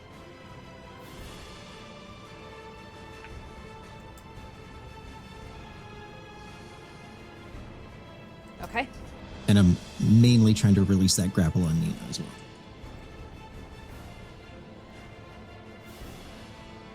I think I'm grappled twice. I would have hit everything that was in between. So if it's multiple tentacles, yeah, I would have hit all of it. That's fair. Well, I rolled a 4. The tentacles release as it blasts through them. And I think he turns to look at you and sees that you're still large, obviously, but kind of still looks at your soul, and you see that his eyes are golden again instead of the blue they were. And that'll be the end of his turn. If a demon's expression could soften, it does. Chara. Yeah. It's my turn. Yay! I am going to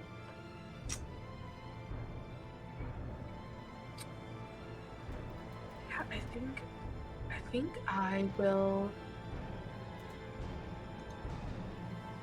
use my Kitsune Lightning to create the cloud and whatnot, since it's such a tall area. It's got a lot going on in here, so I can do it. The room can accommodate this.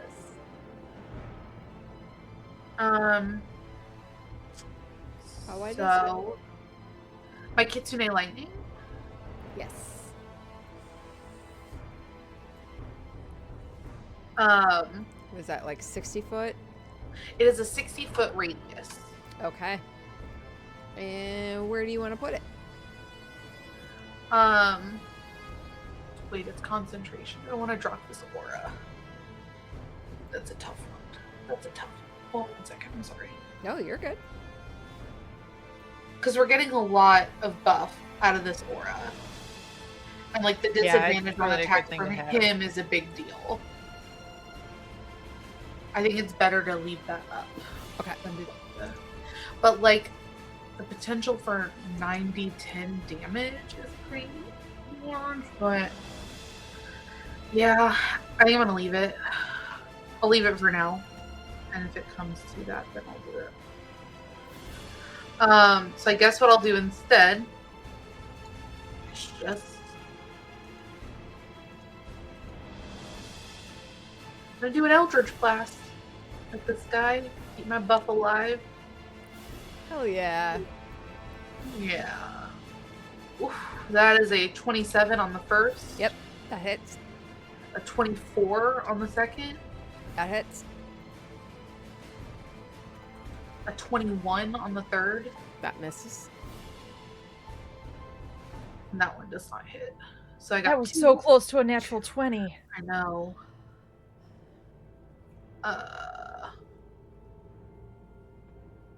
That's not 7. That's 7 plus 9. My thing is taking a minute to catch up.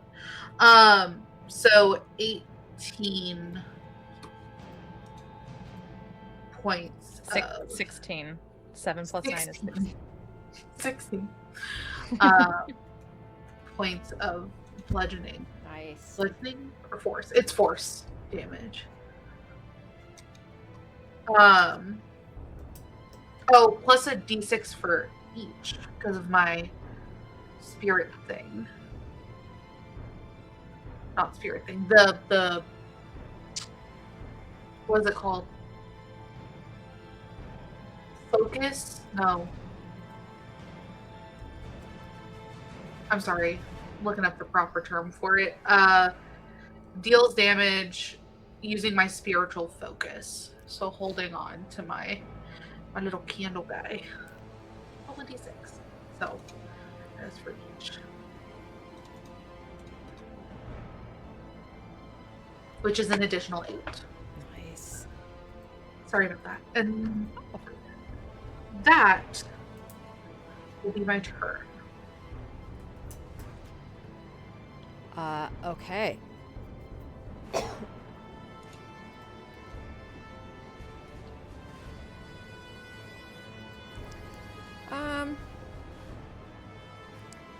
He's going to take a legendary action.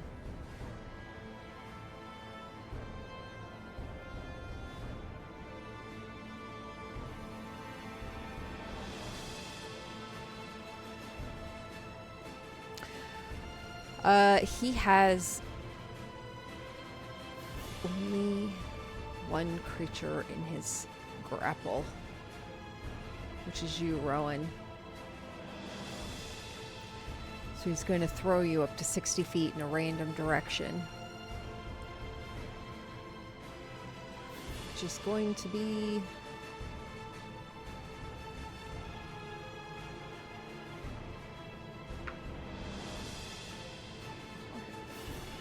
It's going to throw you 60 feet up and back.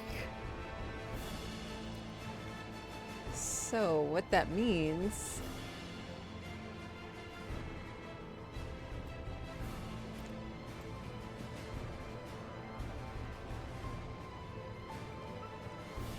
You get thrown at an angle 60 feet up and over. You are currently being flung over. You land onto the surface of Shothragot. And you're no longer grappled, but you are prone. And...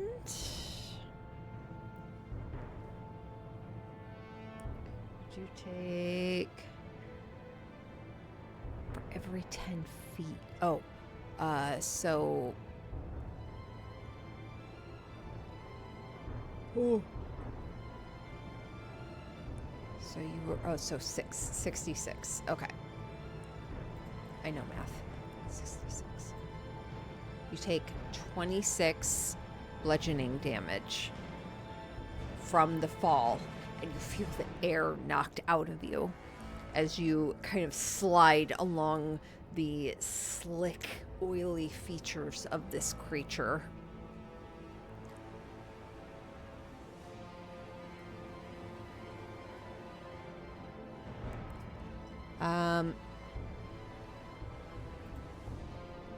That'll bring us to Nina.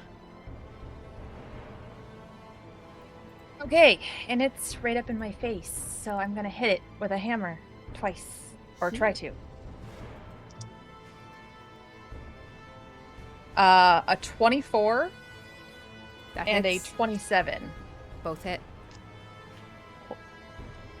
D10s. Nice rolls. 14, 23, 31, 37. Magical bludgeoning on the first one. Okay.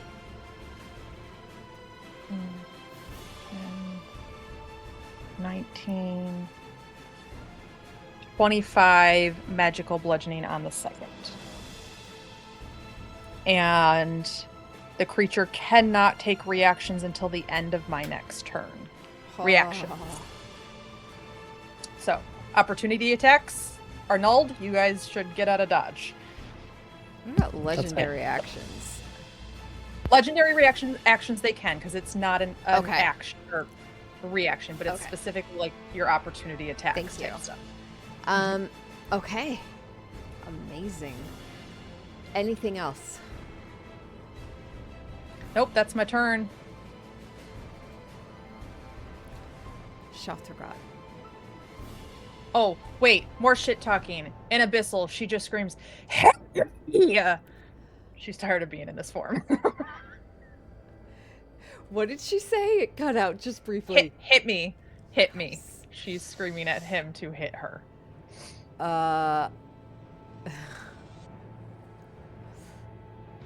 Liza loves this because it's a lot of great buffs, and I'm happy to like do these melee attacks, but Nina's like, please just let me do something that is me.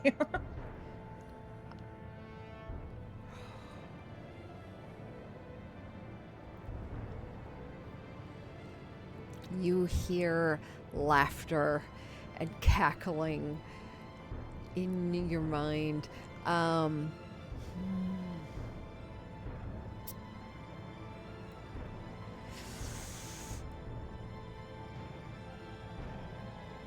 Whose mind is the ring of spell shielding? Yours or mine, Nathan? Whose mind is it blocking? Yours. Okay.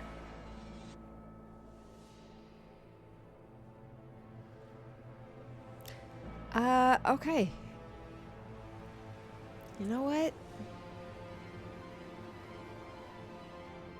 Yeah.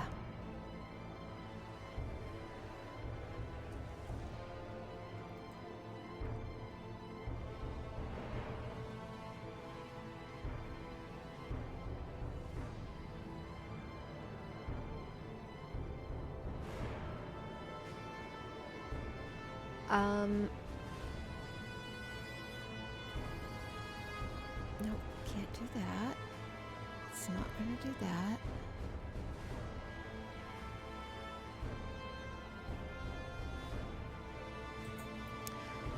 Okay. It's going to hit you, Nina. It was gonna go ahead and hit you with 2 of its tentacles. 25 to hit. Yep. 32 bludgeoning. 9 necrotic.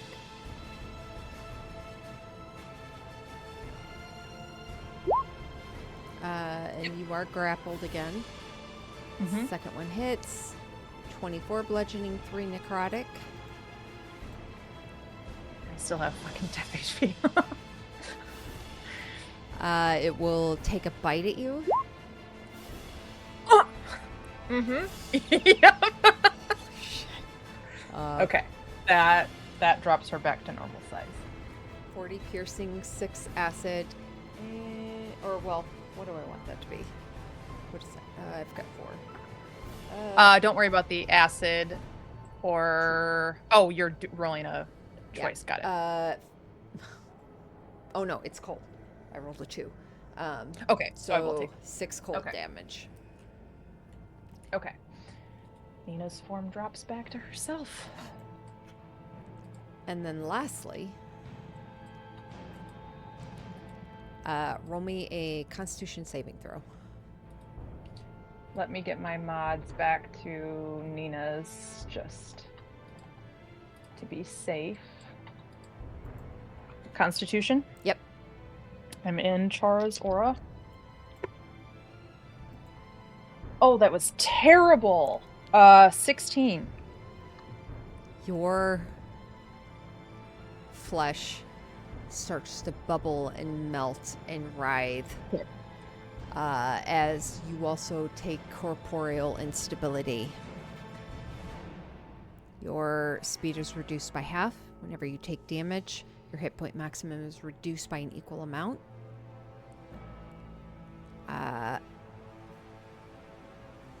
You can repeat the saving throw at the end of each of your turns. Okay.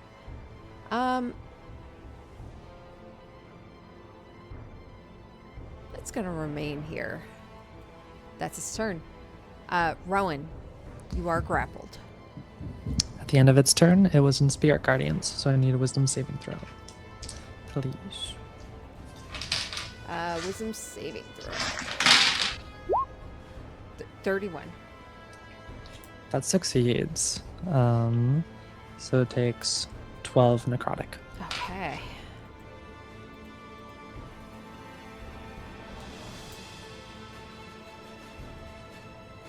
Okay. So that toss wasn't truly a toss. It was more like a swing down pendulum thing they did to me. I mean, it chucked you. It flung you.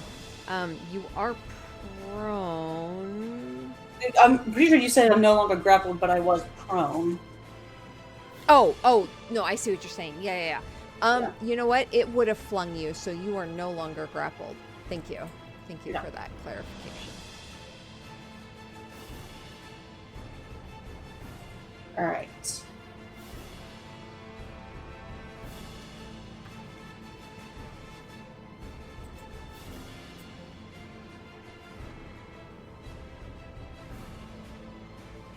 So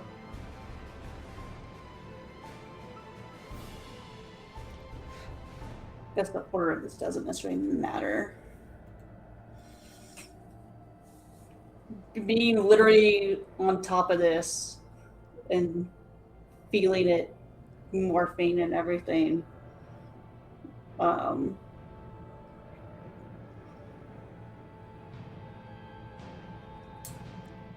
Rowan's going to use her bonus action to bamf out the wings. And the shimmering radiant version will come out, which gives me a flying speed. And Rowan will kick off from the surface of Shothragot and fly 30 feet straight up. And then she's going to pull out, and with her action, she's going to drink the potion of speed to gain haste.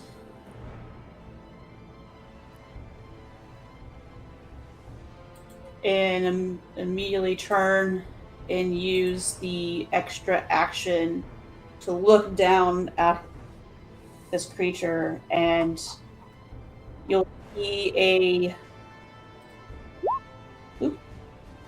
I didn't mean to actually roll it, but we can use that. Basically, a mote of brilliant light forms in her hand, and she will shoot straight down towards Shothragot, this 5 foot wide, 60 foot long beam of radiance with sunbeam. I will need a Constitution saving throw.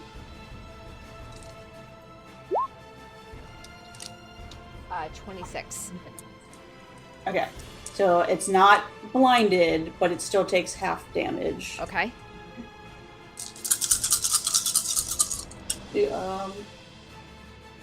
I did roll it. You could just use a 33 that's there. Unless you want me to roll it. You're good. 33. Okay. And that's radiant damage. Okay. Is it considered an undead or an ooze? No. Okay. And now you'll see coming off of Rowan in her radiant form. There's an extra 6 radiant damage to that, by the way.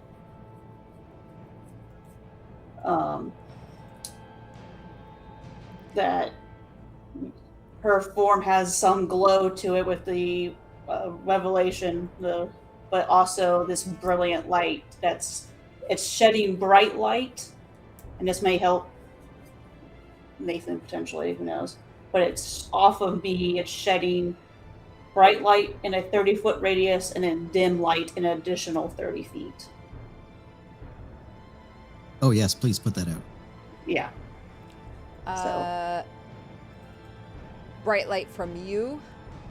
Yeah, so I shot 30 feet up, and then from me outward, 30-foot radius, bright light, and then another 30 feet of dim light. 30.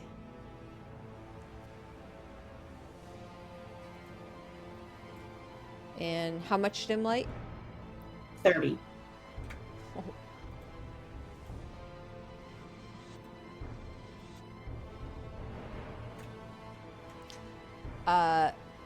Okay. Glowing brightly, Rowan. That additional D6 of radiant damage was just enough to bring it to the point that all of you can go ahead and level to level 20. Incredible.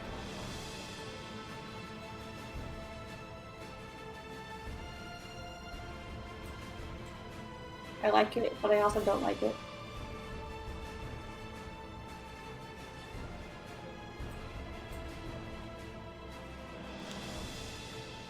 And that'll I'm sorry.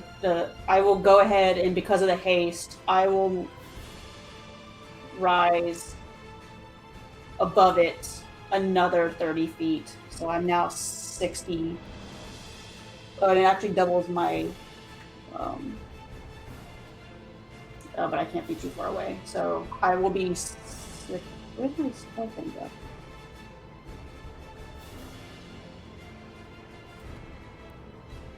Yeah, Sunbeam needs to be 60 feet from it. So, yeah, I'm 60 feet above them. 60 feet. Tempo.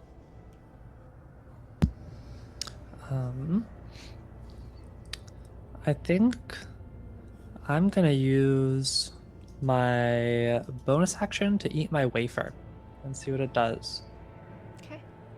Go for it. I grab it out of the bag and stuff it in my mouth as I analyze the situation. What effects does it have? It allows you to have a short rest, and you can roll hit dice. Okay, cool. I will do that. As the wafer melts along your tongue, almost like as if that water had been dehydrated and boiled down, the magic compressed into this thin wafer. Who would have thunk it? Awesome. I get my spells back. That's awesome. I will roll my hit dice. Not that I had very many available, but some, because we just leveled up like 4 times. So I guess I had hit dice from that. Okay. I am still concentrating on Spirit Guardians, but no longer True Polymorph, but that's okay. And I can't split my focus again. Spells back. I think I will just Eldritch Blast it, though. 20s.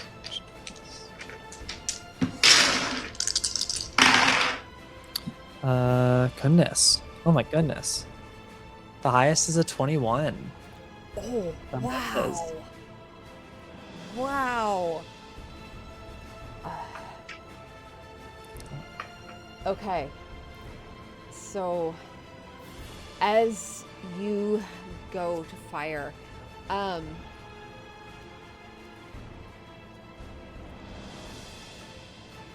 what do you think would cause Tempo to miss?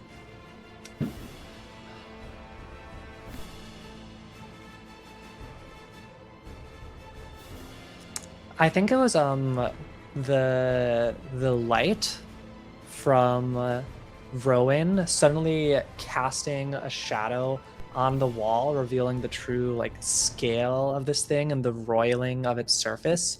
I think that just brief moment of realization of the lizard brain level of like this thing is the size of like a massive building. Like I think that distracts her enough to have them be ineffectual. I love it. I am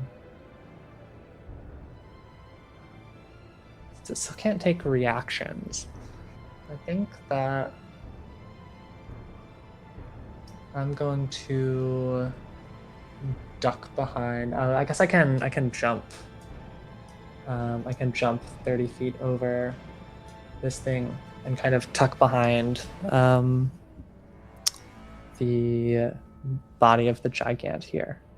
Okay. So that's my go. The Vericut. It will turn its full force.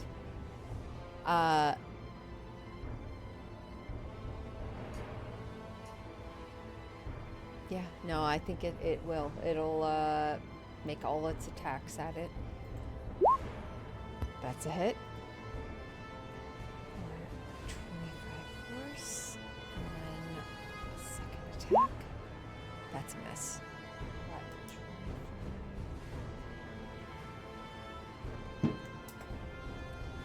Okay. You know what? It's also going to move because it does not like being this close to it. So it... You know what? I think it hovers up. Rowan, it sees you and your celestial form rising up, and it follows suit. It suddenly springs up into the air, and these like kind of repulsors unfold from its legs, and it shoots upwards, and it's going to hover up to 40 feet in the air. That is its turn. Nathan.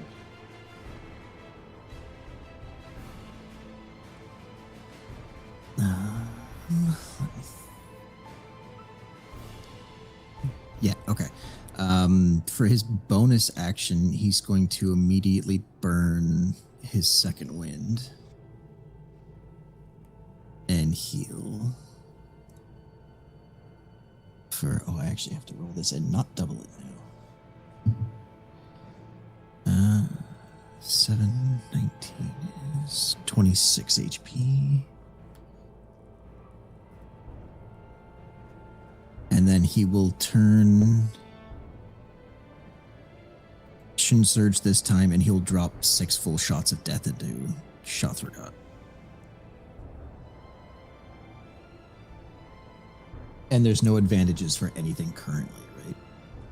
It's just too big for flanking at this point. Correct. And Moonbeam doesn't give advantages for being hit, correct? Sunbeam. No. Or Sunbeam? No? Okay. No advantages now.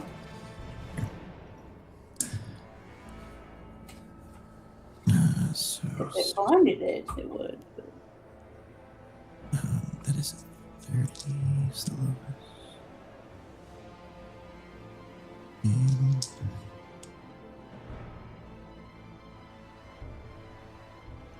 so 18 is the lowest one? That misses. Okay, next up's a 22. That misses. And Oh, then I'm sorry. 25. That hits. Oh, 22 hits? Yes. Okay, so then 5 hits.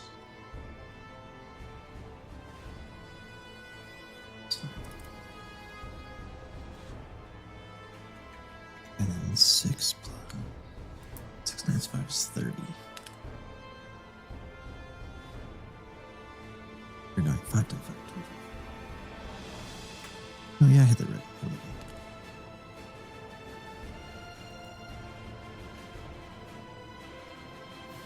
Yeah. So that is 75 points of magical piercing.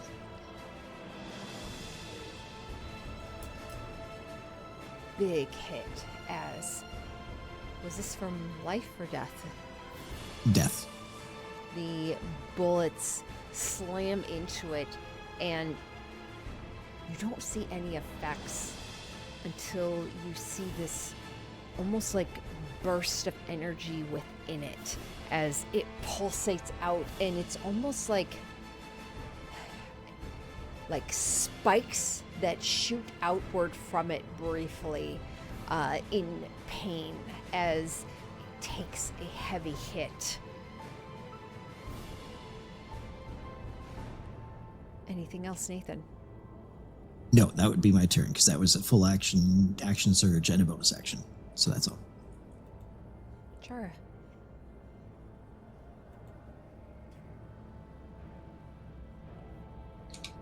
Yes. I'm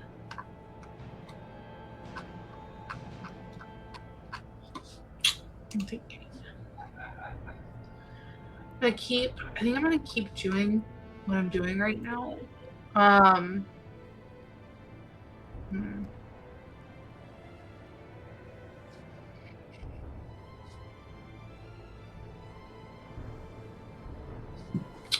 going to move. No. Yeah, I'm gonna fire some. Yes, I'm gonna actually. How does Vericut look? Did we heal? No, Vericut flew up and is in the air now. Yeah, he's 40 feet above the Shothragot, so above the pit. Good. All right. Earlier I rolled on my table and I got a 2. So let's double check that because I think I can have Nathan do it. But I don't want to. Why? I'm scared. What am I doing? Oh, something you're good at. Well, that's not a very big list.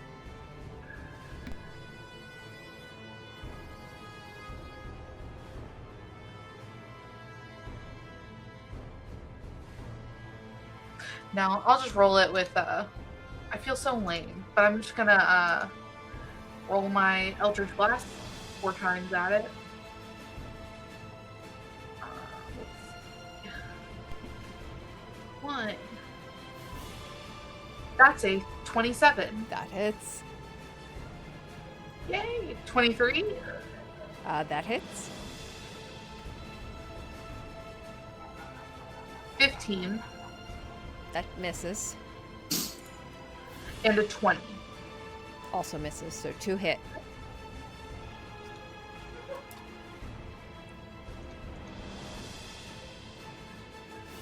So that is a total of 7, 8, 9, 10, 11, 12, 13. 13 damage. Force damage to our friend here. Okay. How does he look by chance? Curious. Like a giant black blob. He looks like a giant blob. Yeah. Great. Cool. That's. Oh, I could have done that. Never mind. That's my turn. Amazing. Nina. I think she and Nathan, like prior to Nathan shooting, had a very quiet conversation between the two of them, and she just like turns her fiery gaze on Shothragot now. And am I grappled still? Yes. Okay. Well, I think I shrunk down. I think he hit me again Yes, he after did. and re-grappled me. Yep. So I think she just starts. You should have killed me when you had the chance. And I am going to cast at 9th level Meteor Swarm. But I will use a sorcery point to careful it so it does not affect any of my friends. I will be rolling 40d6. I need a dexterity saving throw. Sorry. Bonus action, innate sorcery is activated again with the flaring of her eyes as she like turns her attention. So saving throw is a DC 20. That doesn't look right. Hold on. I have to activate it. There we go. DC 21. Dexterity saving throw for this. Dexterity saving I really want to roll all those dice. throw. He rolled a 7. He's going to use one of his legendary resistances. Okay. I can't This silvery is the- bar. this is the- This is the chunk. This is just half of it that I'm rolling.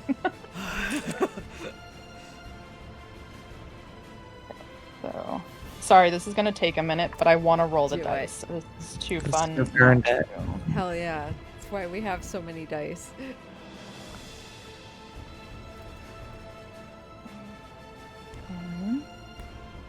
20,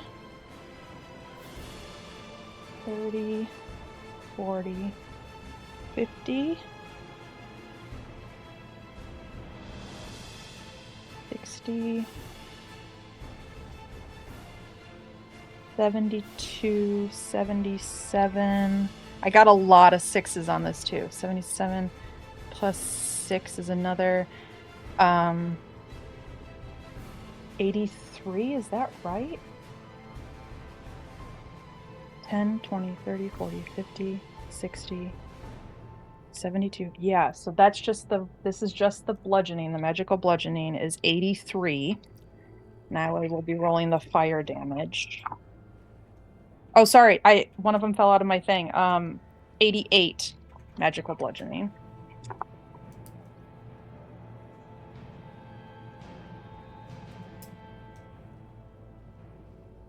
Whoa, still some good rolls. 10, 20, 30, 40, 50, 60, 75, 80 fire damage. As Nina, like, from her grappled position, just kind of like lifts up her arms, and you guys start to feel the entirety of this room, because I think it's like 4 40-foot diameter Radius. Yeah, 40 radius. So it's this entire room, but it just starts to get unbearably hot in here, just surging. And you guys feel the magic kind of form around you in this protective encasement, which is that careful spell. But all of a sudden, all of the rocks in here start levitating and just start cycling through this room and swirling and just cutting through it in pieces and pieces. The Vericut I did not careful spell, so he gets the full brunt of that as well, and also has to make the dexterity saving throw. Sorry, I didn't have enough spots on my careful spell to catch us all. Vericut is decimated, just immediately broken apart as the flames just engulf. You see the form just like broken apart and turned into embers.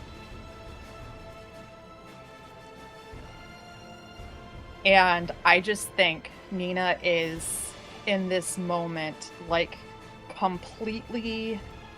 I know druids have like a starry form, but I imagine that's kind of what Nina looks like as the residual of this. Like, she just looks like a comet on fire right now, as this is just radiating through. It doesn't stay up, so it's not going to continue, but that was her turn. How much damage did you do total? Oh shit. What was it? 88 bludgeoning and 80 fire? Yeah, that's correct. Okay. 168. Before the fire hit, they had 74 hit points left. The Vericut? The essence of Shothragot. As Only phase 1. and You dare. had they gotten to their next turn, they would have negated a good portion of that. Unfortunately, this much damage coming at them all at once. That final blow, the essence of Shothragot being broken down enough that it was unbound from existence. The leftover framework, this solid ball of molded obsidian, shrunken down into a smaller 30-foot ball of obsidian that drops to the base of the pit with a heavy thud. And you feel the stirring, the drawing, this flesh-like shell around Shothragot's essence, crafted from the misery and terror and madness of others. It begins to draw inwards. And you see the bubbling of the black, oozing walls where screaming and laughing faces pressed outward. The swarming of those babbling faces grows. and the cavern you reside within narrows. The walls closing in, not shrinking.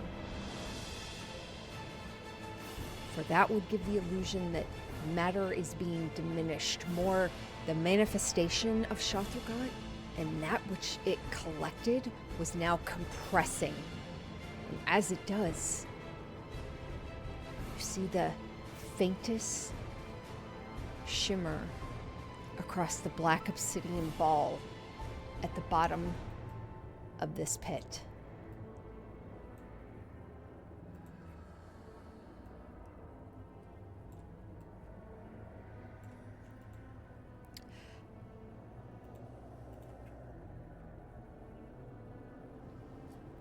All of you, with the walls contracting and shrinking unnervingly fast, you feel that weight in your guts, and you hear the voice. Kippen here. Judging by the original size of the big ball of doom and the current state or rate of implosion, I'd say we have maybe a minute or two at best before it implodes entirely, causing this massive outward detonation of pretty much cataclysmic proportion.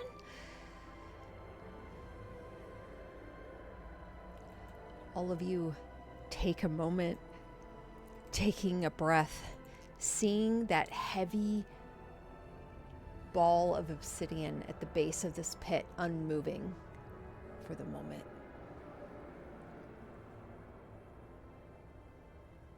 The Varicot above. No, I'm sorry. The Varicot was disintegrated. Disregard. Sorry, buddy. What do? We have to go. Yeah, I think I just grab Nathan's hand and start running. I think while you're doing that too, he's like, see, you didn't even need me here anyways. Don't you ever do that to me again. And she just takes off. Do I grab it?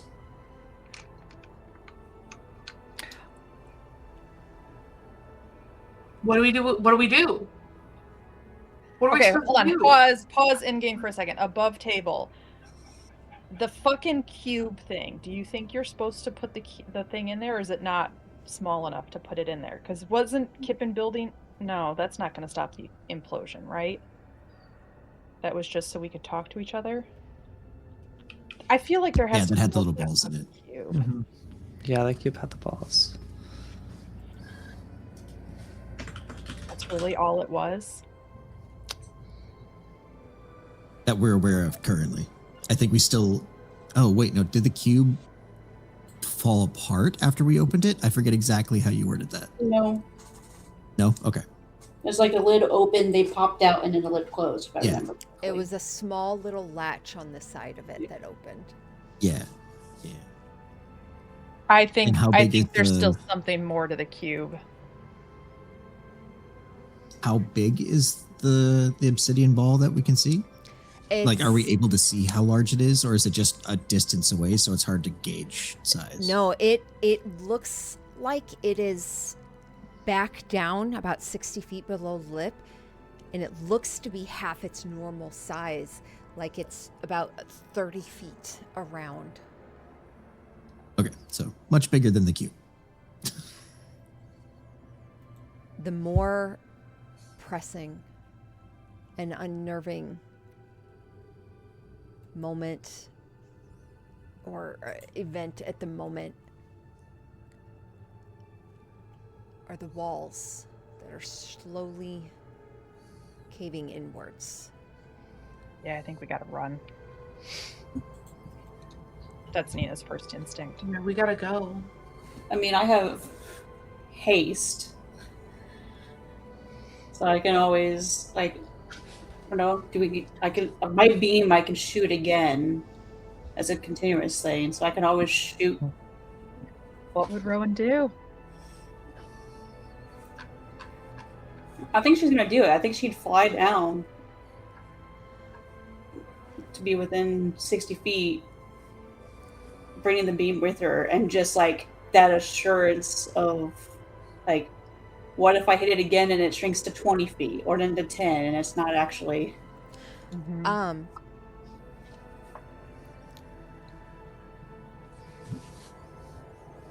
Just to be clear, where will you run to? The I think shimmering? we would head back out to the sphincter, right? Where we came in.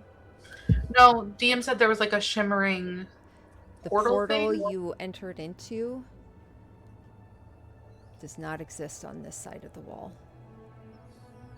Oh, that's right. Yeah, and the shimmering was down the hole, correct? Oh, no, it was somewhere else. the There's shimmer a shimmering that on you the surface. briefly saw was on the surface of that obsidian ball, as if to say, actually, Nathan, you're a celestial. You've had dealings with devils, demons, creatures of these born not from this realm, not from the material world. They don't die outside their birthright. Right.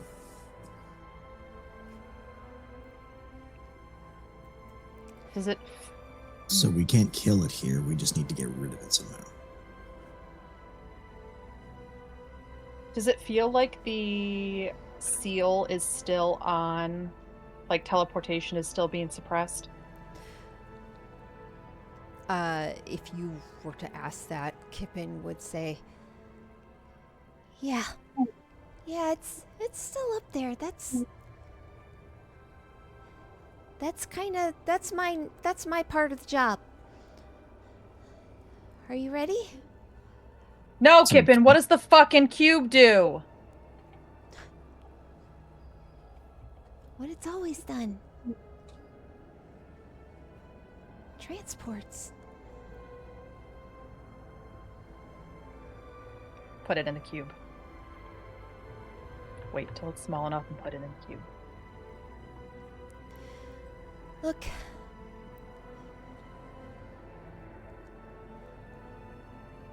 From where I'm standing, it's imploding. It's going to have Kip an it. outward We're working on it. Okay. All right, let's go make this thing smaller. So yeah, Rowan flies down. Well, I don't know if you Are we want still in initiative order? Yeah. What's the? no, you are out of initiative. Okay. Okay. I will cast fly. How many people need to be able to fly right now? Myself, Nathan, Chara. Tempo need to fly? Yes. Okay. So Chara, Nathan, Tempo.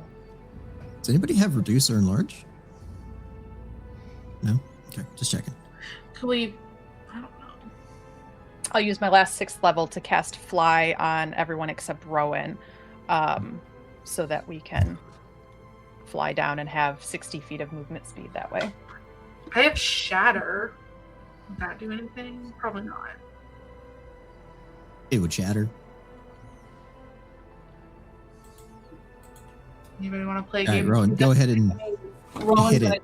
See what happens. yeah. Rowan's gonna fly down the 60 feet right above it. So she's within 60 feet of it, and she can create a new beam for Sunbeam.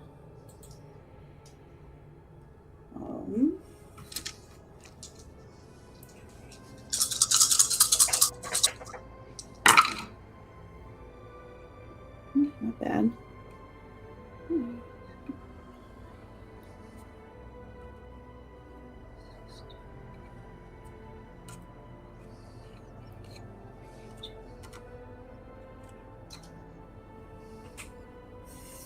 Huh, that's funny. I rolled exactly the same thing. 33 radiant. Okay. It doesn't seem to have any effect on the ball.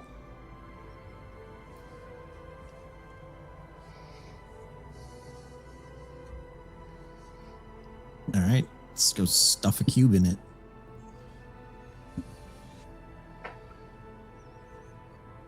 So I have the cube and the crab, I believe. Pippin, no frills, just facts. How does this fucking cube work? Or I will kill you myself in whatever afterlife I hunt you out down in. DM, I need the mechanics, not frills in this point. I think Nathan adds to it of just like, I've died already twice today. Can we move forward with this? You'll need celestial blood to activate it. Just like before. But you should know, of all my failures in life, this is the big one. Like it's not going to work? I couldn't fix it. The loop. I couldn't stop the power from feeding back in on itself. Okay. You understand what that means, right? Yep. Wait, no, what does that mean? I don't know what it means. Once it's activated, the moment the transport completes, the magic finalizes, it will instantly overload and detonate an already imploding mass.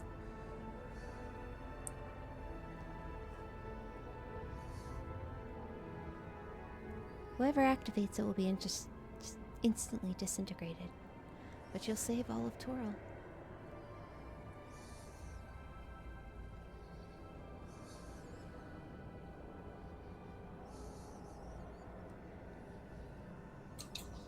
I have a thought. I have a thought too, but I'll let you go first. Nina, and DM, you can tell me whatever. Nina's whole point is trying to make sure her friends, her family get out of here alive. That has been her entire magical career, has been leading up to how can I get my friends to safety. And I think she reaches into her pocket and pulls out that planet birther seed that she bought in Waterdeep, and would like to try to cut into that to use that as the celestial creation that goes into power this cube. Interesting.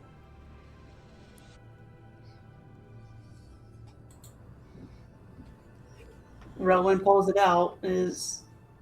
Yeah, I fly down to Rowan. Rowan, I have an idea. Give me that.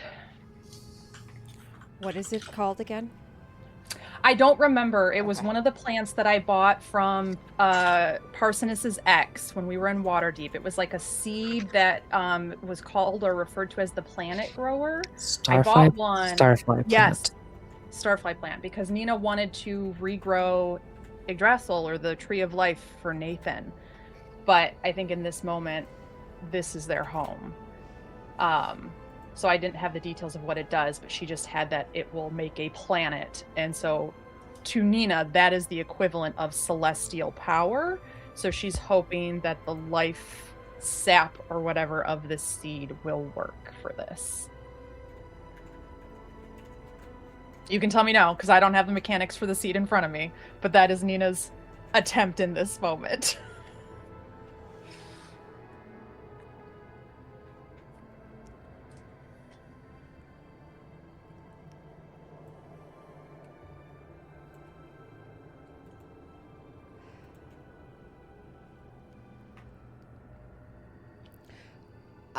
Okay.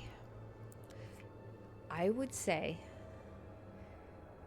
it does not have the celestial form to it. However, there...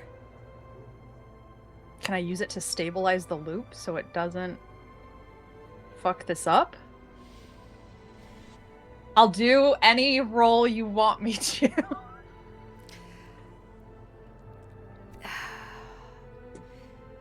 I'm gonna have to say no on that, just because this is something that a arcane artificer that has spent their entire life working on and hasn't been able to fix. Yeah, but I'm a fucking demigod right now. You are. Giving it the celestial blood's the easy part. After Yeah, that, it's the activation it's and the- getting away. Yeah, it's the getting out of here. I don't care if it explodes, but it's the getting all of my friends out of here that Nina is focused on. So above table, how are we even getting out of here? Like, where's the exit? Well, there isn't one.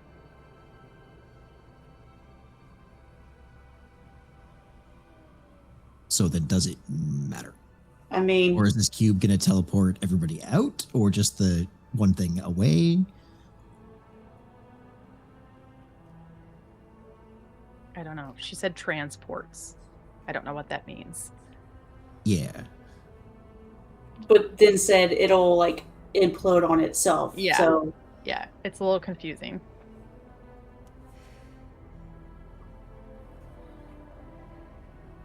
If that is something you ask out loud, Kippen is quiet for a moment. Yeah, it has a pretty good radius when it transports. I mean, it had to. It had to transport an entire ship. So it's going to transport Shothragot somewhere else, And anything inside it. which is all of us. So, like I was saying, it doesn't matter who's doing the sacrifice. It's everybody getting popped right now.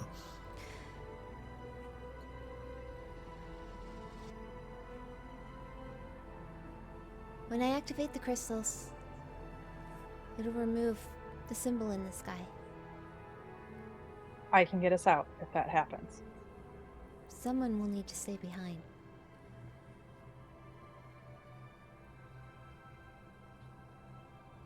Then Kippen, get your ass in here.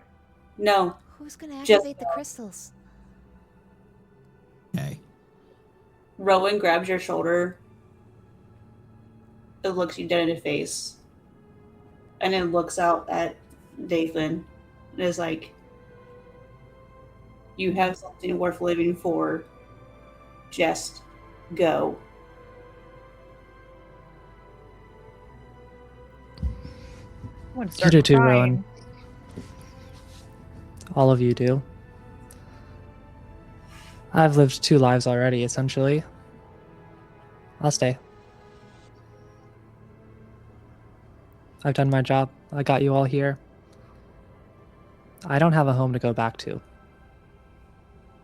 No matter what you say, Not true. Nathan, when one smart gnome betrays you and you turn and find another in a day, all this talk, Rowan, the fire making the log stronger than when it was before.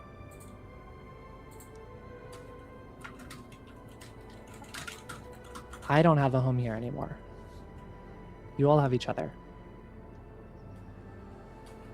No matter what you do, no matter what you say, I love you all, but you are not my people. And I was never going to live in Fraze's world either.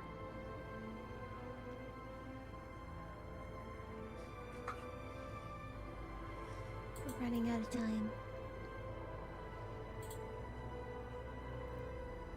Hurry up and bleed on it, Nathan.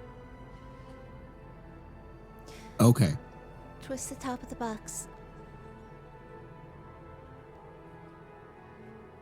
I want to get really mathy here, and you're going to hate me for it. What kind of explosion are we looking at, and how fast does it move? The explosion from the box or from Shothragot imploding? Kind of both. Shothragot imploding is going to rip apart Toril if it remains where it is. Right. Well, explosion from the box, then, specifically. Explosion from the box. It's not necessarily just the box. So the box can explode like the ship. The difference is the box, as it's transporting and feeds back, It will It is- disintegrate whoever's there. Okay. completely disintegrate not just anything there, but also any form of Shothragot. He will not be able. You hear kind of Kippen clear her throat. It's set to transport. Just to the edge. To the edge of the void. So he won't be able to come back. It'll be the end. Chain 1 will never be able to come back.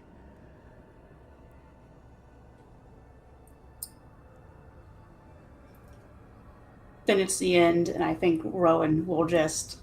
She's got haste. Her speed is double.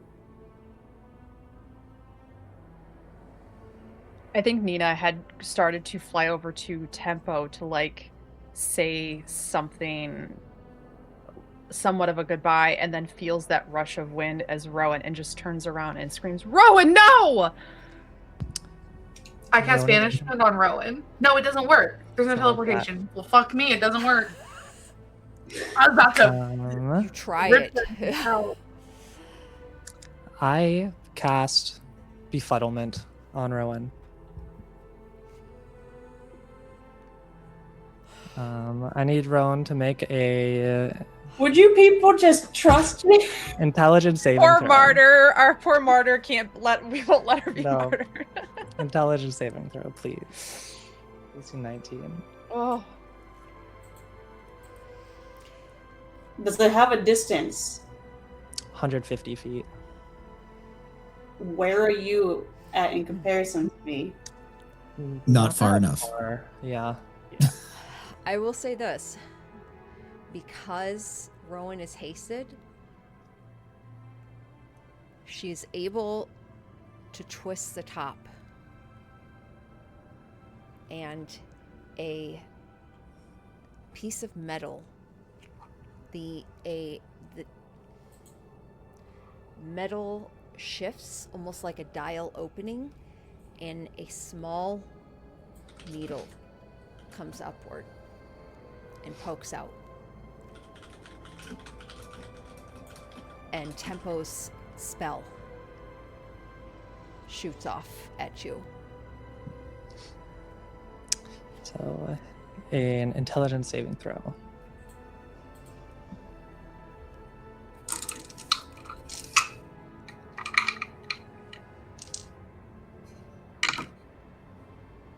Am I technically in the holy aura?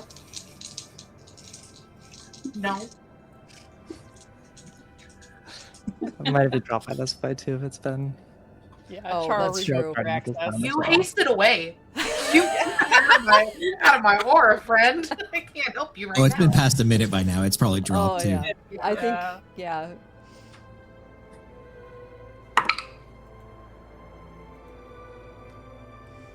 17. 17 fails. So. Let's roll here. So you take 67 psychic damage, which I'm sorry, but the important part is you now can't cast spells or take the magic action, which I assume would be what would be needed to activate the cube. So essentially what Befuddlement became in the 2024 rules. Can't take magic actions? Yeah. Or cast spells. I don't think the cube requires magic. I think it's just the blood and the button activation. If I remember correctly. I mean, it's a good shot by you, so we'll see. Activating most magic items counts as a magic action, I believe. Usually. Mhm. You hear Kippen's breath pick up a bit, Guys, and you all feel the pressure of this massive form folding in on itself. Your bones start to grind and splinter as everything around you, including your own bodies, begin to compress from the stress of pressure. Everyone roll me a Constitution saving throw with a very high DC. 26. 20. 30. 24. Nathan, you are the only one that saves.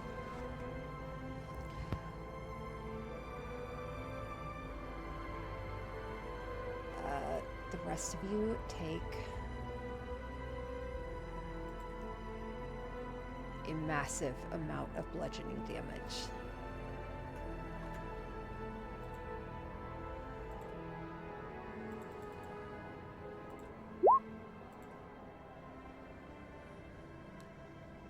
$82 bludgeoning damage. I think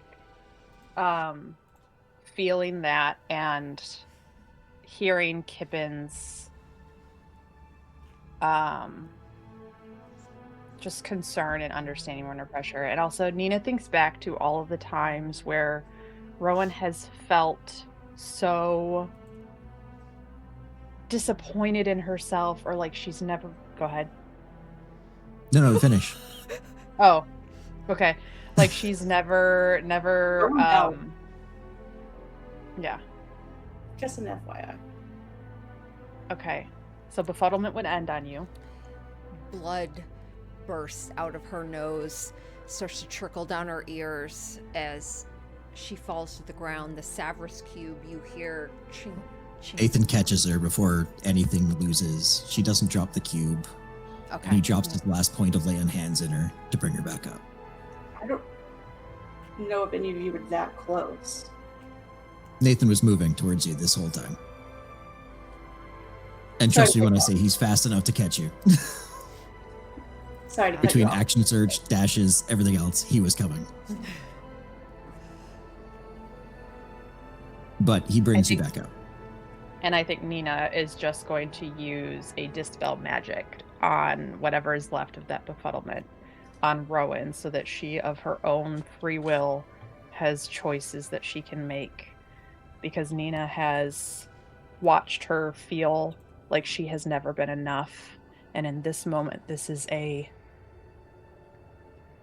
role that was crafted for her. Her mother foretold it.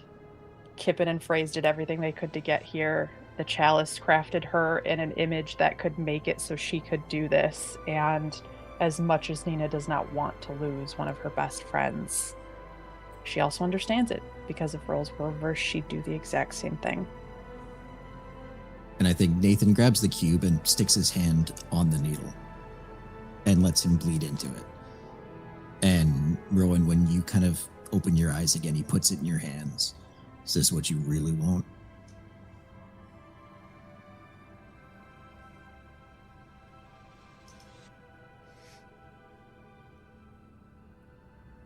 I was giving you a chance to have a life. I'm asking. Is that what you really want? And he's putting the cube in your hands. Wait, but didn't you just put your blood already on it? Yeah, but I'm not activating it. I'm just giving you the blood. Oh, okay. Okay.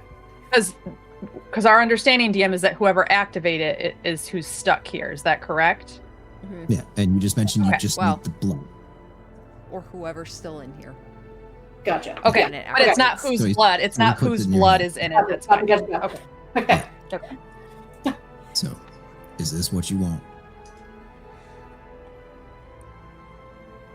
She stares at you straight in the eyes, probably more clear, like no darting away kind of embarrassed look or anything. She still has her wings out and stuff, and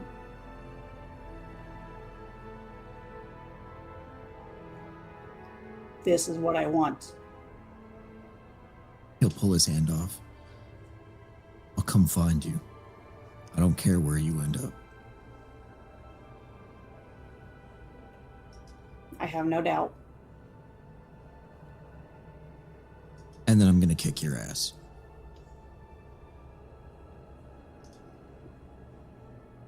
I have no doubt. I'll miss you. Till then. And thank you. She'll reach out and grab your shoulder and pull you in her forehead. Till we meet again.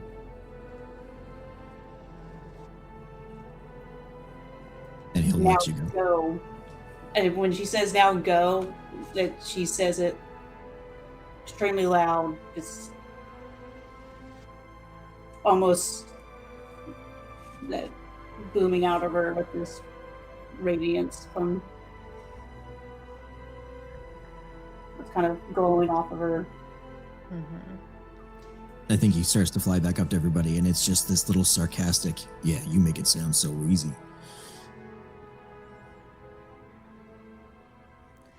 You hear the screeching of the walls as they close in further.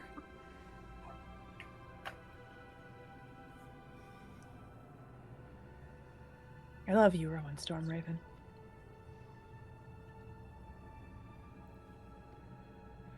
Don't you ever fucking forget it.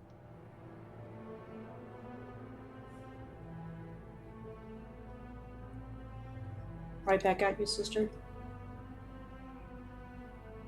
They're gonna tell stories about you. And you'd probably hate a lot of them, but you'll live on.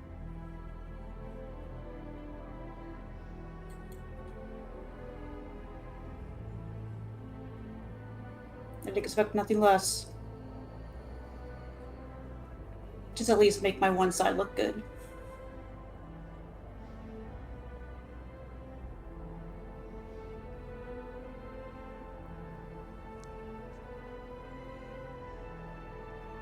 Tempo. You're brave. It was good knowing you.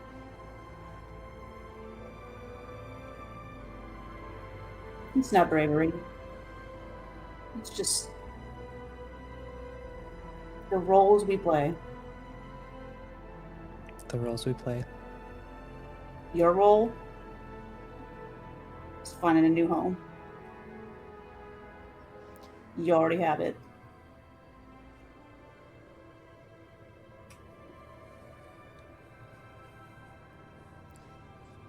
I need all of you to make me another Constitution saving throw. We're going.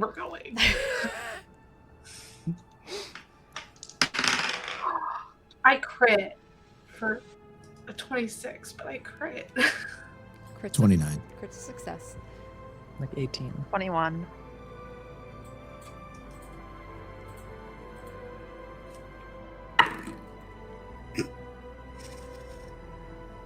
Okay. Natural one for Rowan. It's another 59 bludgeoning damage to everyone but Chara. 29 was a fail? So it was a very high DC. 30 was the Yep. only thing that passed. Indomitable, and I'll try again. Why not? Okay, no, never mind. We have to go. We have to wait for it to explode. Rowan just has to activate this thing. Well, if I take that damage, I'm technically down again. I will fly down and cast Cure Wounds on you. I come back like 7 HP, but you have to press it now. I think what it is I think it's Nina's taking Rowan's hand, and as she is casting Cure Wounds on your hand, she is using your hand to press the cube so that it is done. Yep. Shut up, Kippen! Do we need to teleport out first before the cube gets pressed? The cube don't teleports think- everything out of here except for us. You're Yeah, not gonna I don't- fucking teleport anywhere until I do my part. Okay, DM, I love you. I need you to give us the exact mechanics and steps because you're creating a very timely Sorry. thing that we have to act on, and Kippen's not doing her part. I love you. I'm sorry. She'll- I'm very nope. stressed right now. She'll do her part. You just got to give her the go. so Because basically when the she thing drops drops. that, Didn't tell Okay. me. yeah. Got it. Tara will be the one to tell Kippen. Kippen now. Okay. Okay. Thank 'Cause you. I don't I'm think so Nina sorry. could. You're okay. Okay. Sometimes I just need the crunchiness of the mechanics in the order of things to get things done. You hear Kippen's voice more as kind of thought-provoking grunting and stress as she puts forth her thoughts at 3 points of this triangular. And she exudes love for Nathan. She exudes mercy for Phrase. And she exudes the final, which is sacrifice, as the gatekeeper crystals activate and explode outward for miles around as an unheard of power that has happened one other time in history, as a mythal forms and shoots upwards directly above in the sky. Magic unravels as the symbol burning across the sky, this ancient protective barrier, it instantly disintegrates and the barrier begins to burn backwards as space opens. The form of Shothragot begins to implode ever faster. Please take your actions. Okay, so I would have brought Rowan back, pressed her hand to it, and then immediately turned around and cast at 7th level the teleport to get us out of here. Rowan, you feel the power being drawn from you, from your blood, as if you were one with the very magic being molded and woven by this Savras cube, as if you were a part of it. Your essence looping back around to complete the transportation of this massive elder evil, swollen with the misery and nightmare of creation. And as you complete that circle of magic, Nina, you cast the spell. Do the rest of you go willingly? Mhm. Yeah.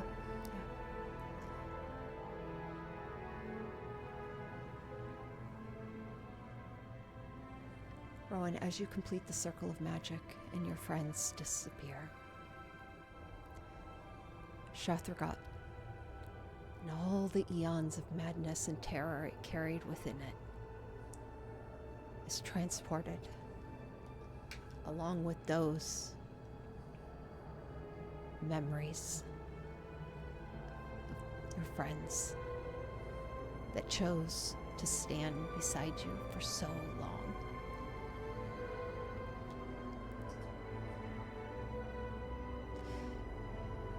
They say when one is welcoming death, there is a fraction of a moment where time slows and their thoughts extend beyond the realm of gravity, beyond time and decay. And in this fraction of a moment, what thoughts are you thinking, Rowan?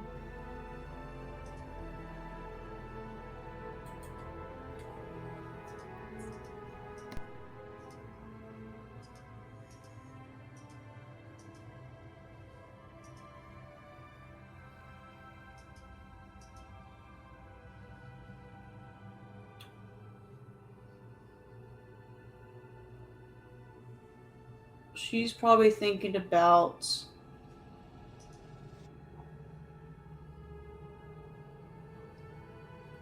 I think that the Nina's birthday ballroom dance situation where we were all, it was kind of like, feels like one of our last enjoyable moments that we all had together.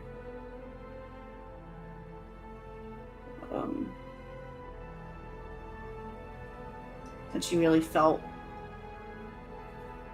connected to all of them. So just this feeling that almost envisioning those threads, the red threads reaching out and encircling them in that moment where it was like that's when that like family tie was created.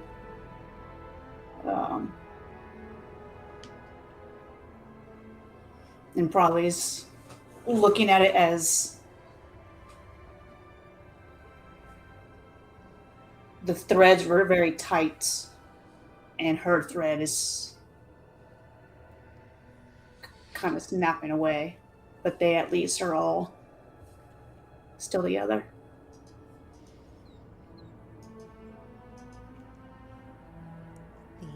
The rest of you,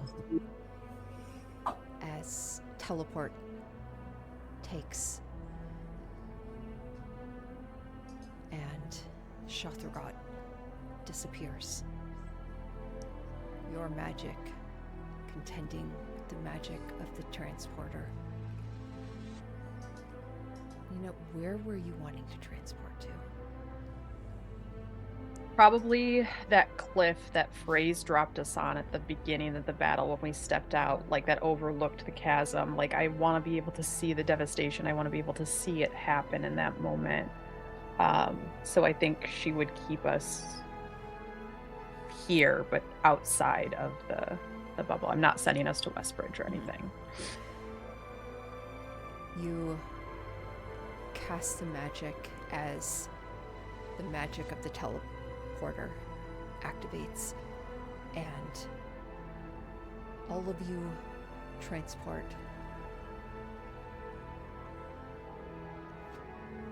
It's not to the cliff you were expecting, but it is to a cliff that overlooks a vast valley. You see Nathan. I think you're the first to notice. You see the realm of home. The remains of a burned stump of what was once the world tree. As the two magics pull, it didn't fail, but it did slingshot you to somewhere that all of you were familiar, as you now stand. Fuck, I forgot the name of it. Westbridge? No. Oh. Regulars? No. We're in Yggdrasil, are we not? Are we not at the Yes. Tree of Life? Yes. Yeah, we are. What we saw in Nathan's visions and dreams. We are in a different plane. Yeah.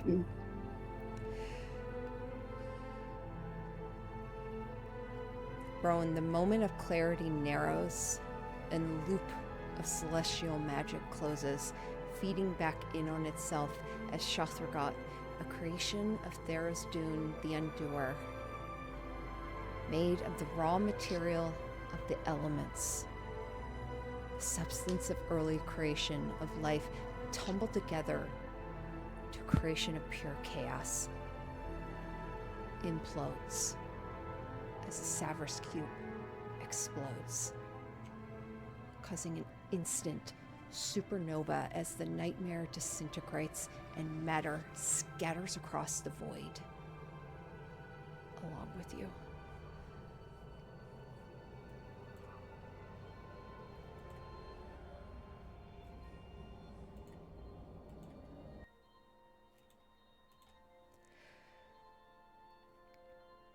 Burst pattern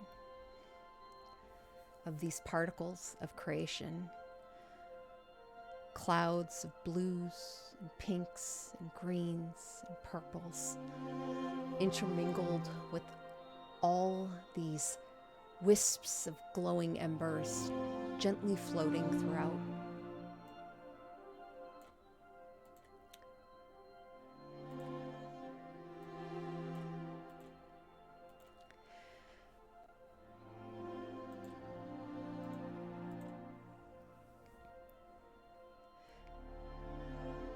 This newly born nebula cloud in the shape of an oblong circle, or as some who traveled the void in the astral sea would discern as a giant eye, and would come to refer to this as the guardian eye.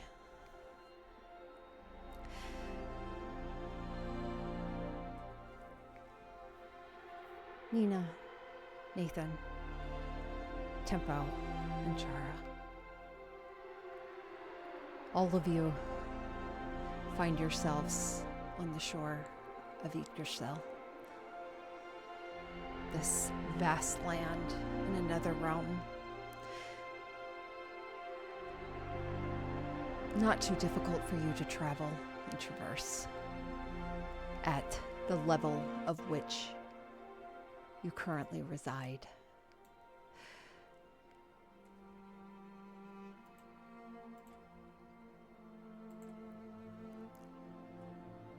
But that will be a journey home.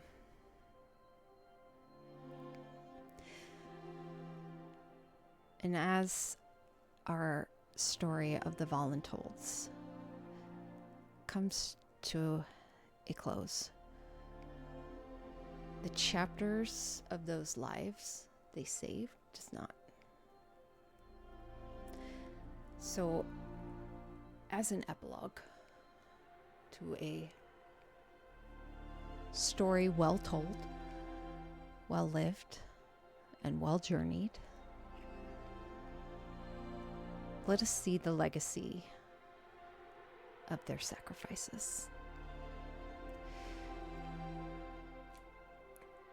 In the years that pass, Red Larch rebuilds, using their own quarries, becoming a beautiful city of wood and stone. They also erect a statue in the middle of town, in the middle of the long road, so that all who traveled it would see. A tall red larch tree made of white marble that many would come to refer to as the white larch. This large, masterful carving of stone with two plaques, one affixed to each side. The south-facing plaque in common reads, "The White Larch," in remembrance of those whose lives were cut short in the destructive assaults of Tharizdun's cults, and in defiance of those who would believe us weak. Red Larch continues to endure, standing tall and proud. And beneath that, you would see a list of names of all that perished in the tsunami so long ago. The second plaque on the opposite side, facing north, facing Westbridge. At the base of this stone tree reads, "May the truth of the heroes that came together to defeat an entity so powerful even the gods feared it, forever be written into the very roots of our world. That none shall forget their sacrifices, and that their legend spurs us all to greater heights." Beneath that, you see a short list of names, starting with the Voluntolds.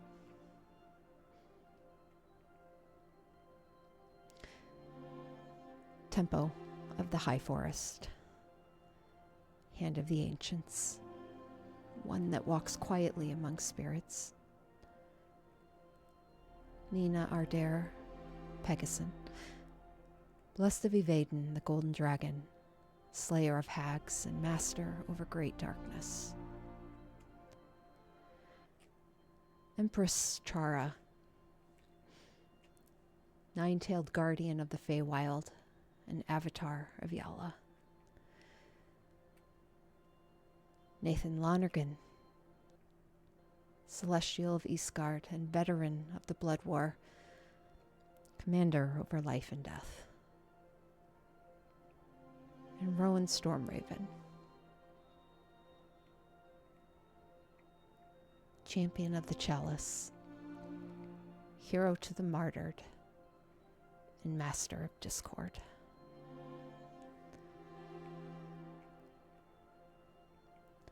Westbridge continues to remain a small stopping point along the long road.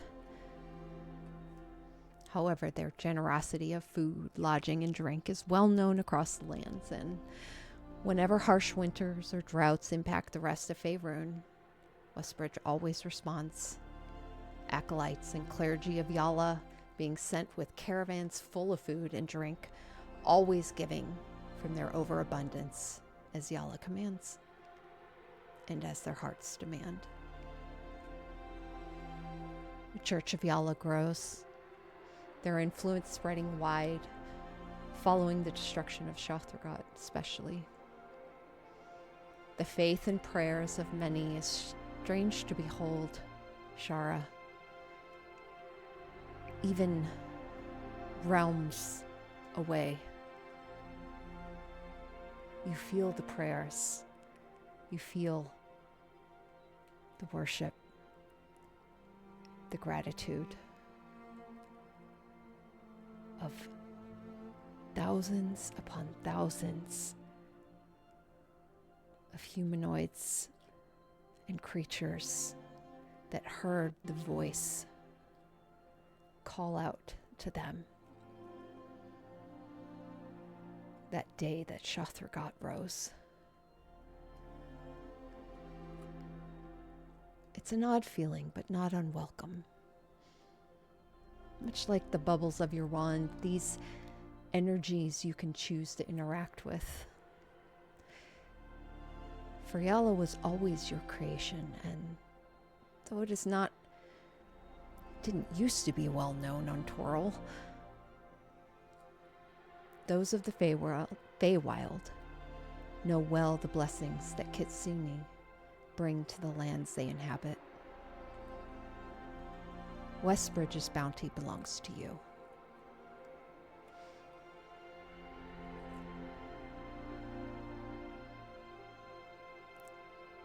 There comes a day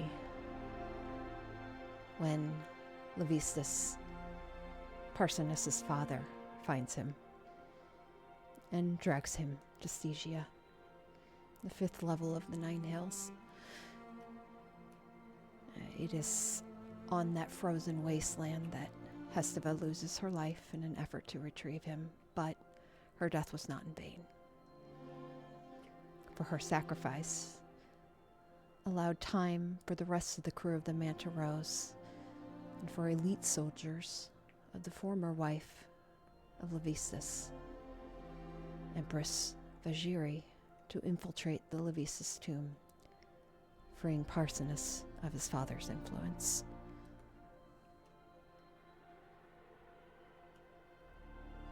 The whispered lies of Levistus would haunt him no more.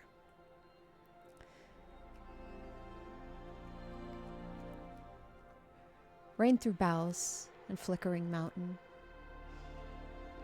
among the deep jungles on the island of Cholt, a legend begins to grow of a massive beast with a bronze-like shell, eyes of coal and burning ember, pillars of smoke that rises from its nostrils, and it bears a rider, a female tabaxi who at one time was known amongst her tribe as Rain Through Boughs, but upon the back of Flickering Mountain, this mother took on a new name, Sparrow Sorrow. And together, they lived out their days traversing the jungles and protecting the mountains that Sparrow Sorrow once gazed upon as her newborn son was placed in her arms many years ago.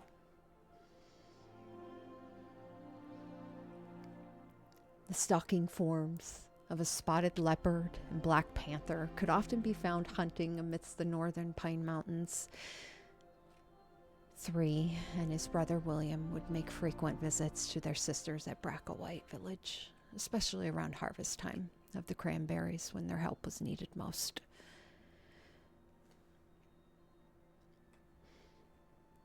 Antonio Baghetti opened his newly rebuilt Connections Guild shop along with the main fair route in Red Larch. Across the White Larch, Miss Pipsy could often be found curled up or seated upon a small child-sized throne with a hand-carved sign above it that read, Dame Pipsy. Many, many years later, after Antonio's passing from old age, the shop mysteriously burned down and was never rebuilt. But the hand-carved sign was found resting against the tombstone of Antonio's grave. Alia Ardare, mourning the loss of her sister, and with her newfound form, took it upon herself to reclaim Rundis Manor from its dark predecessor, to heal the land and rebuild the structure. It is here she claims the surrounding areas of Red Larch, Westbridge, Bracklewhite, and even the High Forest as hers to protect. Years would pass before the rumor of the Golden Dragon of the Desserin Hills would pass into legend.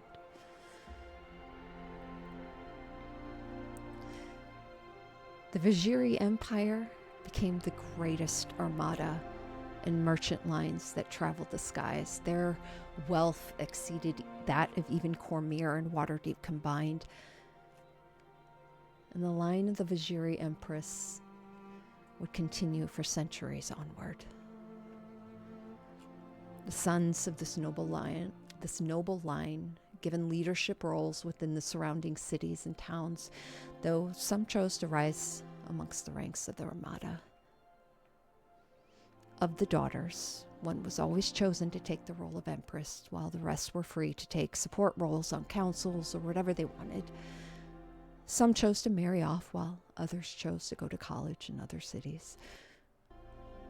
Wherever they scattered, they were never found wanting. Only one of the daughters ever chose to return to the Feywild at the end of her reign and at the end of her days. The last child to be born of Chara's litter, the smallest daughter whose debility became her strength. For Nicolacia, Avelia Vajiri was known to be one of the coldest, most merciless women to sail the seas of the Sword Coast. That is, until the day she became a grandmother.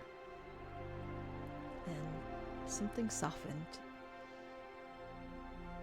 As she spent days and weeks amongst her grandchildren, a special bond developed between her and the smallest of her grandchildren. She did not pity her, nor did she make things easy on her. Instead, the Empress encouraged the child to cease looking at herself as frail, but rather as the strong-minded and iron-willed Empress that she knew she would grow into.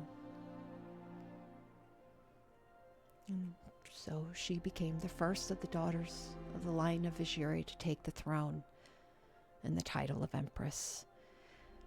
And oh, she was beloved. Nicolacia died a proud grandmother many years later, and all her grandchildren and great-grandchildren attended the funeral, accompanied by the entirety of the Vajiri Empire. Even her son and daughter-in-law could be seen standing with the family. It was the grandest of funerals. Click's Emporium became a prominent and well-respected traveling merchant shop set up upon a ship funded by his uncle, Gulliver Longstocking. It would sail back and forth along the Desserin River, known for his unusual collection of magic items procured by an unnamed source, though some have rumored to be female figures with whiskers blonde beneath the hooded cloak that seemed to frequent the vessel. To see Click's Emporium sailing along the river always brought a sense of wonder to excited children and townsfolk who eagerly welcomed his arrival and whatever new and unusual wares he would bring for sale.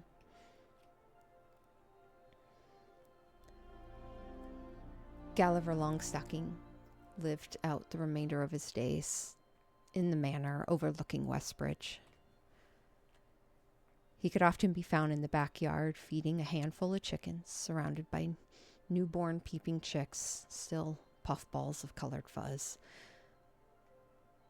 The original chicken house, having been extended, and you see off the side of the fencing is a small little gravestone with the name Marnie, the best chicken there ever were, carved into it.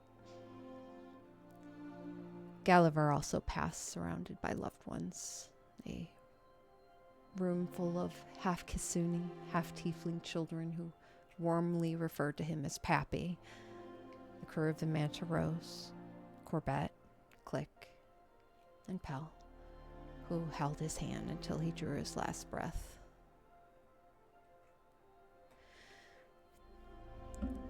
Far beyond the reaches of the material plane, where the realms reside within dimensions of their own ideology, here deep in the infinite of the abyss, before a barren and broken landscape, stands a demon with stone-like skin and gargoyle-like features.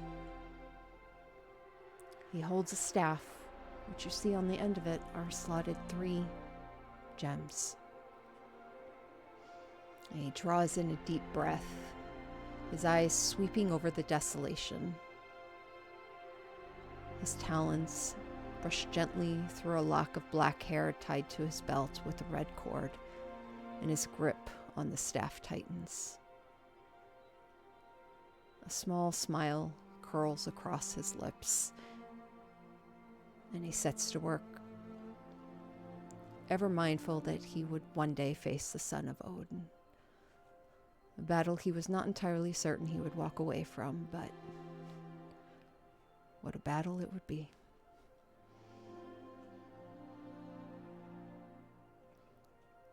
Those who fought at the battle for Faerun and survived would have their tales written down in history books, sung in taverns, told around campfires. This massive battle upon their lands filled with beasts and creatures that poured out from the Shadowfell, a terror and reality deep within the crater that was once the Somber Hills.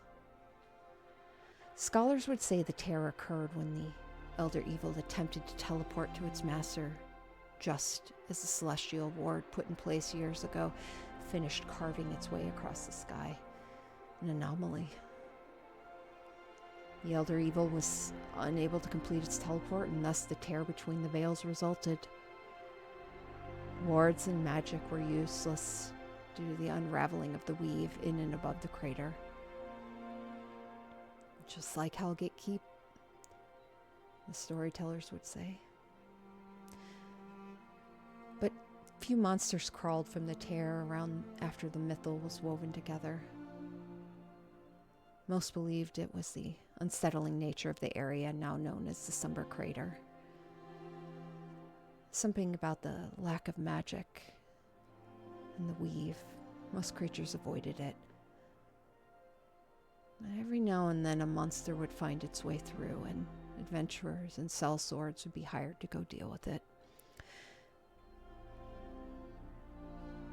No one really talked about who or what created the mythal that day. There was a rumor a while back that a lone child was witness to the mythal's creation, but no one could ever prove it. And another tale in a fantastical story, just one amongst all those that survived the horrors that day.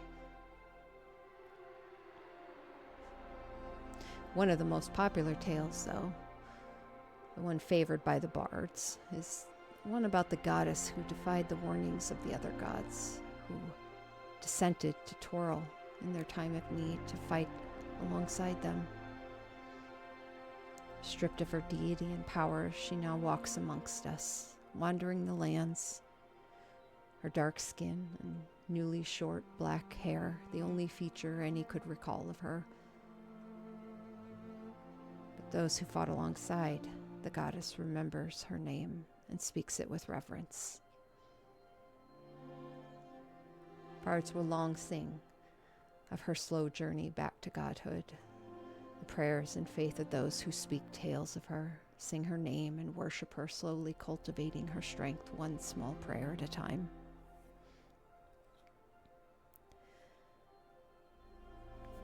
And in the final chapter of this epilogue,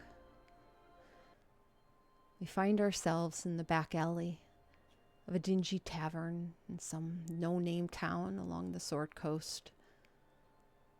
A sleeping figure lies curled beneath a cloak. And another figure comes up. Two figures strolling up.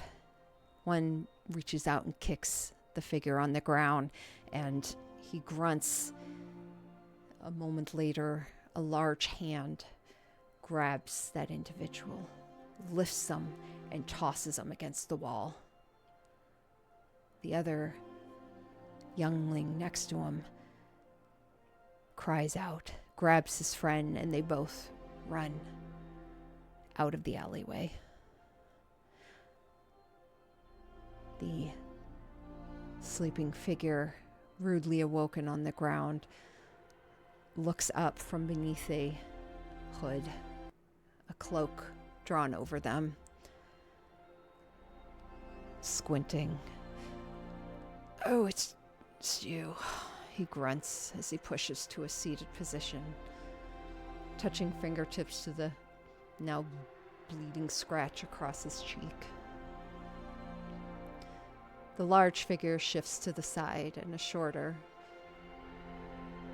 figure, hidden beneath a hooded cloak, steps past and steps before him, a deep sigh escaping before a hand reaches up and pulls the hood back, revealing shoulder-length blonde locks framing a fresh out of her teen's face with bright blue eyes.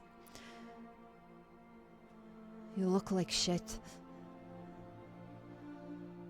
His eyes close with a sigh as he leans back against the stone wall of the tavern, squinting at the brief aches and pains that sleeping drunk on a cobblestone ground are oft to cause. "I thought I made it clear I wanted to be left alone." She crouches down next to him. "Yes, you were very clear in your letter."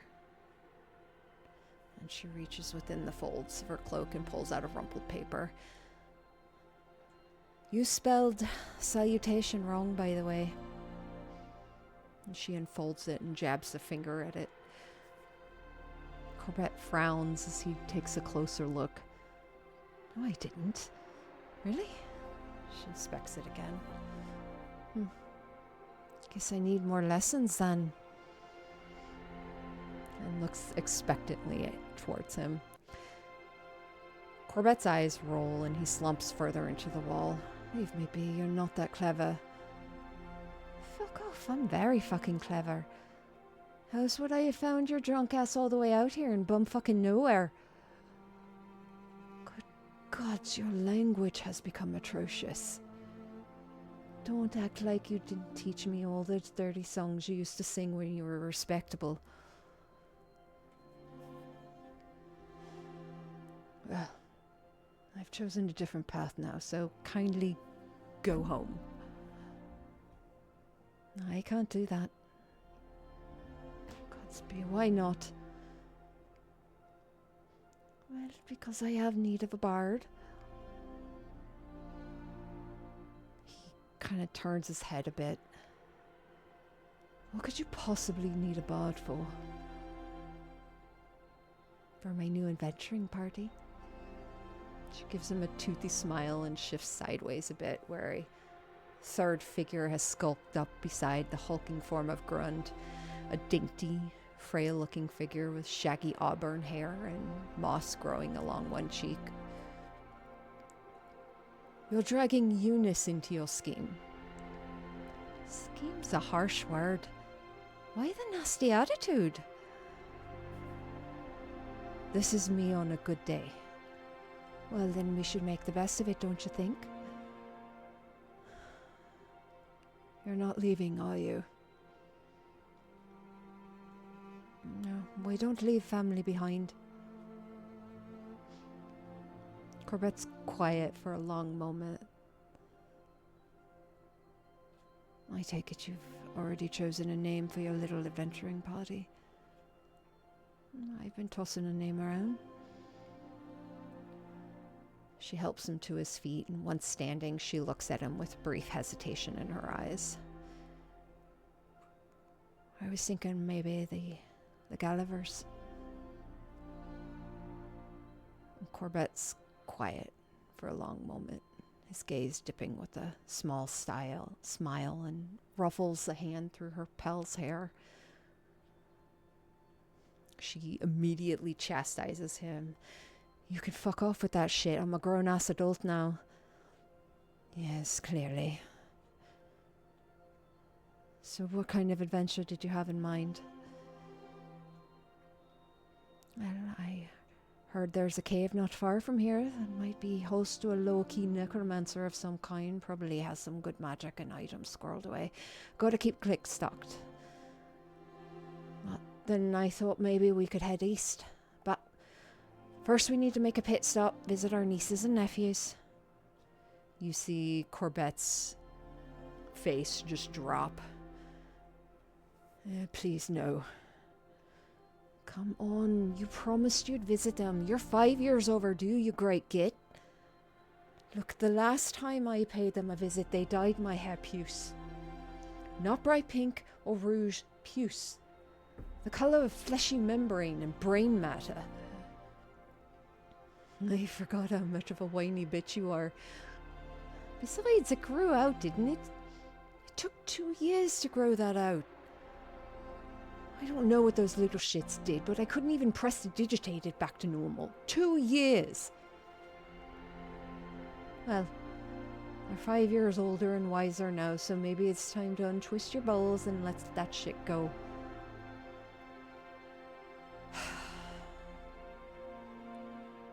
I suppose. They begin to make their way down the alley. He pauses at the exit, his hand briefly touching Pel's arm. She pauses. They'd be proud of you, you know. I know.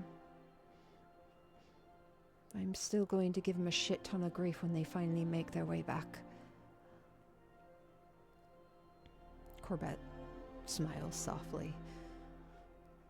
You still believe they're out there, don't you?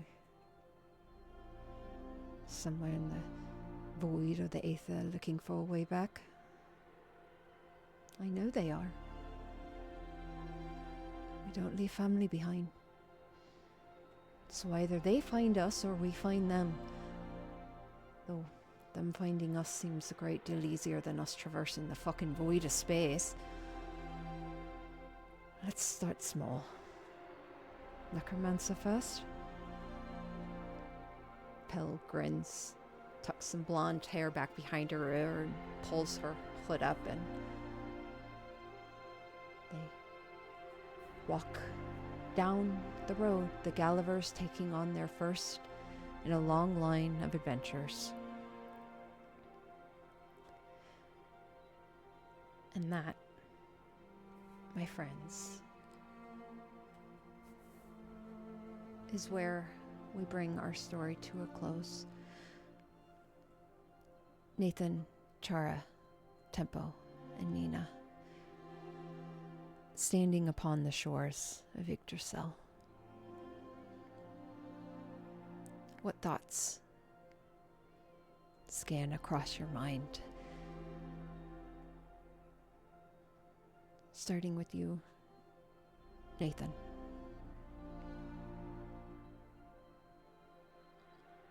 So, how in the hell did we end up here?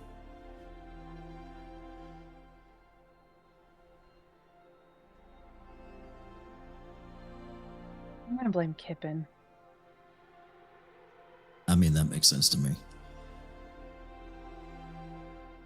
But So, I can't complain what? because I wanted to be here anyway, so. Wait, really? Yeah. Kind of pulls out the seed that she didn't end up using in the cube. And just goes, I've got a tree to plant. Oh, right. Well, But you, and I think she looks to Chara and Tempo, you probably want to go home or somewhere else, yeah? I can make that happen.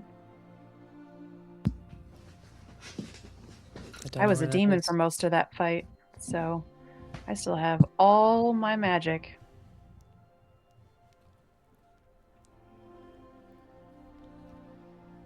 Well, you're welcome to stay, Tempo, or you can pick a place in your mind and go there.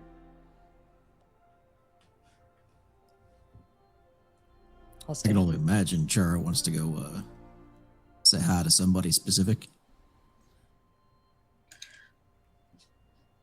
Yeah. A few somebody's specific, I guess. Oh, You yeah, have got that whole children. thing. 9 of them. I'm just sad you won't get to meet them. What are you talking about? Eventually. We can. Yeah. Okay. We'll be back. But for now, you gotta go home to your family. Yeah. Just weird.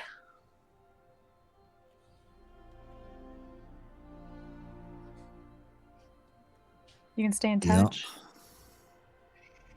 Ditto. I mean, obviously. Well, you'll always have a place to land. Just know if anybody asks us to save the world again, I ain't doing it. A hard I'm fucking no. done. Hard no. This is a once and done. I ain't, no.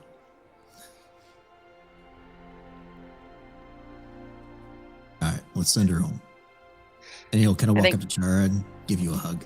No, Yeah. she'll hug you back. Nina does the Thanks. same thing. It's a big, I don't want to let you go hug because she didn't really get to hug Rowan goodbye. Mm. And then she steps back, and I will use my last 7th level to create a teleportation portal for Chara to walk through to wherever she wants to go. Where does And- Trevor want to go? Tempo, but you said you were going to stay? Yeah. Yeah.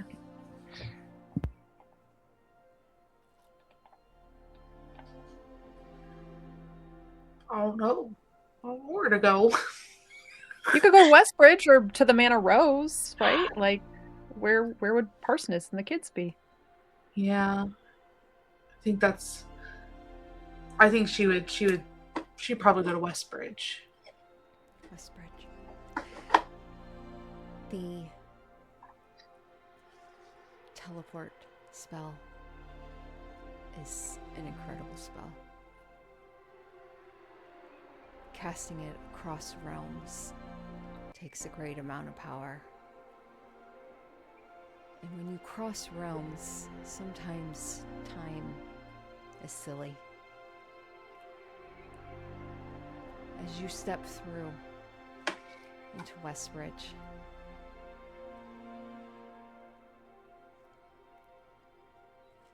you see familiar faces. You can tell Some time has passed. Some years. But not so many that it makes a difference for you and those you love most.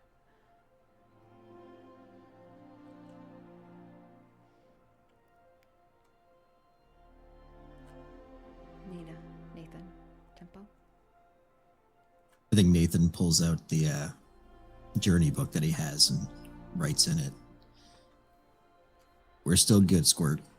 I'll see you when I can." Tucks it back to his pocket. So, from what I understand, when Celestials die, their spirits go back to the Celestial homeworld. Who wants to go on a trip?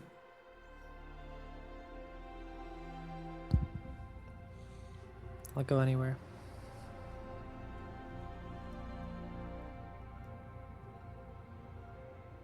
If we try to bring her back, does it make her sacrifice any less worth it? No.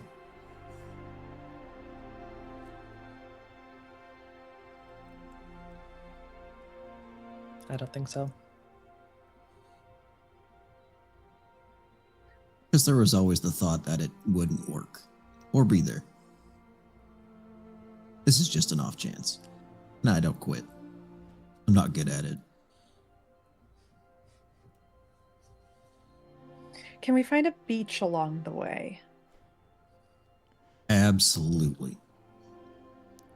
Gotta go beach. Gotta go see if we can find Rowan. Got a demon to kill. I should make a list.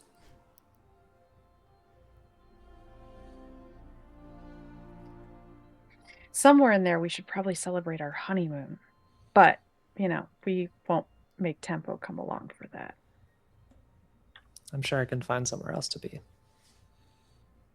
Fair enough. And yeah, that's top of my list. Thank you for what you tried to do, Tempo. I guess she had the bigger death wish. She always has. It's kind of a pissing contest the whole party has, actually. Yeah. But, you're welcome as long as you want to stay. I think desperate measures always makes us do things that are hard to understand, but whatever choices we all make, I think we all understand them. So. Yeah. I never knew I never thought I would be here by now, so I'm not sure what to do. You want to find a beach first? It has been a long time since the beach. All right, but first this fucking seed. And then maybe a nap, like an 8 to 10 hour nap. As Nina, Nathan, the three of you start to head towards that broken stump of the world tree, or what once was a goal in hand. Tempo. You feel something crack. And as you look down, you see one of your beads that has snapped. It goes in half and tumbles in two separate pieces to the ground. The moment before it does, you just feel a sense of completion. I think as it cracks, she kind of catches it instinctually for a moment, looks down at it, smiles, and then tosses them to the ground. As you begin to follow your two friends ahead.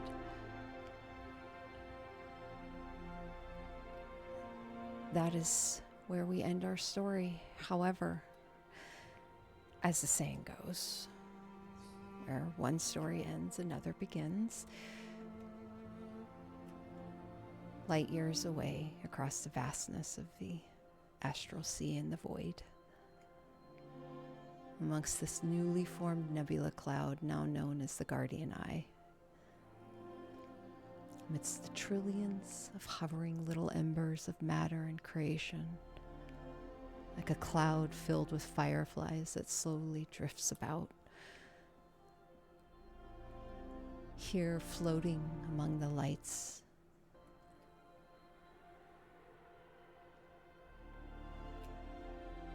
curious thing about magic items.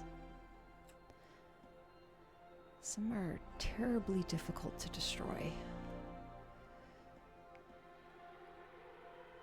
And perhaps if one had bore witness to the disintegration of that great elder evil known as Shothragot, one would have seen shortly after the curious little lights begin drifting about. An energy wave coursed outward from a drifting sword.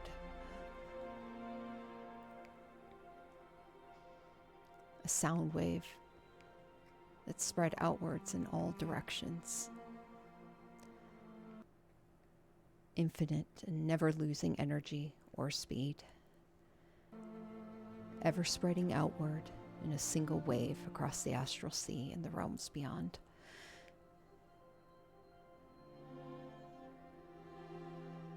A ping, a call. To whom? Even the best and brightest scholars could not tell. A sound wave anomaly, they called it. A mystery that would forever haunt the history books of scientists and scholarly like abroad. The Guardian Eye made its way into star charts, but for the most part it remained still and silent. Until one not so unusual moment. A sound cuts across the nebula. A hybrid mix between the neighing of a gallant steed and a chorus of melodic bells.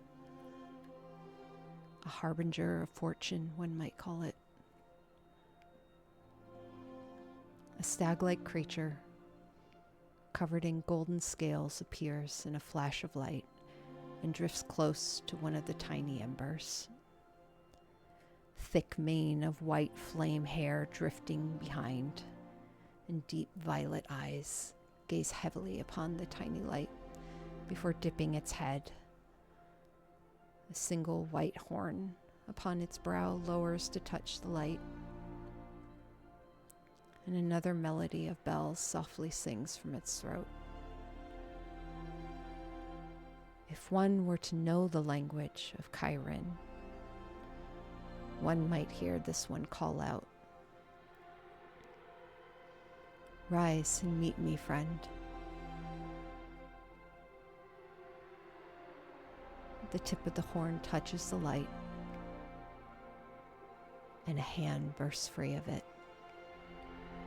Hundreds of tiny lights suddenly pulled together, knitting into a new form. Perhaps not all stories need end, but this next one shall be yours to tell.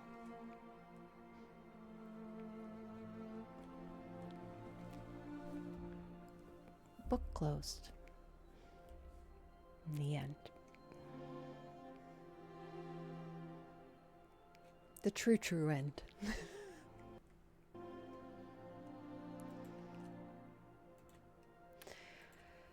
I love you guys, and I'm sorry it went so late. All good. I'm gonna go cry myself to sleep now. Mm-hmm. Everyone probably just needs to, digress or whatever it is. Decompress. Yeah, decompress. I'm also so sorry that I snapped. I haven't eaten since like noon. I was crying. I'm an emotional mess.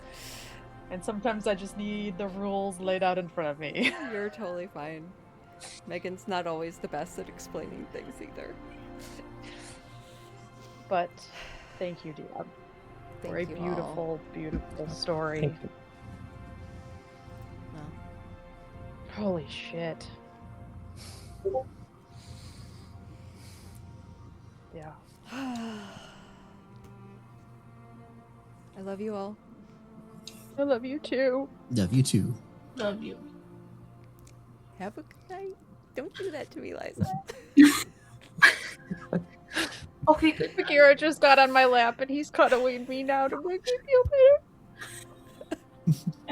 better.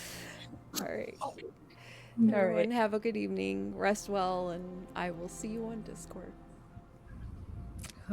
See you there.